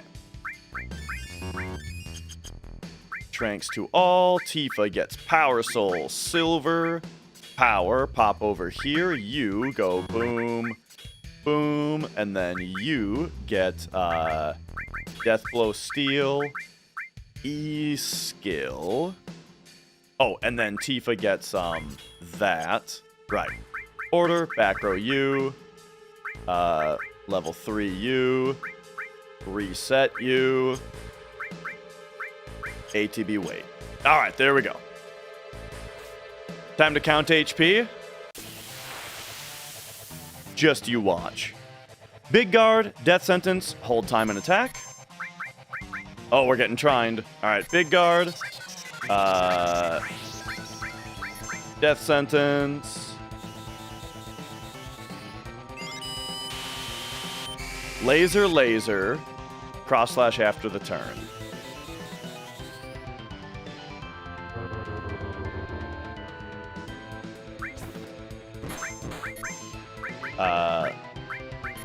Laser. Does Trine actually speed us up here? No, it doesn't. Maybe it could have if I had... Alright, there we go. On Hundo, we just kick the shit out of him. Boom! Yeah! Boom! Blam! There we go. You need all 4 of the E skills to be full, Dark. Alright. Wow. Good Materia Keeper. Okay. Now we go... Hyper Eris, remove sadness from Cloud. Cure all, and then now we manip another Valeron from back here. 3, 41, 51. We can take Oh, we could have taken 55, but I didn't see it fast enough. So we can take 01. 4201. Yeah, Jack. Basically, yeah. If there's reason to discuss that version, you have to specify 2013.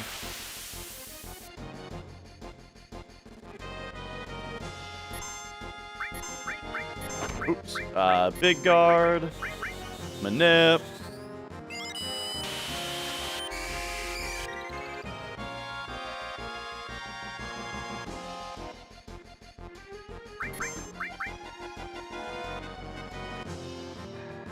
All right.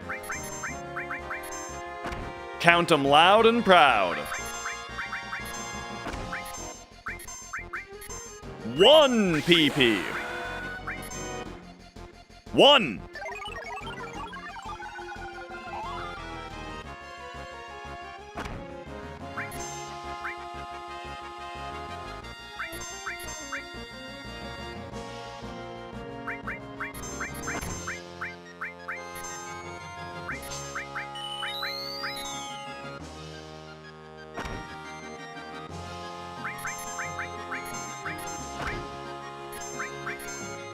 Two PP. 2.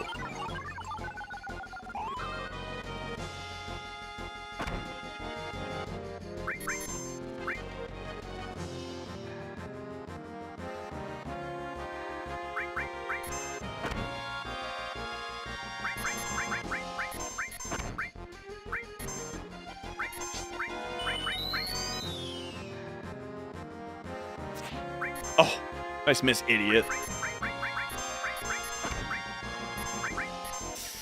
3 PP. 3.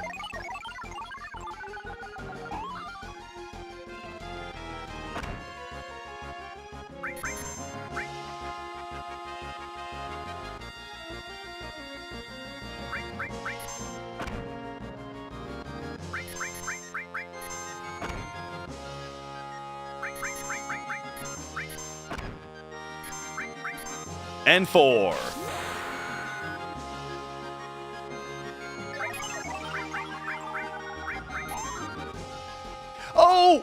Oh no, this is good. This is good. This is good.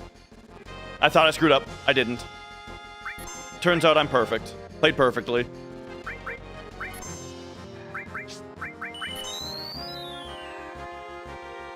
Now we just gotta refill her bar.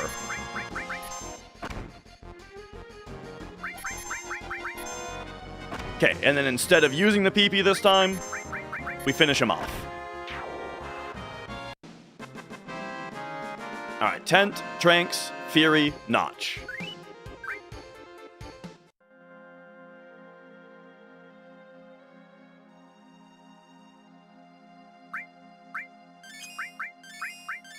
Tent, Tranks, you get the Fury Ring, and you get re-notched. Okay, we're getting towards me getting a bathroom break. Nice, no encounter. And yeah, the reason for no quad 7s on Hundo is, as stated, our characters are a bit stronger than they are in any percent, so like the numbers are harder to achieve.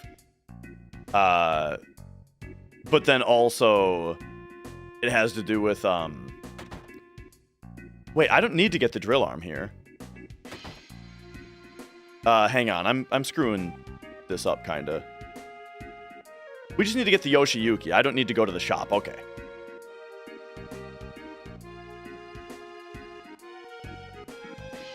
But also, the Death Bowl strat is just really, really consistent if you do it correctly, which is good for a 15-hour category, to have things be really consistent, instead of relying on poison luck.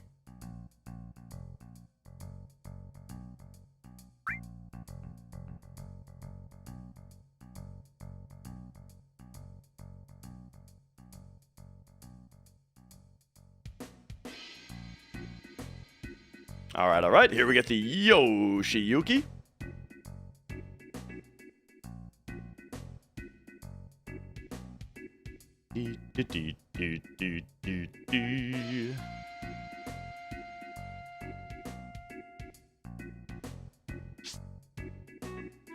talk to Sid real quickly.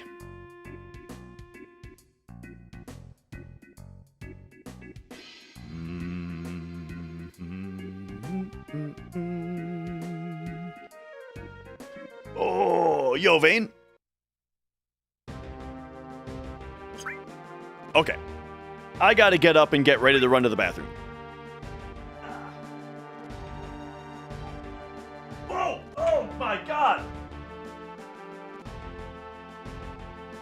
I almost tripped on my controller cable. This dang USB cable is so short.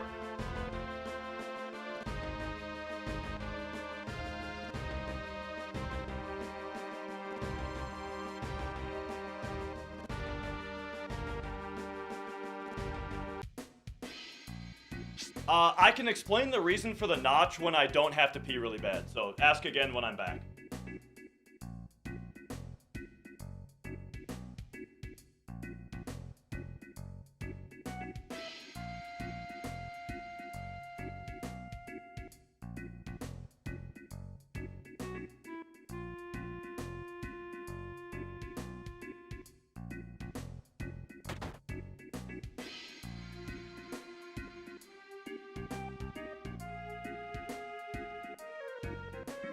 Now, if my dang unbinding had worked for the 3x speed, I'd be able to go right now. But instead we have to wait until I don't have to man the controller. Oh, or I forgot about the hair tie strat!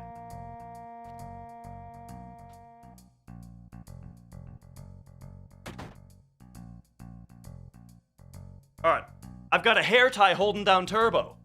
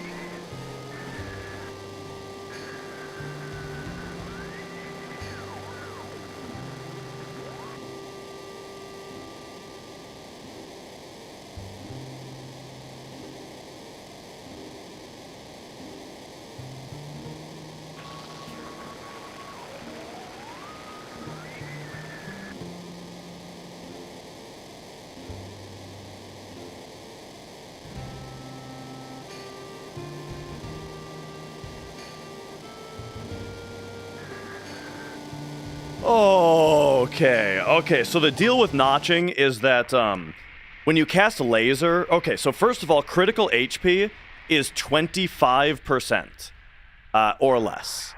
And when you cast laser on a target, it deals 50% of their current HP in damage. So if you laser something twice, it should put it at 25% HP, which should be critical, right? However, the game always rounds its division down. Or its decimals. It truncates decimals, right? So it actually does 50% of the current of the target's current HP rounded down, which means unless their HP is a multiple of 4, lasering them twice will bring them slightly over 25% HP. So by equipping a materia and then unequipping it, what it does, specifically a materia that lowers her max HP. Her max HP gets lowered, and then we take the materia back off, which re-raises it, but that leaves some missing health. So that makes up the difference of the rounding down, making 2 lasers not work.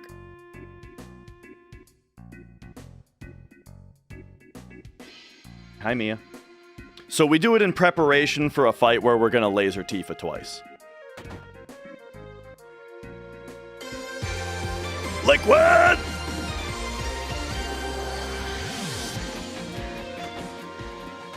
Mia, you gotta not scratch the table, please. Did I?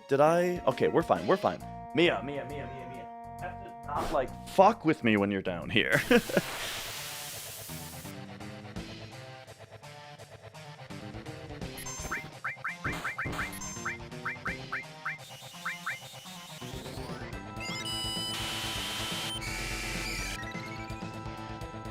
Okay.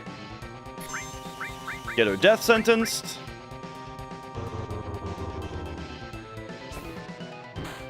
All right. And now double lasers.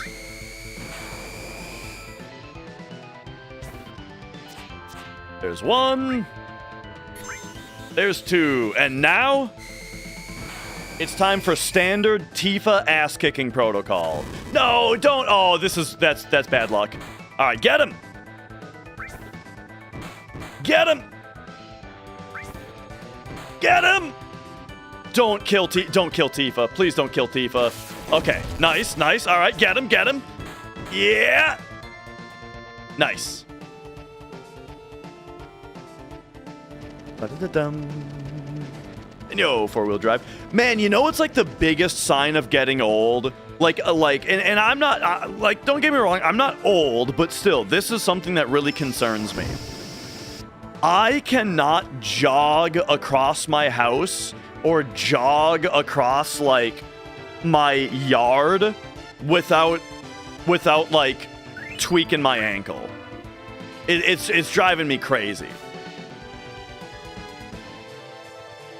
Anytime I try to just jog for more than 3 seconds, I always end up stepping weirdly and tweaking an ankle. I just gotta stretch. You're right. That's really what it is. I need to take, like, my wrist stretching regimen and just, like, extend it to my whole body. Take more walks. I take a walk every day when it's not super shitty outside. So that's about 4 months out of the year in Minnesota. No, I'm kidding. It's more like probably like starting in May. Generously starting in May through October. That's 6 months.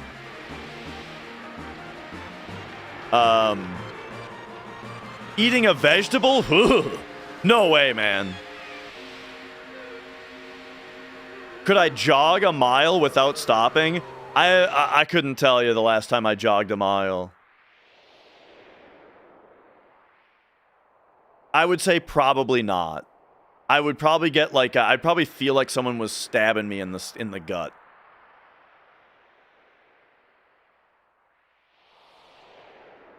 But hey, I can double kick 16th notes at 180 beats per minute. So that's pretty good, right?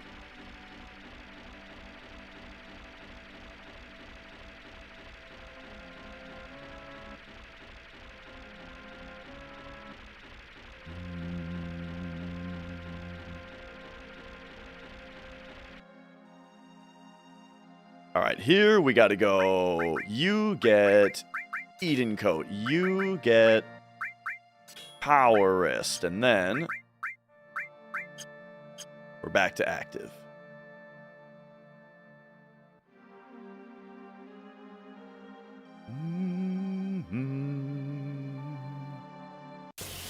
Hey, that was a pretty good traversal.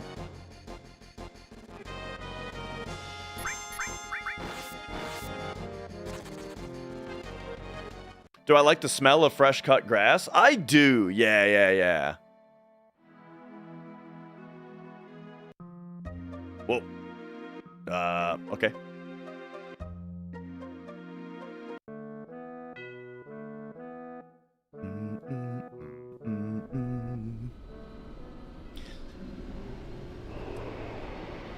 But yeah, the thing is, like, I never have too much trouble, you know, drumming or lifting things or like doing physical work at work and stuff like that. But just for some reason, whenever I'm just having a light jog from one place to another, I always just step wrong. So that's why I think that Rain nailed it with, I just need to stretch, you know?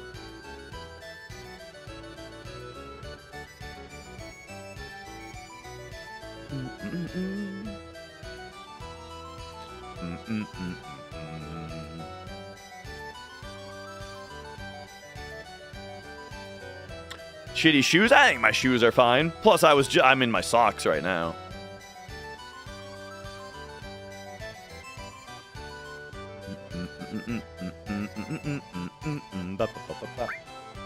This cat is insufferable today. Yes, Mia? No scratching. Don't scratch my furniture. Don't scratch this. You know, I should probably put something down here that she's allowed to scratch.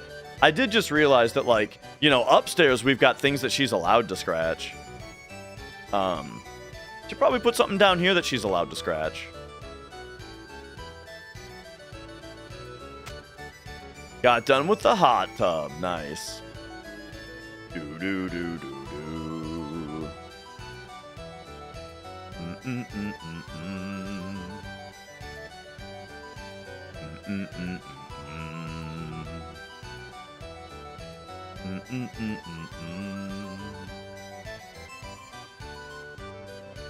Man, all I had for dinner though, and look, this isn't helping my case as far as the complaining about anything related to my body, but hey, all I had for dinner today was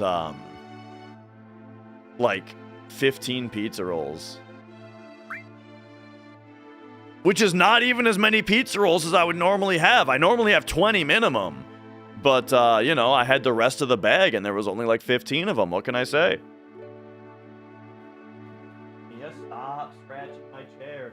This chair, like, she's gonna ruin this chair, man.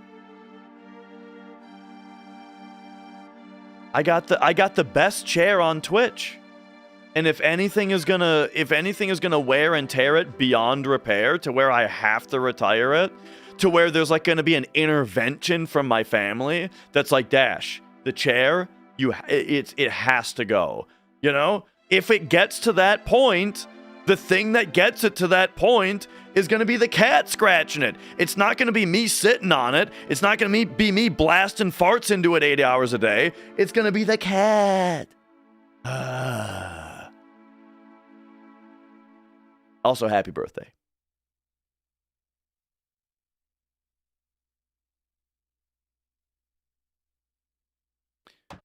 Minimum pizza slices. You know, lately I've been getting pizza from places that do square slices and not really a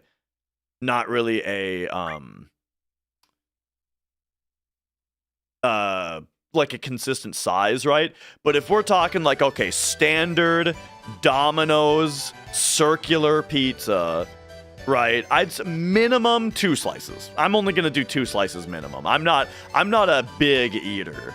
I generally don't eat a lot. Like you know what I've eaten today total? I had a coffee Soylent for breakfast. And then I had about 15 pizza rolls for dinner. And that's all I've eaten today. I'm a small guy. I'm a skinny guy. And I don't eat a lot. What cartoon was it where a character was eating a chair? In Mission Hill, the dog is eating the couch. Are you talking about the dog eating the couch?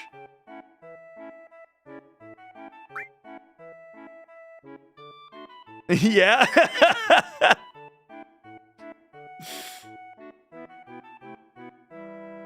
Oh man, that show's good.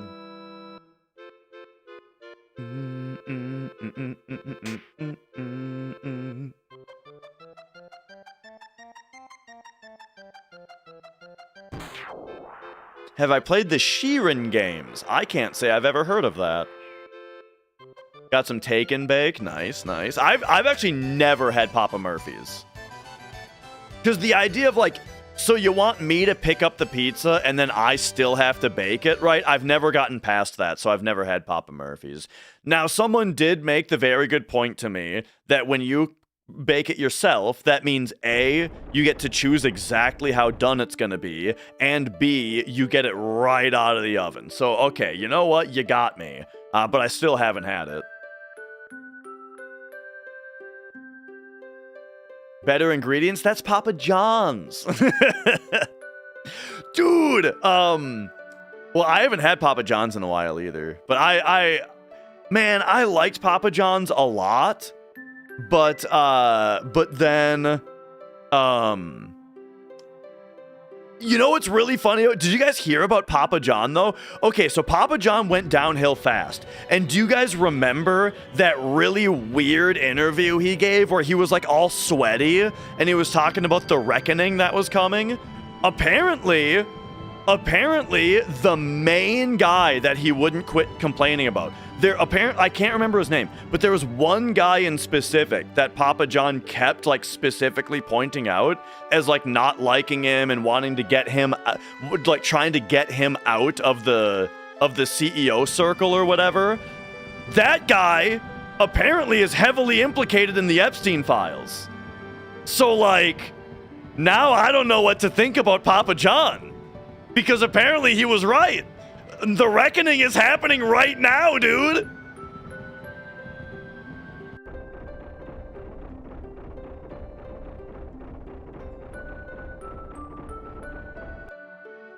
So that was interesting.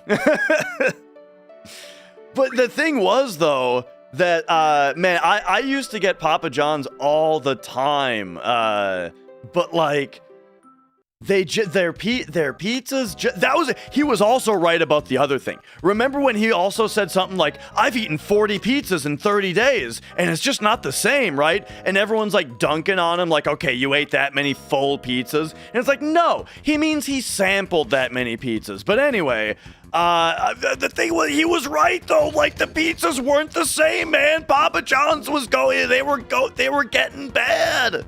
He was right. The pizzas weren't as good anymore. But okay, so anyway, though, there was always something wrong with their pizzas, I felt like. Let me give you an example, right? The trick, the key to a good delivery pizza is you ask for extra sauce and light cheese. And you might, some people think that this sounds bad or is crazy. I'm telling you, that's the ticket. That is that's how you get a good delivery pizza. But here's the problem. I swear, all of a sudden, anytime that we got a Papa John's pizza, extra sauce, light cheese, they fucking thought that we meant extra sauce, extra cheese every time. Or maybe even no sauce, extra cheese. Every time it was like we were getting extra cheese, and then the sauce was any amount from normal to none. And so I don't know what was going on with that. Anyway, Tifa in the party, Turtles 3. And then sometimes it seems like they weren't, they weren't, like, done all the way and stuff. I don't know, man. And then, like, if you get a medium pizza, they won't do the garlic parmesan crust if it's a medium pizza for some reason. So that's annoying.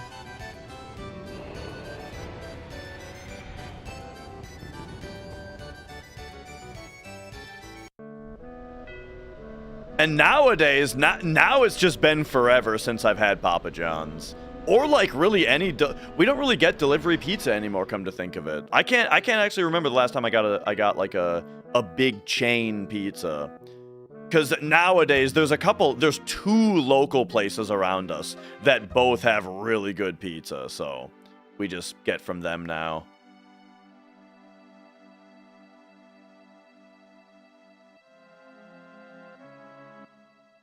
Yeah, Domino's is bad now, too. We were Domino's champions for a long time, where it's like, do you guys remember, and this is a long time ago, do you guys remember, like, like 15 years ago, maybe even, yeah, like 15 years ago, when Domino's got really good, like all of a sudden they just shaped up and then their pizzas were like super good.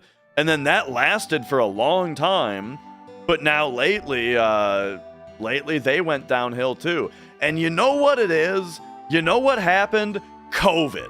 When fucking COVID happened, everyone stopped working, right? And then when all of the places, it was like, it's like these places that have like a revolving door of employment, you need there to be like the knowledge needs to get passed down. There needs to be generations of employees at this kind of place to pass the knowledge to each other of how to. Oh shit, I think I'm supposed to split when I enter the temple. Whatever.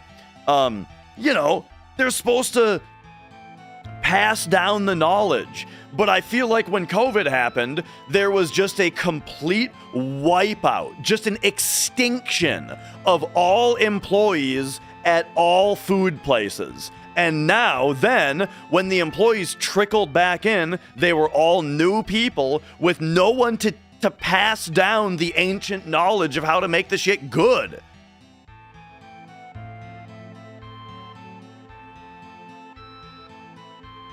I think that's what happened. So all of the big pizza chains, Domino's, Pizza Hut, Papa John's, ever since 2020, or 2021, they've all just been garbage.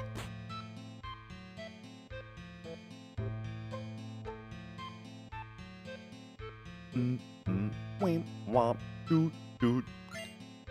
outside of even pizza places, I feel like it kind of generally had a large effect through all I want to say service jobs. Is that the way that you would say even somebody who works at a hardware store?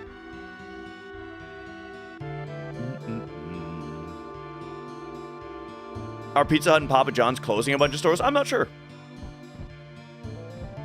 Oh man, though, you know what I just remembered closed and I just got sad about it again?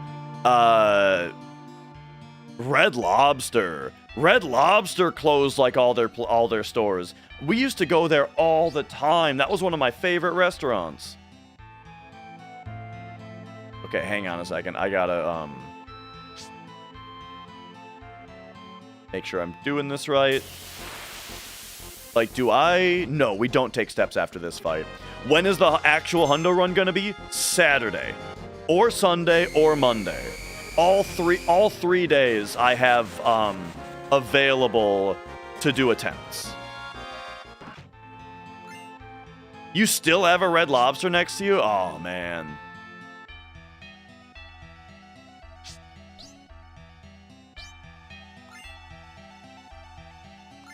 Nice. Good Lucky Plus grab.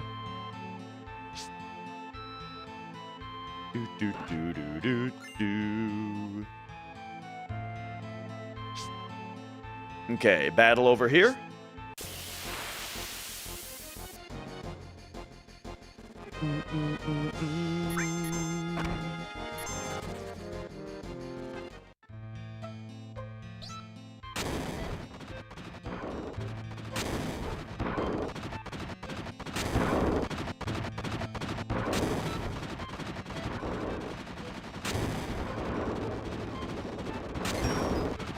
All local overpriced stuff. It's funny to hear someone complain about all local stuff, though, because the thing is, local stuff, oftentimes, that's where you get the good stuff, though.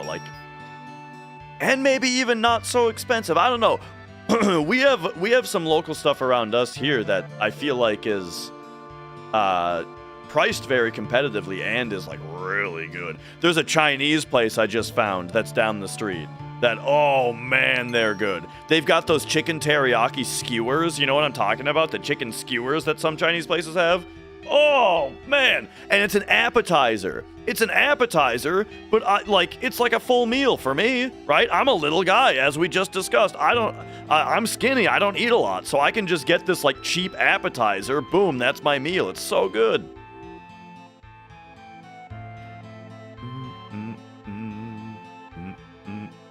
Or you get an entree and then it feeds you twice. That's the other strat, you know?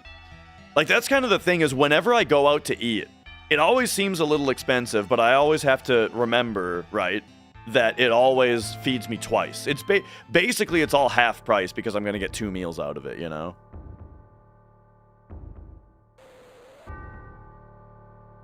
I do love Panda Express, though. I'm a big Panda Express fan. And that's the thing. You get a plate from Panda, 2 meals.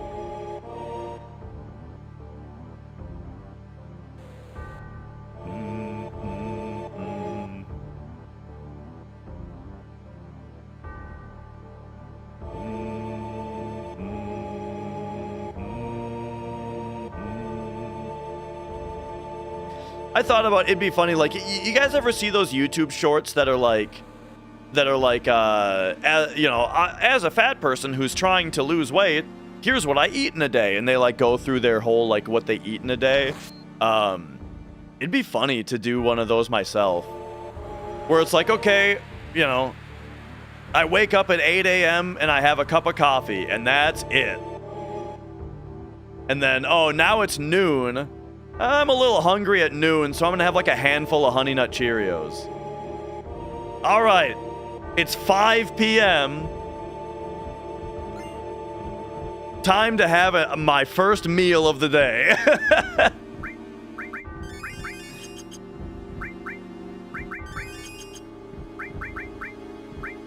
Whoops. What am I doing? Wait, and then that's it.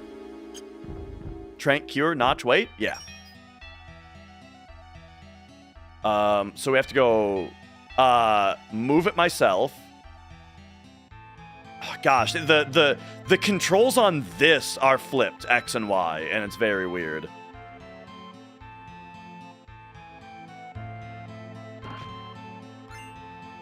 What about my activated almonds? I don't know what that means.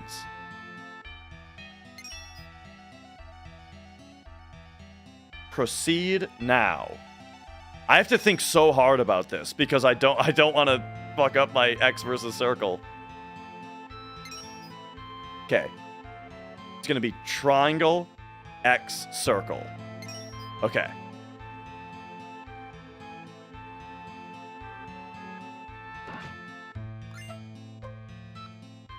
Okay, and now it's just circle, not X. Okay. Oh, hi again, Mia. Triangle, X, circle. Whoops.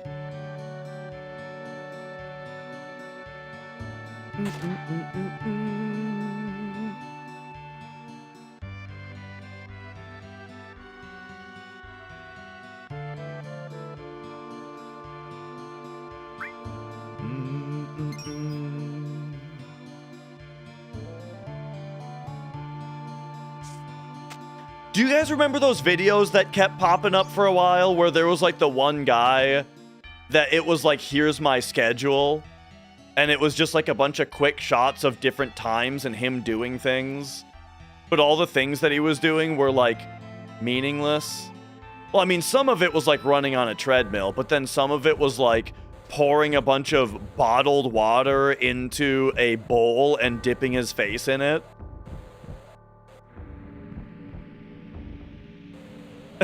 You know what I'm talking about?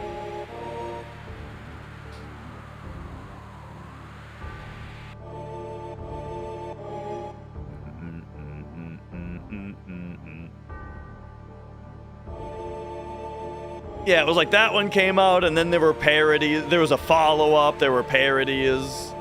I can imagine he's still making them, but yeah, I haven't heard about it in a while.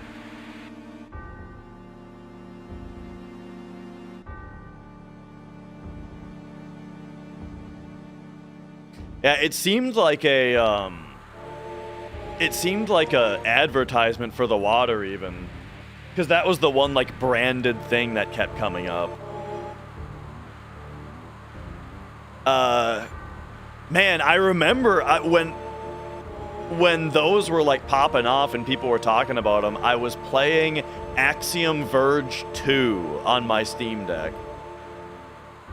That's just a random aside. I just remember that. You know, I'm sure you guys have that, like, those like, associations with, like, the game that you were playing when some other thing goes on, you know? Like, there's some, when I listen to Tub Ring still, it just teleports me back to playing World of Warcraft in the Barrens.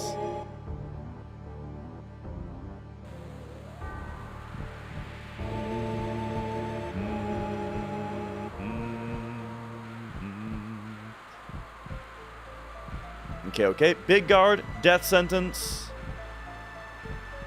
And then laser, X slash. If it's not just cross slash right away.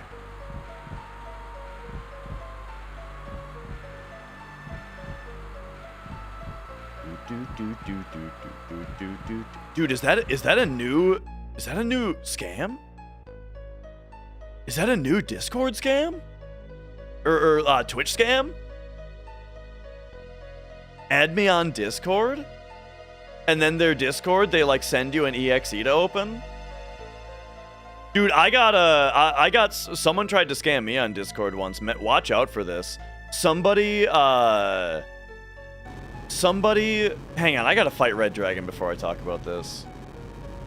Big guard, death sentence. Hopefully he flamethrowers Tifa. Big guard. Death sentence. Okay, so it's this into... Oh, I don't have cross slash! Oh, I don't have cross slash!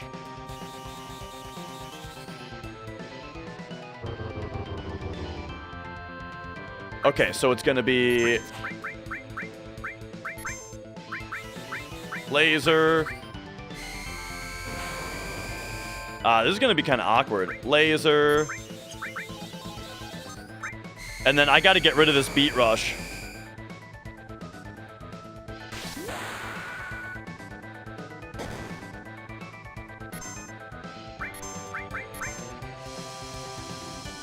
Uh-oh. That's bad.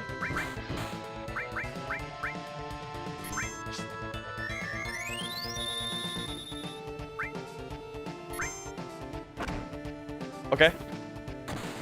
Nice. That was the weirdest sounding critical hit I've ever heard. Now re-big guard. Just so, because I don't want Cloud to die.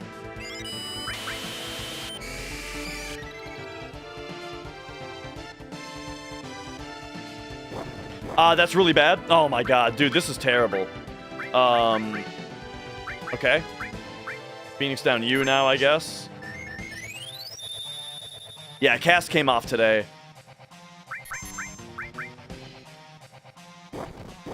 Man, no cross slash on this fight sucks.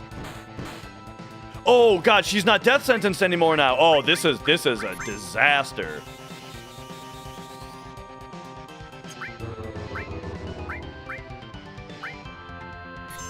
Now Cloud only has 11 MP?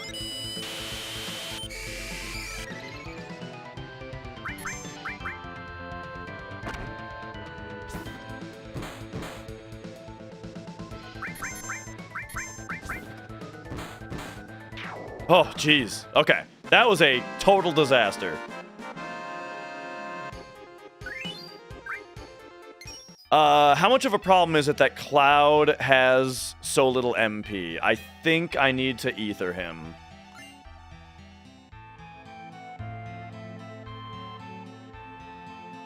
Because he needs to cast Death Sentence on the next fight.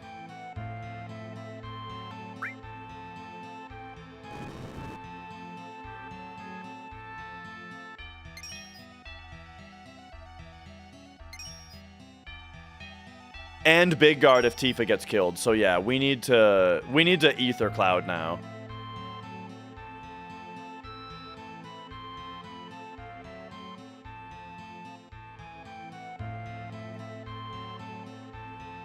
Do, do, do.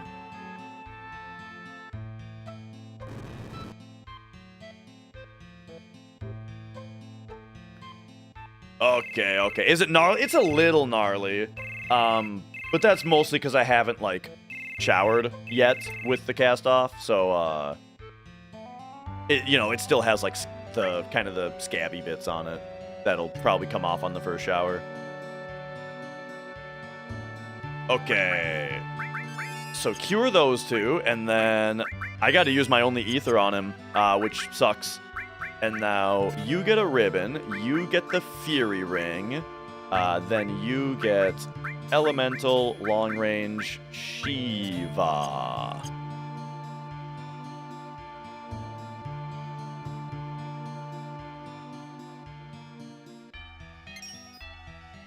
Okay.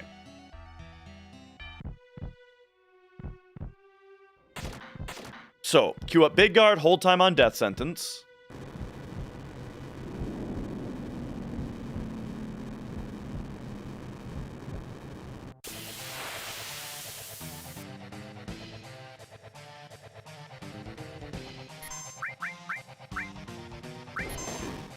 Nice.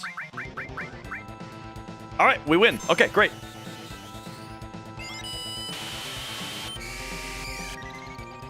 Big Guard, Death Sentence, Planet Protector.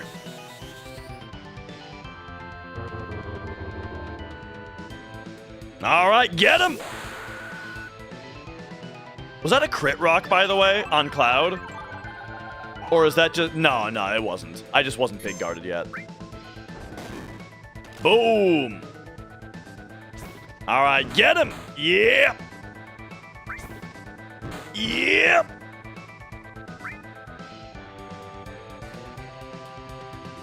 Do. Oh, yeah! Oh, didn't get the extra turn. That's fine. I don't think it even saves you time. Nice zeros, dumbass!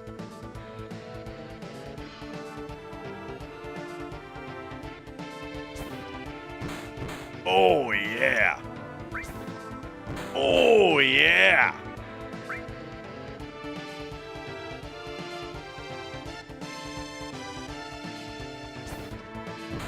Oh! Oh, I guess the extra turn saves the animation of him crawling forward there. So it is good. Man, that's crazy. How did that save time? Oh, he probably killed Tifa on my PB.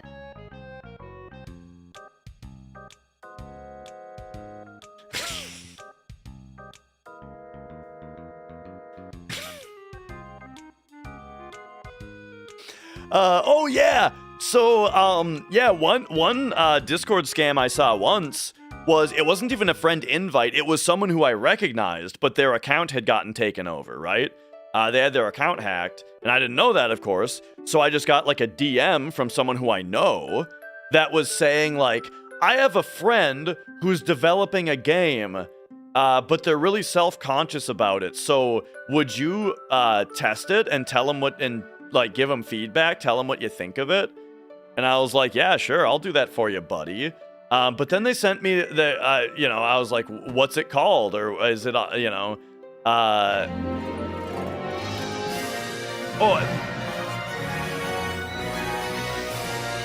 Fuhuo, thank you for the 23 months. I can't remember exactly how the conversation went, but it was like, they were like, okay, are you at your computer? And I was like, no, not in a minute. When will you be at your computer? And I'm like, I don't know. I'm chilling right now. But they were very like pushy, right? Which was the first like, what's going on here, And then when I got some time, I was like, is it on Steam? What's it called? And they were like, they sent me like an exe file instead of it being something that was like released somewhere, right? And then and continued to be very pushy. When can you do it? Are you doing it right now? Right, like that kind of thing. And then I was like, buddy, I'm on to you. I know what's going on here. I can't remember how upset they got at me. I don't remember if I got sworn at or anything like that. But yeah, then it turned out that you know, yeah, their account was just hacked. Oh, I also, by the way, I also saw somebody, an old friend of mine on Twitch. So was the game any good? An old friend of mine on Twitch actually DM'd me the other day saying that they got a DM from someone who made a fake account of me. So watch out for that. Somebody made a fake -retro account on Discord and apparently was trying to DM people. So just so you know, my name on Discord is -retro without an underscore.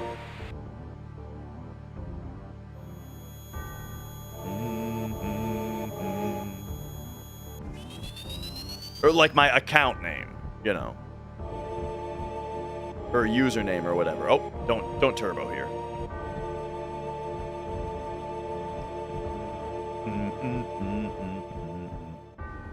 Did I do Great Gospel yet? Not yet. Oh, I mean, I acquired it, but I have not used it yet.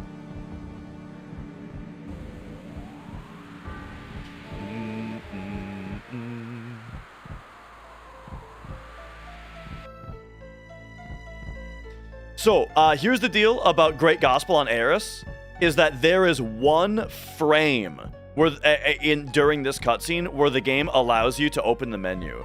So if you just hold triangle, boom, we get a menu.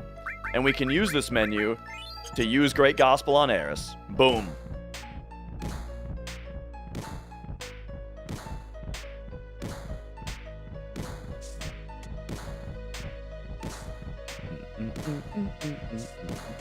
Luckily, in fields in this game, if you're just holding triangle, it will open the menu as soon as it is able to. The world map is not like that, though.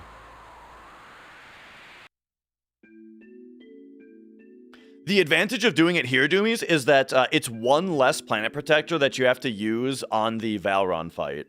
So, like, to do it earlier, you would have to do 5 planet protectors on the Valron fight and then refill your limit bar. But here, we used our last planet protector on the Demon's Gate fight. So we actually got utility out of it. Mrs. Dash, thank you for the 82 months. Thank you.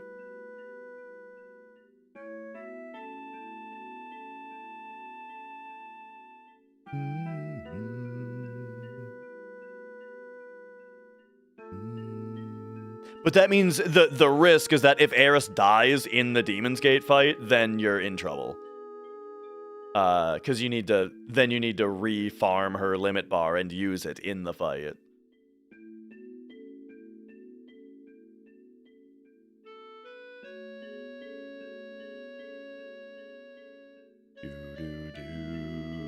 World of Warships lost their whole Discord because an admin clicked a link a few months ago. That's crazy. If only I knew what World of Warships was.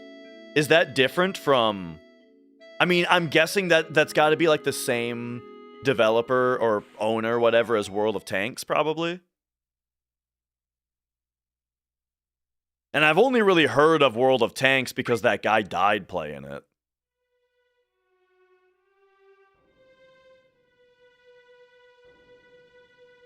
And yo, JT. Yeah, I can't wait to get drumming again. Can't drum right now, though. Because the thing is, drumming is a lot of this motion, and that's exactly, you know, that's like exactly what I can't really do still.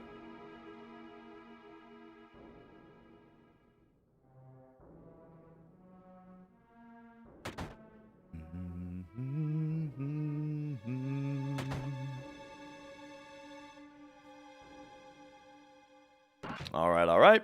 X potion me.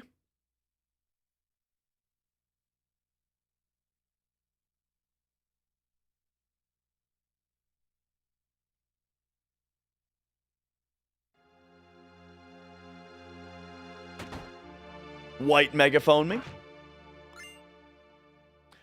So yeah, what happened to the hand is that I had the cyst removed. So I had it surgically removed. Now we go here. We gotta go...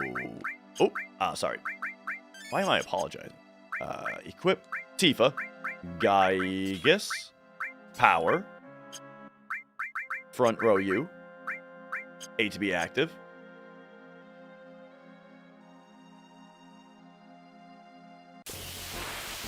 Heavy tank fight.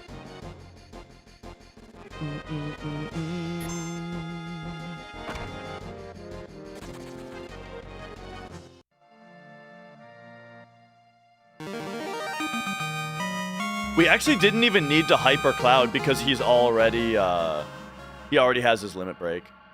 And Hung Drizz T, thank you for subscribing. Did they pop it? Nah. They went in and cut it out. All right, here's our second tank fight. Heavy tank fight.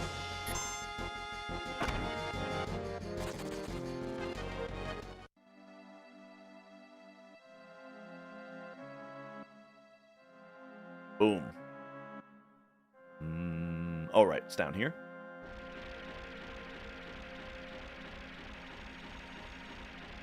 All right, this is some good practice, you know? I'm feeling good about this.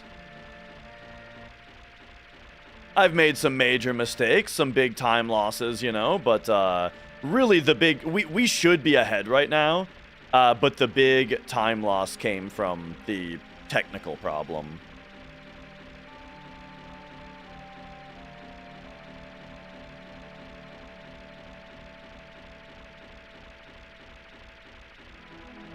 Cleaned me all up, knocked me out, cut me open, and right. And then they just, they just whacked. Once they had it exposed, they still just brought out the Bible and whacked it.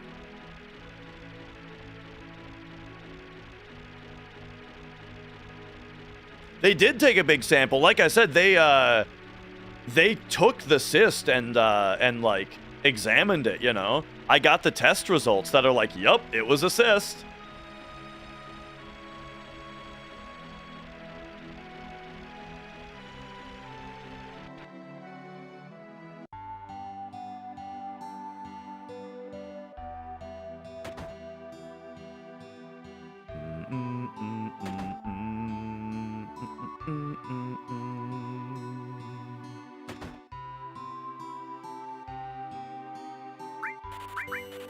One earth, 2 steels, and I think we buy the top 4 things here.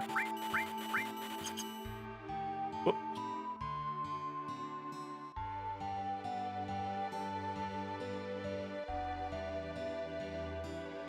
Now we've got solo Cloud in the party because Barrett and Tifa just went to the inn.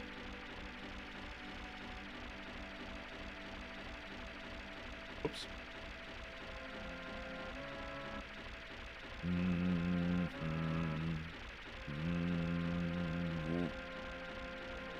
Not the best pathing there.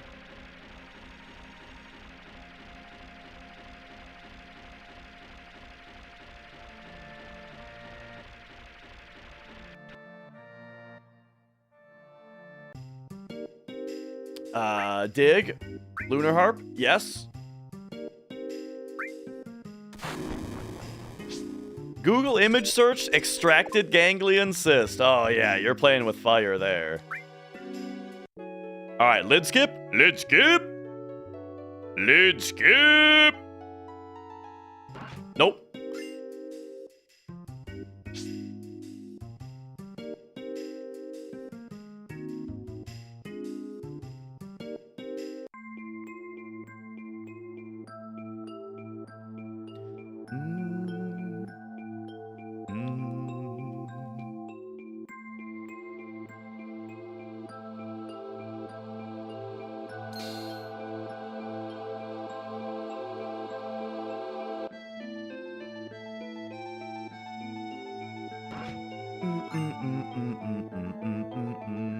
All right, we should get a fight here. There it is. We already have a limit break, so we don't have to mess around in these fights at all.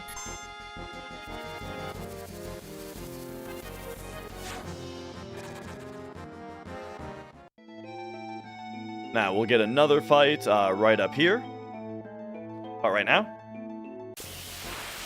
Then we take 10.5 steps. I actually need to waste a lot of steps here because I'm too far ahead. So I'm going to walk backwards a little bit here. 1, 2, 3, 4, 5, 6, 7, 8, 9, 10, 11.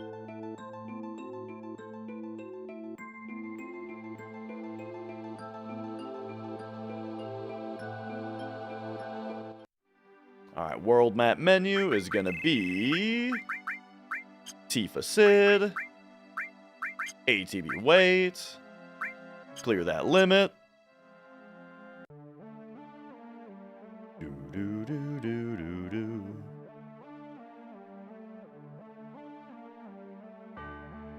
Bow.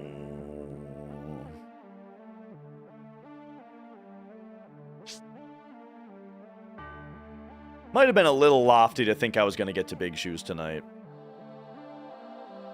We kind of have to, though, because that's like where the formation... That's where the formations don't matter anymore, so we can make a... Anyway, I have to menu. I gotta quit talking. Sid Tifa gets Sadness.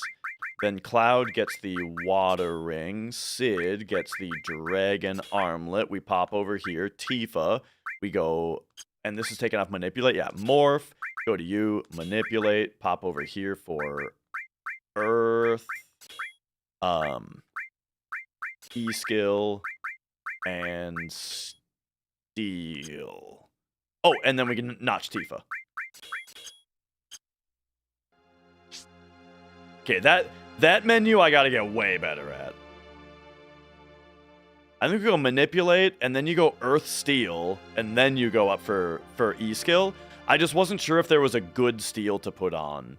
But no, the good Steel is already on Tifa on the Power Soul, where it's getting double AP.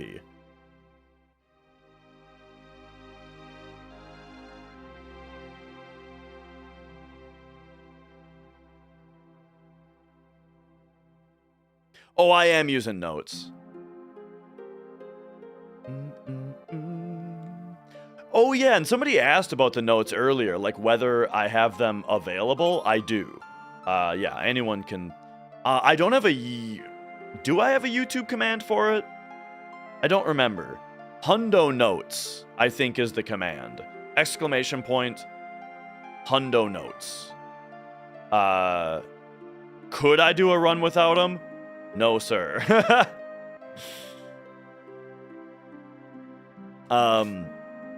Very few people can run a category like this without notes. I mean, it'd be kind of funny to try. No, it doesn't work on YouTube? Okay, sorry about that. Caleb can run a hundo without notes, but the route isn't as optimized as this one. This route's quite a bit more complicated. And quite a bit more, like, tight with steps and stuff.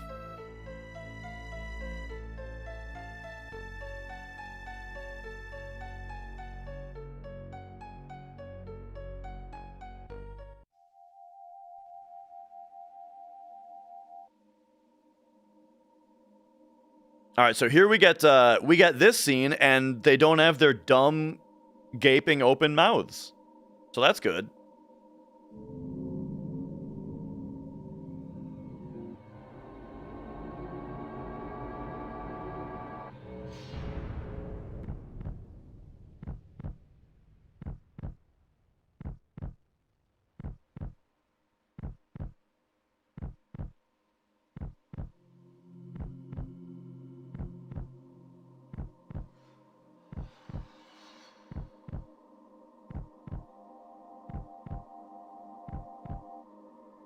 By the way, I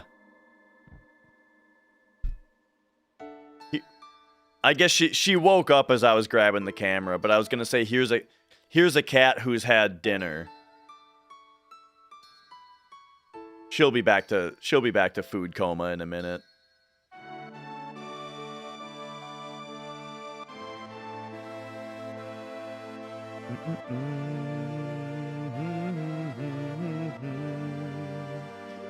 Alright, big guard, death sentence. Do the thing, and then laser, wait, no. Death blow into cross slash.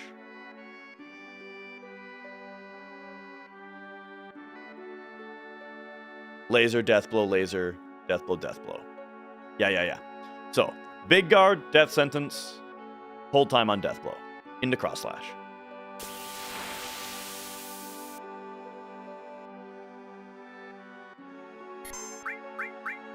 Oh, brother, it's Aqualung, never mind. Alright, so now we do the backup instead. That's fine. I'm good at the backup.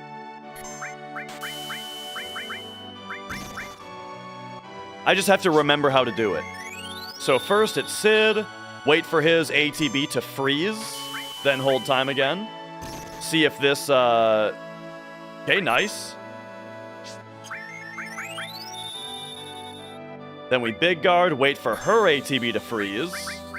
Send the cross slash, hold circle for attack on Tifa. This is why I didn't move Tifa's cursor at all, because it needs to be on attack right now. Boom. And then now, it's death sentence. Boom. Switch over to death blow now. Boom! Boom! There we go, no problem. That's the backup. Wow, how do we save so much time there? There are some missed... Oh, yeah! My 1432, wasn't that the run where Cloud didn't have a cross slash? And then she would not hit Cloud and give him... I think I put Water Ring on Sid or something, and then she would not hit Cloud and give him the limit? Dude, I forgot how much time save there is against this run. Yeah, dude, I totally forgot about that. That's pretty funny.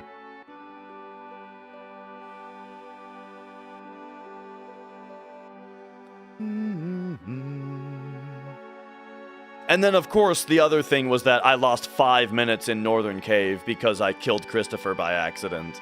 So, it's actually going to be like, if I don't make a mistake like that, then sub 1430 is, like, extremely reasonable.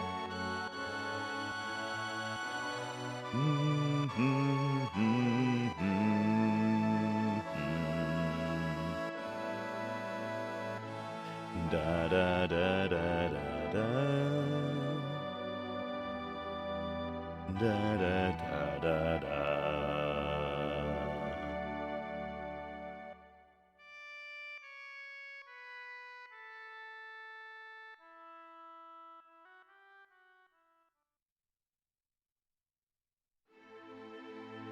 All right.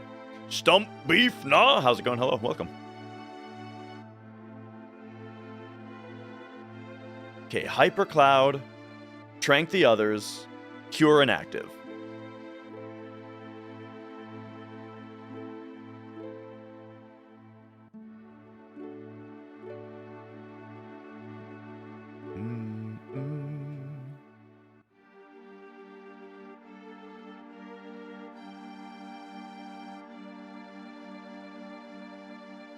All right, here we go. Boom.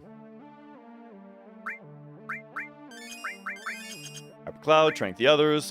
Cure. Yes. ATB active.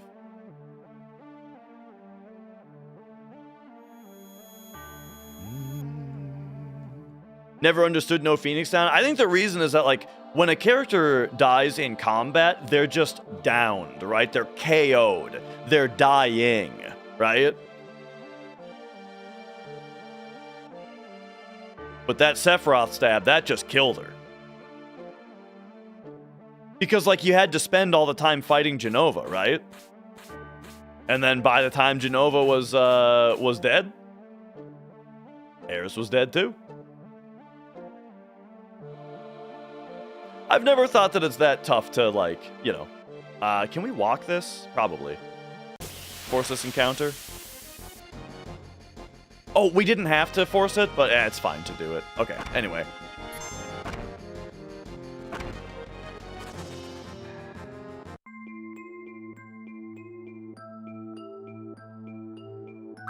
Left. Do you guys know what's in this chest? Oh my god, it's the bolt armlet.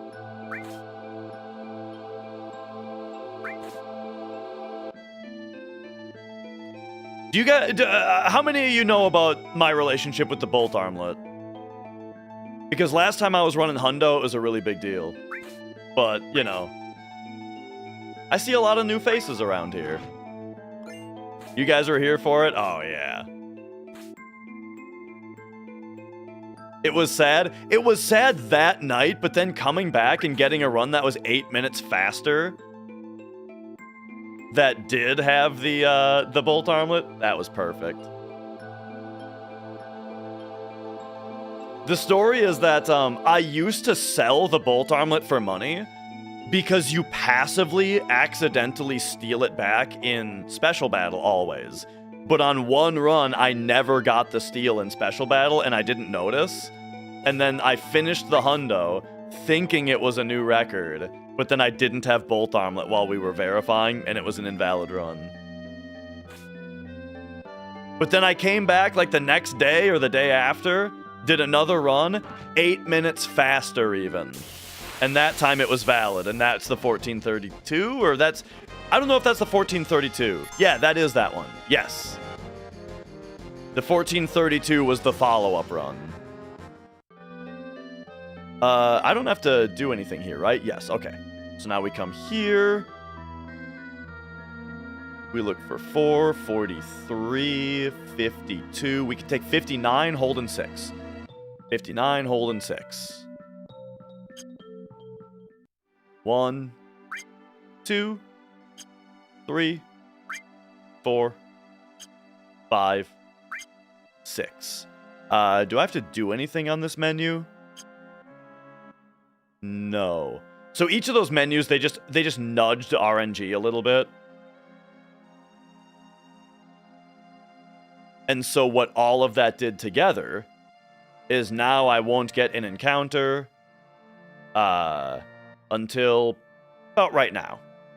Or after. That's the earliest I can get it. There it is. And it won't be a pincer.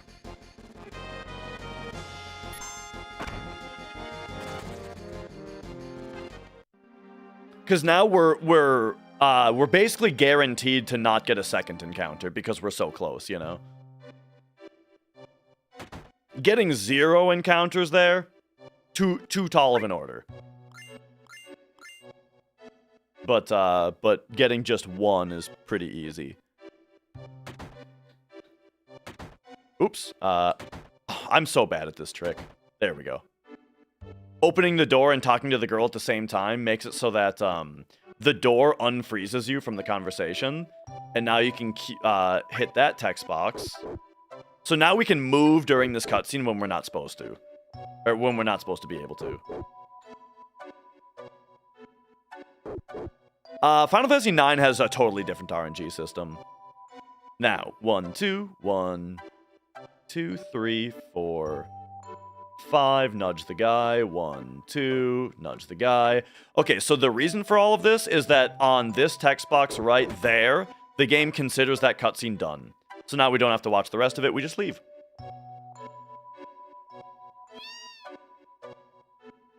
Turbo petting the cat doesn't work? That's what turbo petting the cat sounds like on this version? Oh, what a bummer, dude. It just keeps getting worse.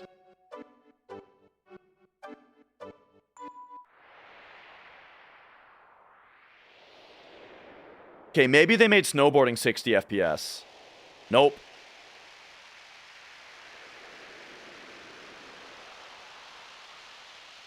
Apparently there's just one line of code in the game that if they changed, snowboarding would run at 60 FPS with no consequence, with no downsides.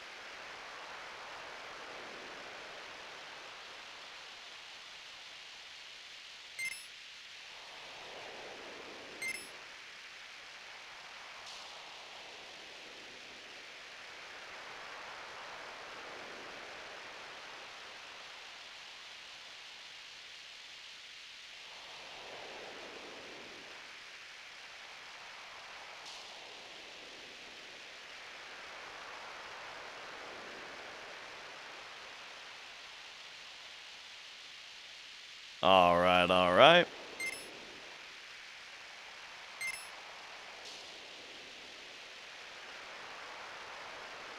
Eye drops is in the wrong.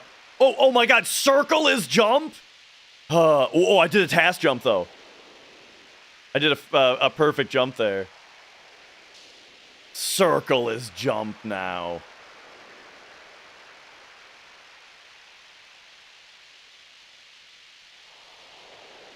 One, 2, 3, 4, 5, 6. And sorry, eye drops. You mean like if you sort by type, they don't go to the right spot? That's not something I know about.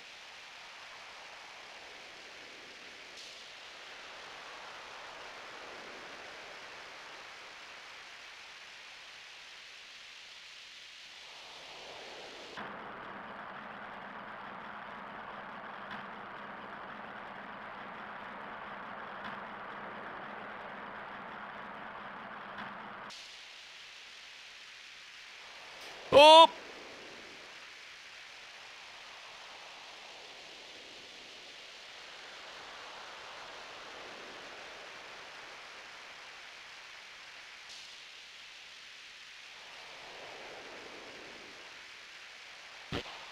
Good job, Cloud.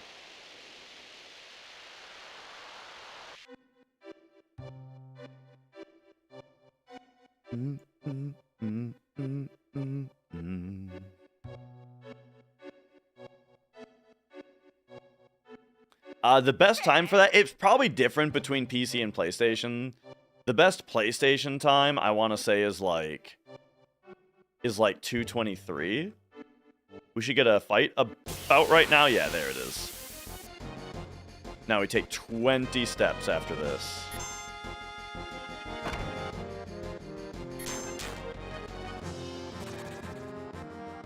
One, 2, 3, 4, 5, 6, 7, 8, 9, 10, 11, 12, 13, 14, 15, 16, 17, 18, 19, 21.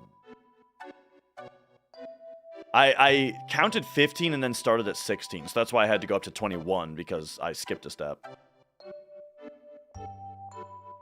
Yeah, kind of a lot of steps there. But we're setting up for something good. It's really good that Cloud got that cross slash. Another fight, by the way.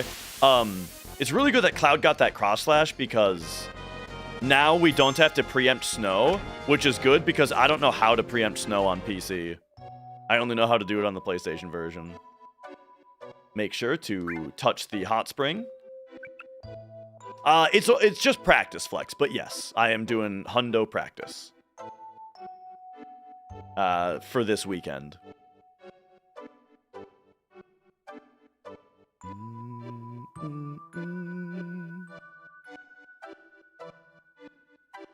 Okay, is X gonna place the poles now? No, circle still does that? Okay.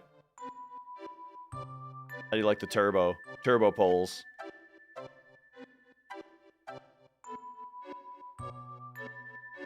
Okay, fight. 7 steps after this one. Yeah, like I'm doing like a segmented one for practice. And like if I don't get Earth Mallet, we'll just continue. 1, 2, 3, 4, 5, 6, 7. And I probably also won't do the kill grind.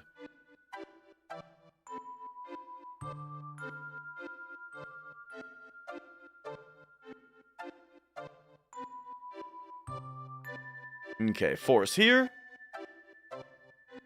That's right, Protag. Okay, Tranks, Power Source Tifa, cure everybody. Tranks, Power Source Tifa, cure all. Cloud gets the Bolt Armlet. Bolt Armlet! You get the Firing, you get the Hypno Crown. And then Sid also gets this Magic Plus. Where did it go? There it is. Magic Plus, you get... Whoops! Oh my gosh. Cover. Comet. Steel. And then you get Added Cut. Right, it's just 2 up. Remember that. It's just 2 up. I always forget that. Back row, everybody. ATB wait.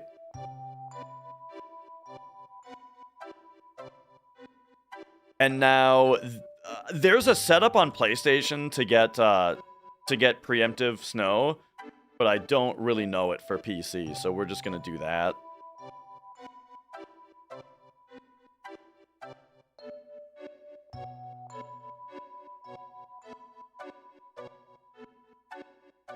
Okay, so now Cross Slash, Death Sentence, Death Blow.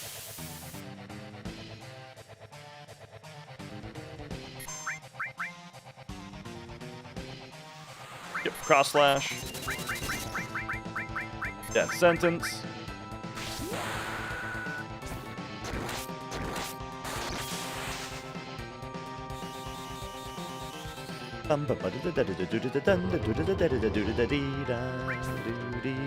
Boom! Alright, and then get a second one. Oh, she woke up. Okay.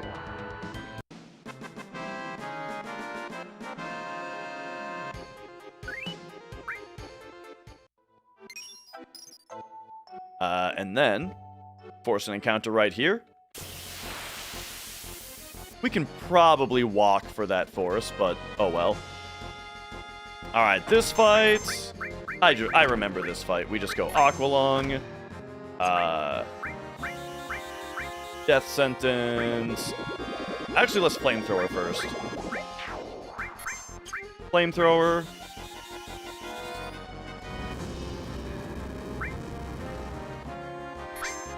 Grenade.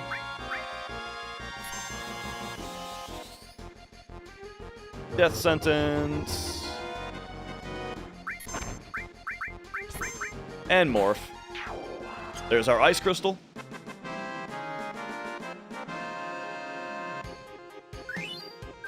And now we walk out. The reason I forced it in that specific spot was so that we can just walk out instead of having to count steps.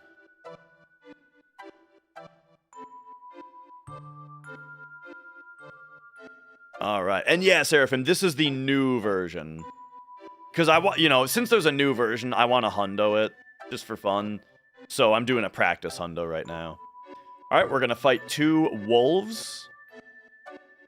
About right now. There they are. 5 steps after these. 1, 2, 3, 4, 5.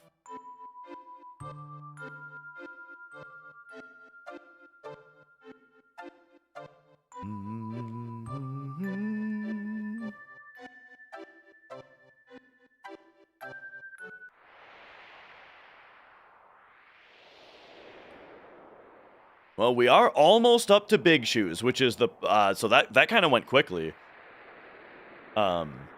And so then that's the point where I can make a save and actually come back later.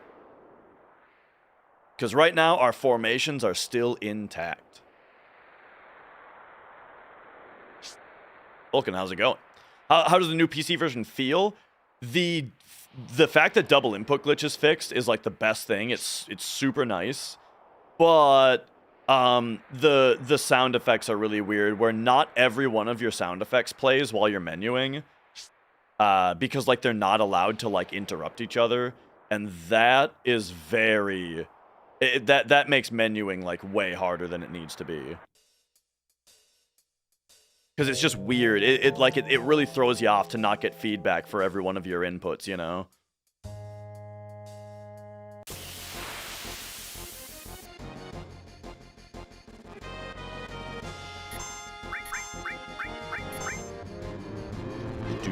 do, do, do, do, do.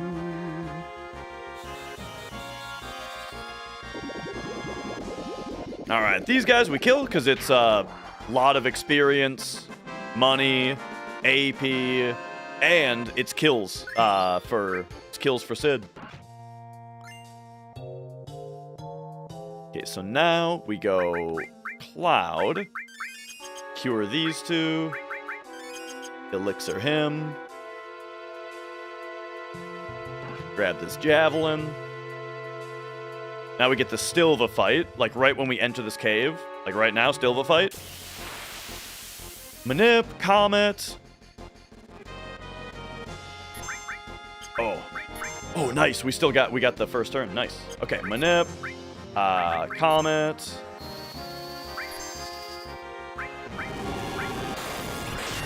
Magic Breath the party.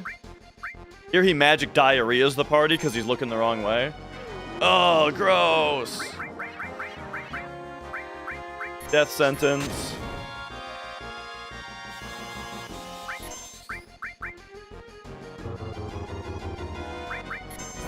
And morph him. Boom. There's our Holy Torch. So we learned Magic Breath and we got Holy Torch. Alright, yo, it man.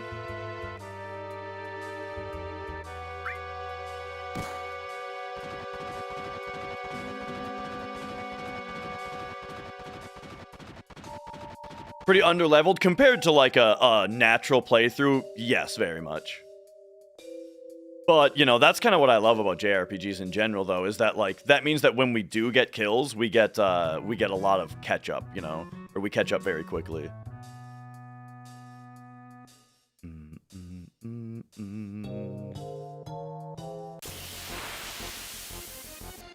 These guys we just run from.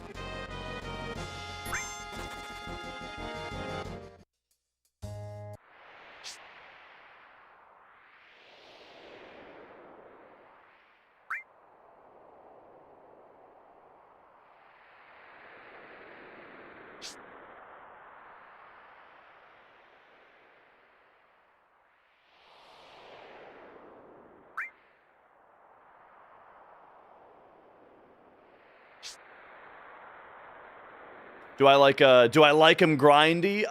You know, it really depends on like what you're grinding for. Generally, I'm not a grinder. I really like the way that if you don't grind, then you're rewarded with a game that's more challenging, and then and it goes quicker. You know, you kind of, the game has a faster pace and it's more challenging. So generally, I like that. However, that's kind of the answer for older... Wait, do I grab this? Do we grab this elixir? No, we don't. However, I am, like, way ahead on steps, and maybe I could have grabbed it. Anyway, what was I saying? That's generally, like, an older RPG thing. The thing about newer JRPGs, though, is that they usually have some other thing that's not experience, you know? They usually have, like AP, or something that, like in Metaphor, for example, you level up your, what do they call them? What do they call the things in that game that are, like, your Digital Devil Saga mantras, right?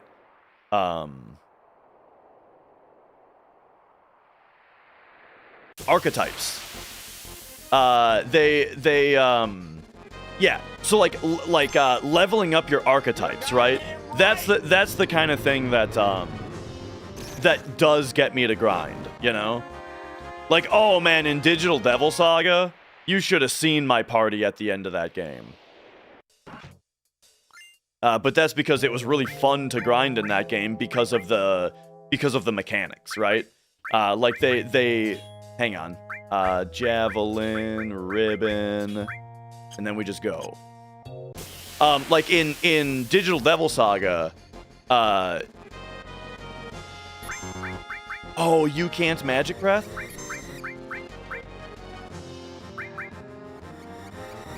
Uh-oh. Not Sid. Thank you. Not Sid. Thank you.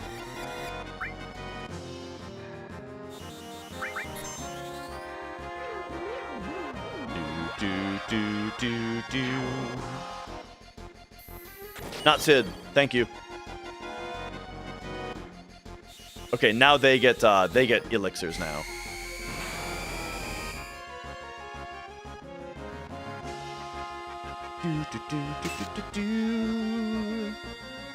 I need to replay Digital Devil Saga, by the way. It's been a long time. But yeah, like the mechanics of that game, the way that like if you made hang on, I would like to talk about it more, but I'm a little too focused. Hit this. Elixir those two. Did I get a Vampire Fang? I don't think I did.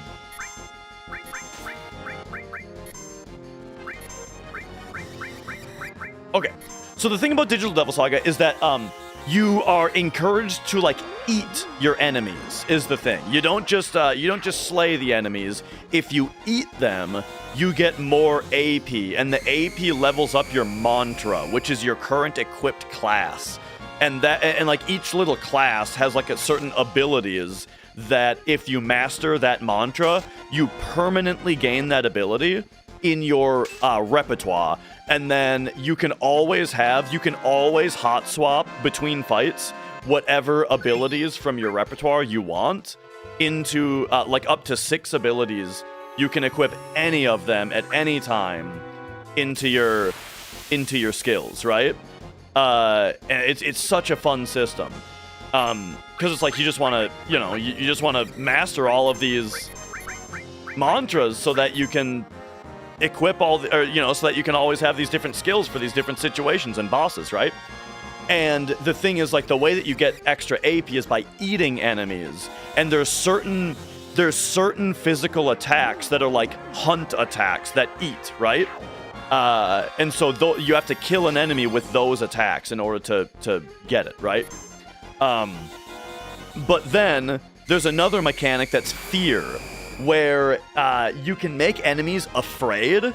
Like, if they try to hit you with a move and you're immune to it, for example, or if you get a critical hit on them or something, they become afraid. And when an enemy is afraid, your hunt attacks, your eating attacks, always crit. And so, like, that whole system was so fun. And, like, unlocking all of the mantras, getting all the skills was so fun that, like, I grinded the shit out of that game just because the mechanics were there, you know? And so, yeah, like, that...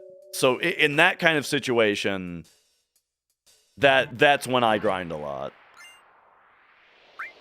But games like old school Final Fantasy or old school Dragon Quest, nah. I don't like to grind in those unless I feel like I have to.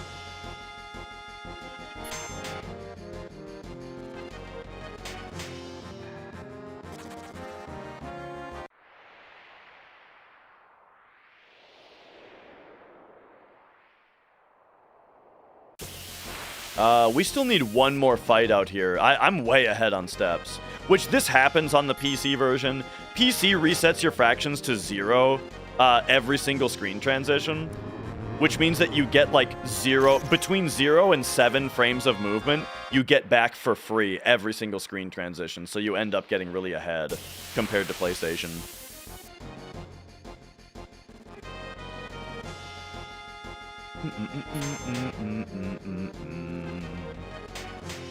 And yeah, my favorite Digital Devil Saga boss, I remember in the second one, there was like a guy right near the end, I think he was optional, where, I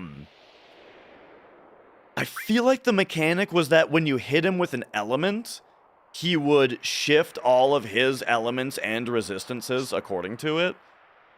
So you had to have, like, a cycle of, like, I hit him with these elements, and I turn on these resistances.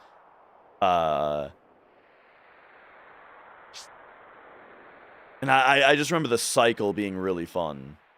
But it's been so long, though, that, like, I just need to replay it and remember all this stuff.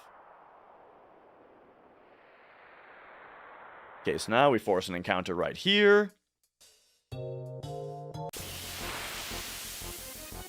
Tent, notch, limit, wait. These guys also don't do anything unless you do something to them. Their only actions are counters, so... just run. Tent. Let's gather to stupid. Notch. Limit. Wait.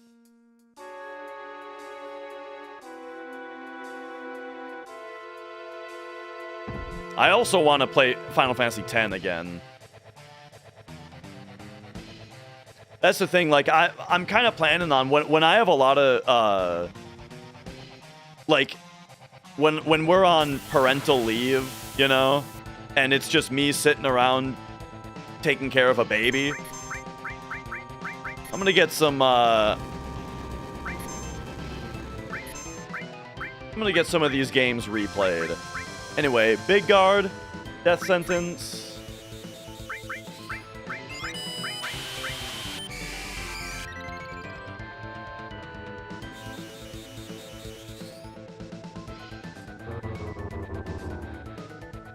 High Potion.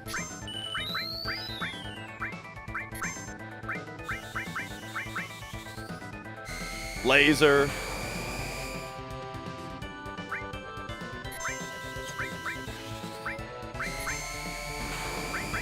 Laser. Alright, here we go. Here we go. We gotta steal the Protect Ring. It's like a 5% steal or something.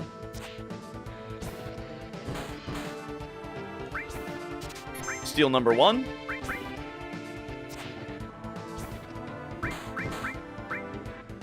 Steal number 2.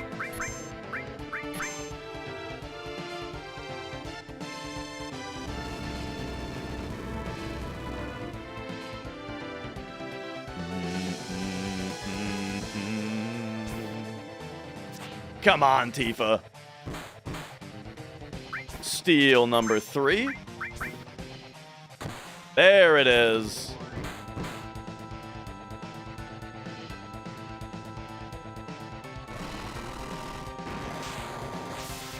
Is the new version buggy? It's got a really annoying sound bug in it.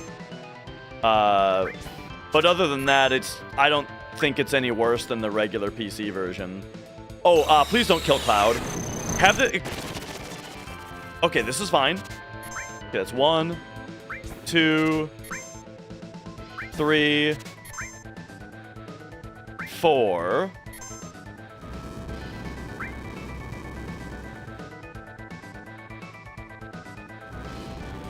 And I think this kills Sid. Yeah, that's fine. 5. I did see that someone... I'm not sure about the mods thing. I did see that somebody used FF7 or 7th Heaven in the process of getting the new version to hang on, 1. Getting the new version to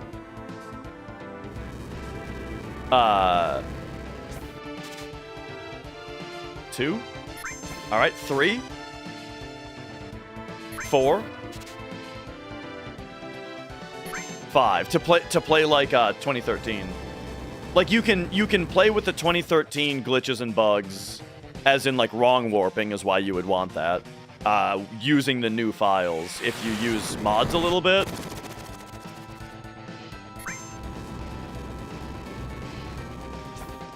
One. Actually, we don't have to count anymore.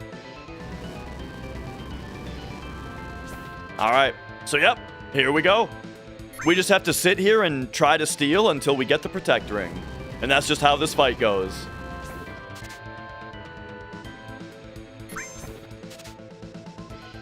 If we manage to get the Protect Ring before he runs out of MP, that is a decent fight. That's an okay fight. If he runs out of MP, then it's bad.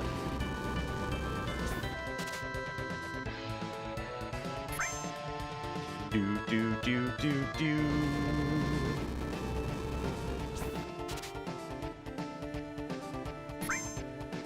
But we've got the fire armlet on, so we drain fire. We killed the ice head already, so we can't lose here.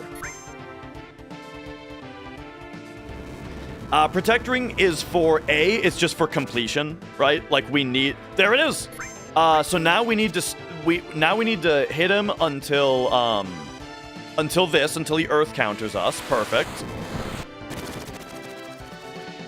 All right.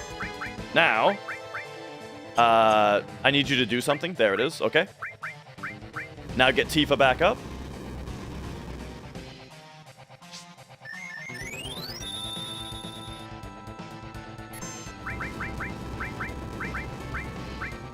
Death sentence Tifa.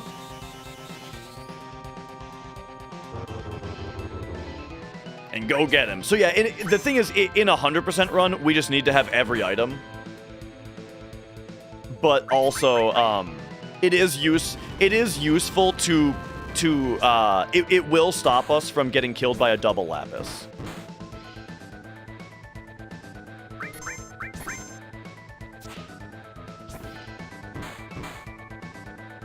Okay, and then this attack will kill.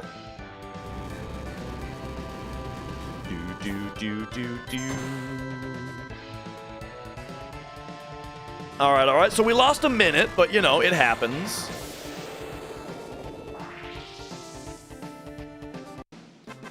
All right, so now it's time for big shoes. So on actual run day, we have to get hang on, I got a menu now. Tranks, Phoenix down, Cure Cloud and Sid. Cloud's gonna get the Protecting right away, and then you get the Power Wrist, pop over here.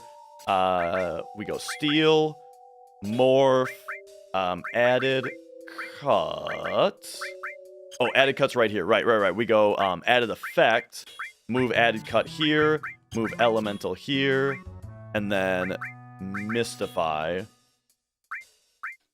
I gotta practice this menu because that was all correct. I just did it really slowly. All right. And then A to be active. Okay, so on the actual run, we only get 3 attempts at the Earth Mallet. Here, we're going to act as if we only got 3 attempts at the Earth Mallet, but because it's a practice run, the thing is we never need to use the Earth Mallet, it's just for inventory completion. So whether we get the mallet or not, the practice run is going to continue. But on the actual run days, this right here is the reason that you have to schedule multiple days in a row to try these attempts.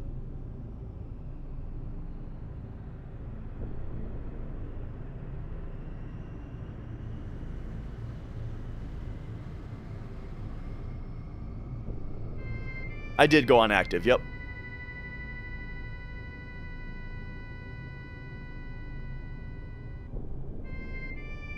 Now, here's the thing about practice runs, though, is you always get first try Earth Mallet. You get Gigas 1 Earth Mallet every time in practice.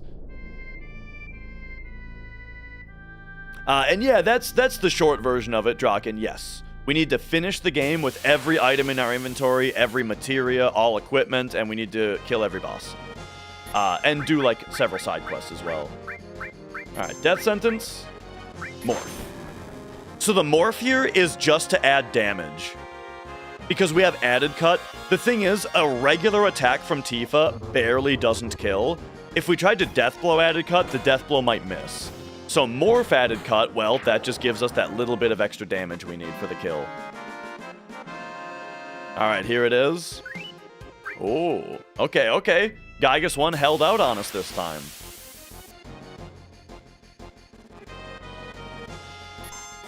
Do.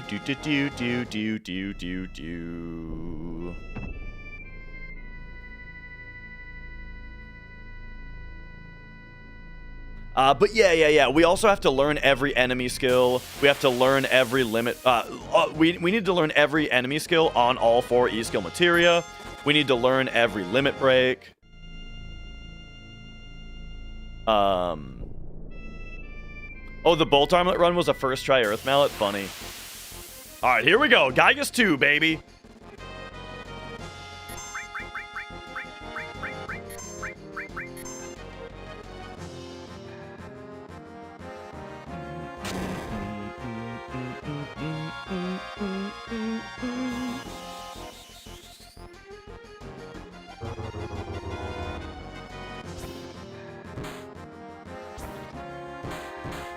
Yes.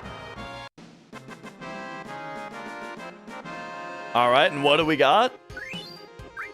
No dice. I need to regular potion Tifa so she can survive another one. And then here we go. This is it. This is Gigas number 3. Remember, in a real run, we would be coming down to this 14.05% chance for the run to continue right now. Imagine the drama. And it's very disappointing when it doesn't happen, but it's all the more exciting when it does happen.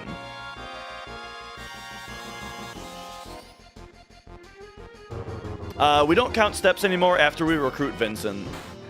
All right, here we go. Just because of where it is on the route. Would this be it? Oh my god! Oh man, there it is. We got it. We got it. On the practice run. You always get it on the practice run, dude. All right. Death blow.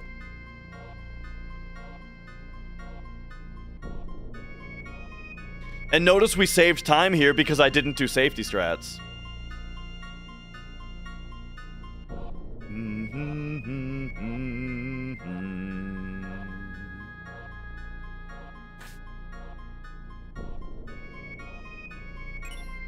All right. How about that? So now, whoop, save. I'll just save on top slot here. Boom. And pause. All right. So that's gonna be part 1 of the practice hundo here. I'm gonna come back tomorrow, and what's left that's left to chance that could kill a run after this. I mean, there is some stuff.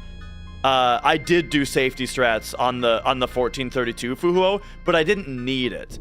If I remember right, I safety saved, and then we got Gigas 3. So the time save is just from running over here, saving and running back, not from actually having to do a load, you know. But yeah. So stuff that later could kill the run. Carry armor can still kill the run if he double lapises and arm grabs Cloud, but that's very rare. And then just other dumb stuff can kill the run. Like, Shinra Beta, if we don't get a Shinra Beta drop, that can be really bad. How do we handle it on HD console, actually, Shinra Beta?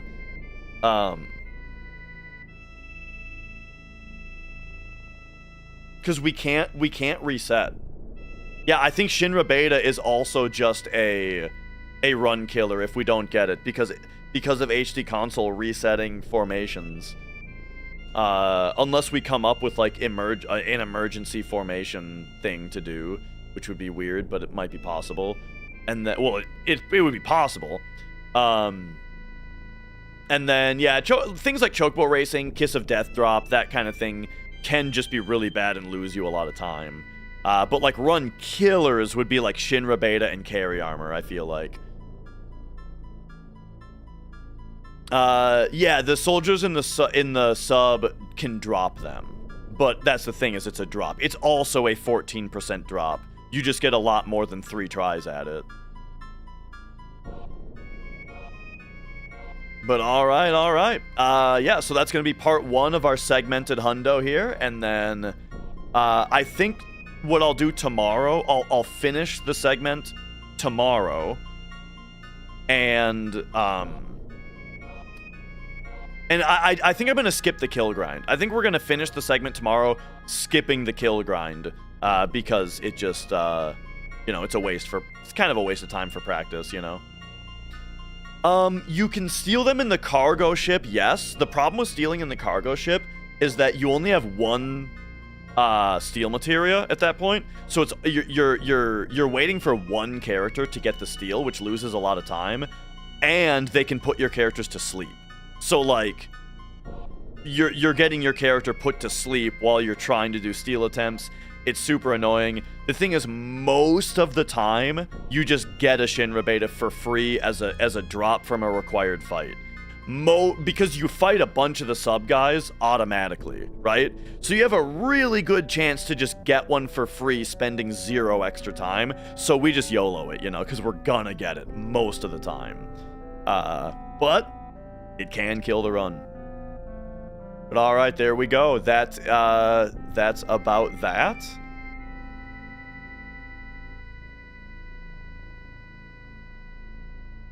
So thanks everyone for watching today. Let's go find someone to raid, and then tomorrow I'll be back to finish the practice hundo, and then on Saturday we'll do the actual run.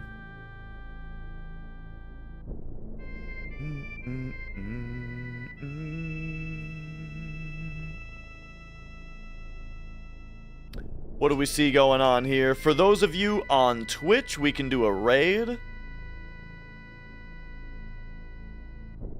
And, let's see. Caleb is doing,